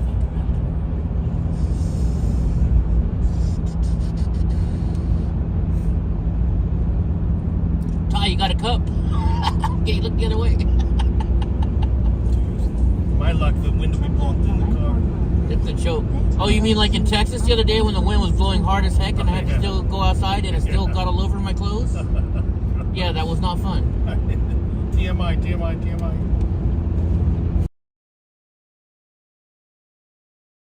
There's a lot of crows, or whatever kind of birds they are. In a quarter of a mile. Turn right. We're almost there, quarter mile. So what? Oh no. Your Dodge was built in Mexico? GPS must have. You know, I don't know where I think my Dodge was built in Mexico too. Yeah, see, watch. So if you guys look, that little thing right there, I mean, right where it says 39, right below it. Turn left. You guys can't see it because of the thing, but that's the death monitor. How does Waze not? There you are. See, look, we are in a Dodge Ram. Continue straight for 1 hour and 47 minutes to I-44 East. So I'm guessing, so it says 118 miles to I-44 East still. I'm guessing that's until we get out of Missouri, maybe? Are we 118? Oh, shit. I don't. We decided to hang out a little faster. I'm doing the speed limit.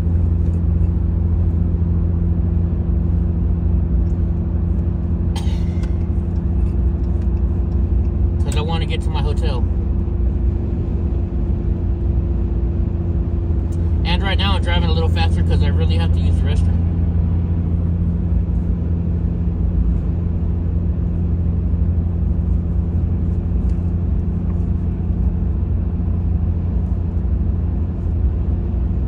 Alright, hold on. So Aston, you're saying I have a love affair with SUVs.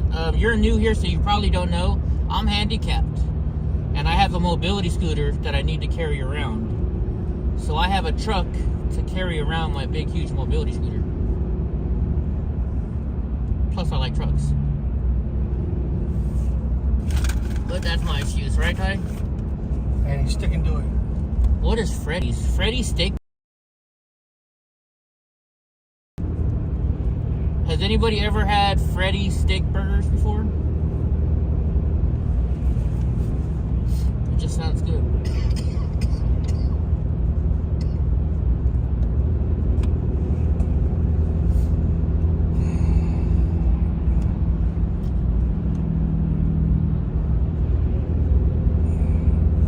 See, Aston's from the UK. They have very small cars there, like the Mini Cooper. 4 miles, maybe.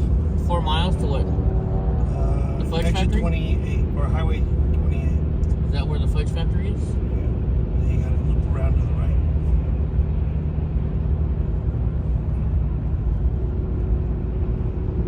Oh, the vehicles that you're seeing on the road. Oh, okay, I gotcha. I gotcha. Also, it'll be shorter because we gotta actually have to backtrack a little bit. So it's probably about 3 miles. Exit 163, 2 miles. I gotta get my adapter for this What's that? to put on my scooter if we're gonna go in to the store. Hey, has anybody been to the store? How big is the store? Well, either way, I have to take my scooter. Dude. No, on the back of that trunk. Yeah, but I already have mounts on there. I just need the Awesome. I just need the cradle. The cradle's in my bag. Oh, you have it all, yeah. Yeah, I have it all. But no matter what, I need my scooter to go in the store. Because my wheelchair is under the GPS off there.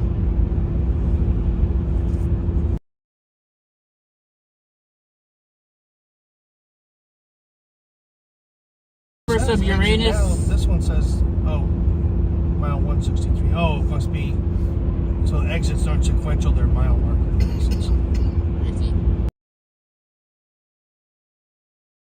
Factory, whatever it is. I'm not even hungry because I just had lunch. Yeah, what are we doing? What are we going here for? Because Gra told us to go here, and a lot of people are asking if we're gonna go here. So did he put any orders in? Or? No. I see something colorful up here, so I'm guessing that's gonna be it.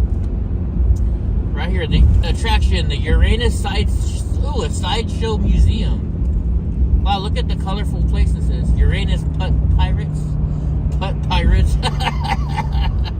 Uranus Fudge Factory. Uranus everything. Oh wow, this is gonna be fun. I'm glad we were told to do this. Police reported ahead.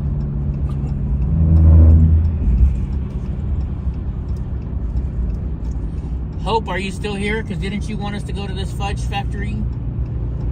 Do I have to get you something? I think I put everybody in the coma. I think you did.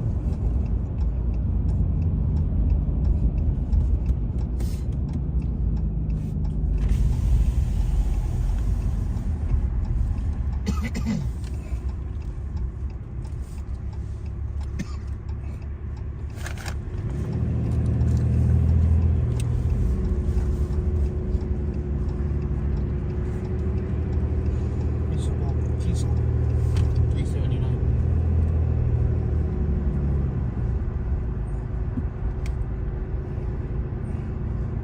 We could probably make it the whole way if we fill up here. No? I'm good.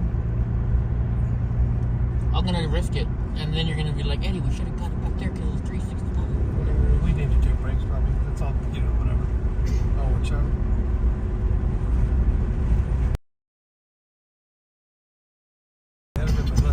Remember the intersection? Can you kind of roll that up? Because the cold air is making me cough. Thank you. Thank you. Congratulations, the mayor of Uranus, Louis Keene. Wow, look at that American stuff that he's... Oh, here it is right here. Shit. Hey, we can get tattoos, Ty.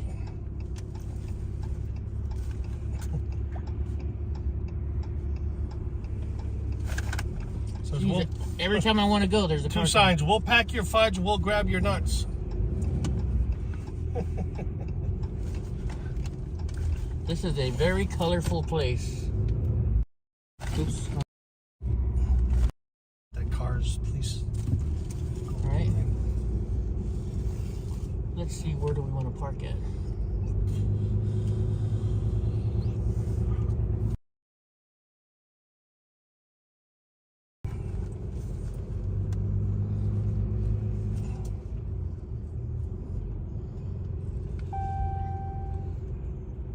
Speed limited to 5 miles per hour and 200 miles unless you refill your DEF. I'm going to refill it here, DEF.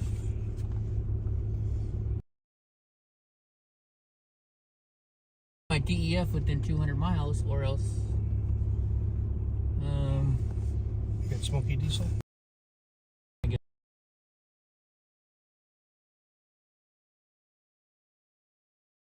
Popular place? No, there's American flags everywhere. So it's a very patriotic place.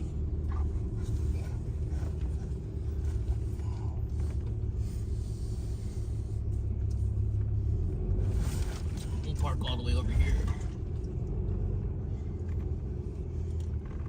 Watch out for it, because this is an actual real truck coming through.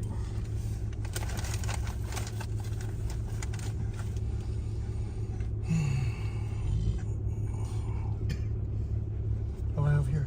I'm going to. I just gotta hurry up because I gotta get to the restroom as fast as I can. For these parking spots, though, there's no parking. Their parking lot is very confusing. Like, I guess this is a spot, right? Yeah. It looks like it.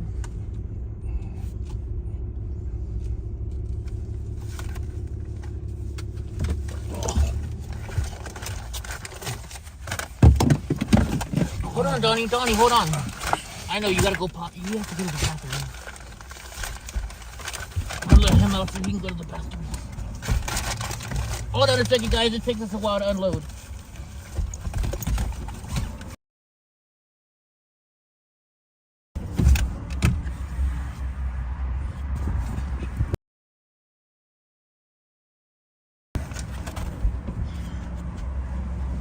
Shit, hey, Ty, can you push me that? Oh, no way, Donnie.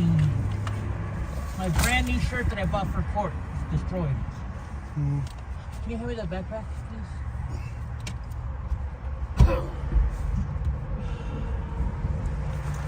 Thank you. Well, Donnie, Maybe you can find one of those 1 hour Martinizing and get it pressed real quick.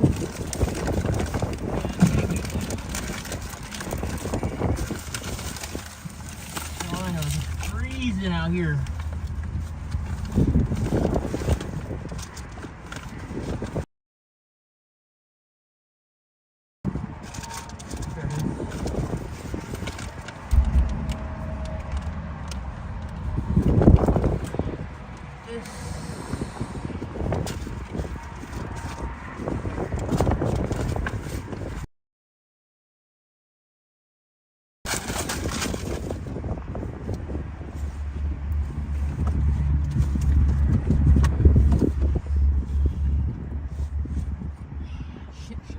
Shit, I gotta go pee, and I can't move right now. Oh my goodness. Being handicapted's not fun, guys, especially when I have to go to the restroom. Where are the keys to the truck? Because I can't lower my scooter until I have the keys to the truck.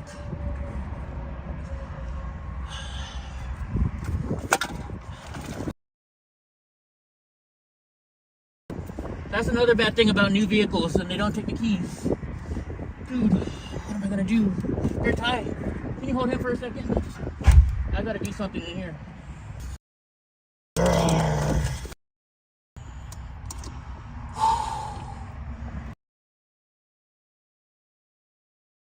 We're almost ready, guys. Eddie just has to take care of some medical issues. Please.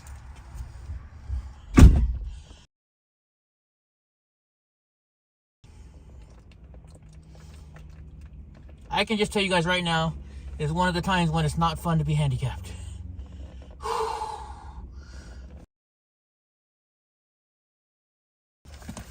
Oh, much better.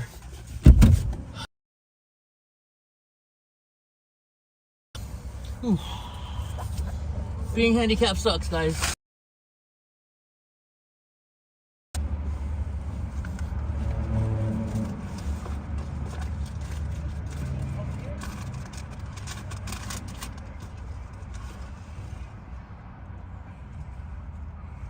What's that, Ty? All clear? Yeah, it's all clear. I'm just looking for my jacket because it's cold out here.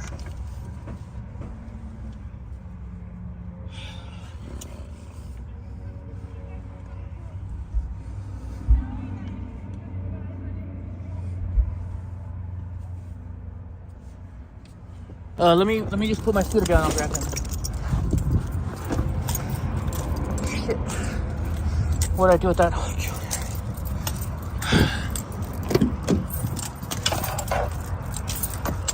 hold on, guys.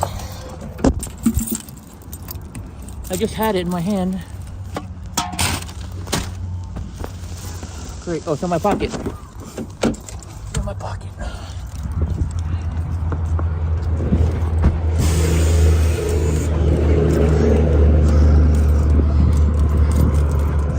All right.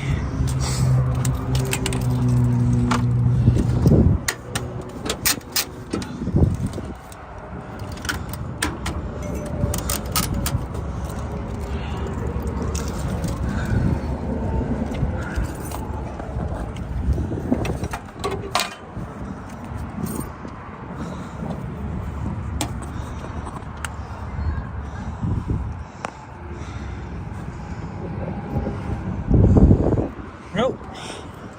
No gladiator laboratory.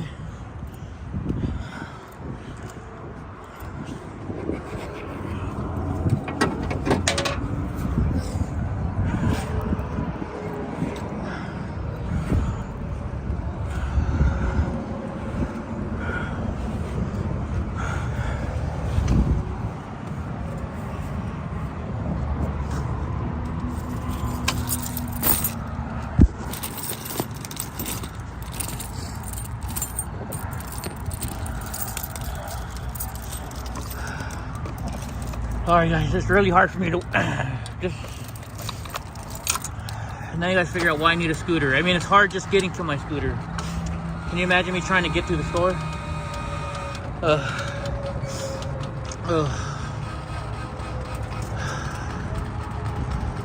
Oh man, what a pain.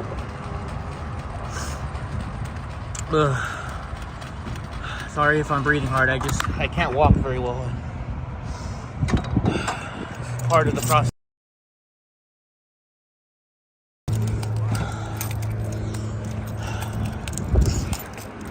Oh my gosh.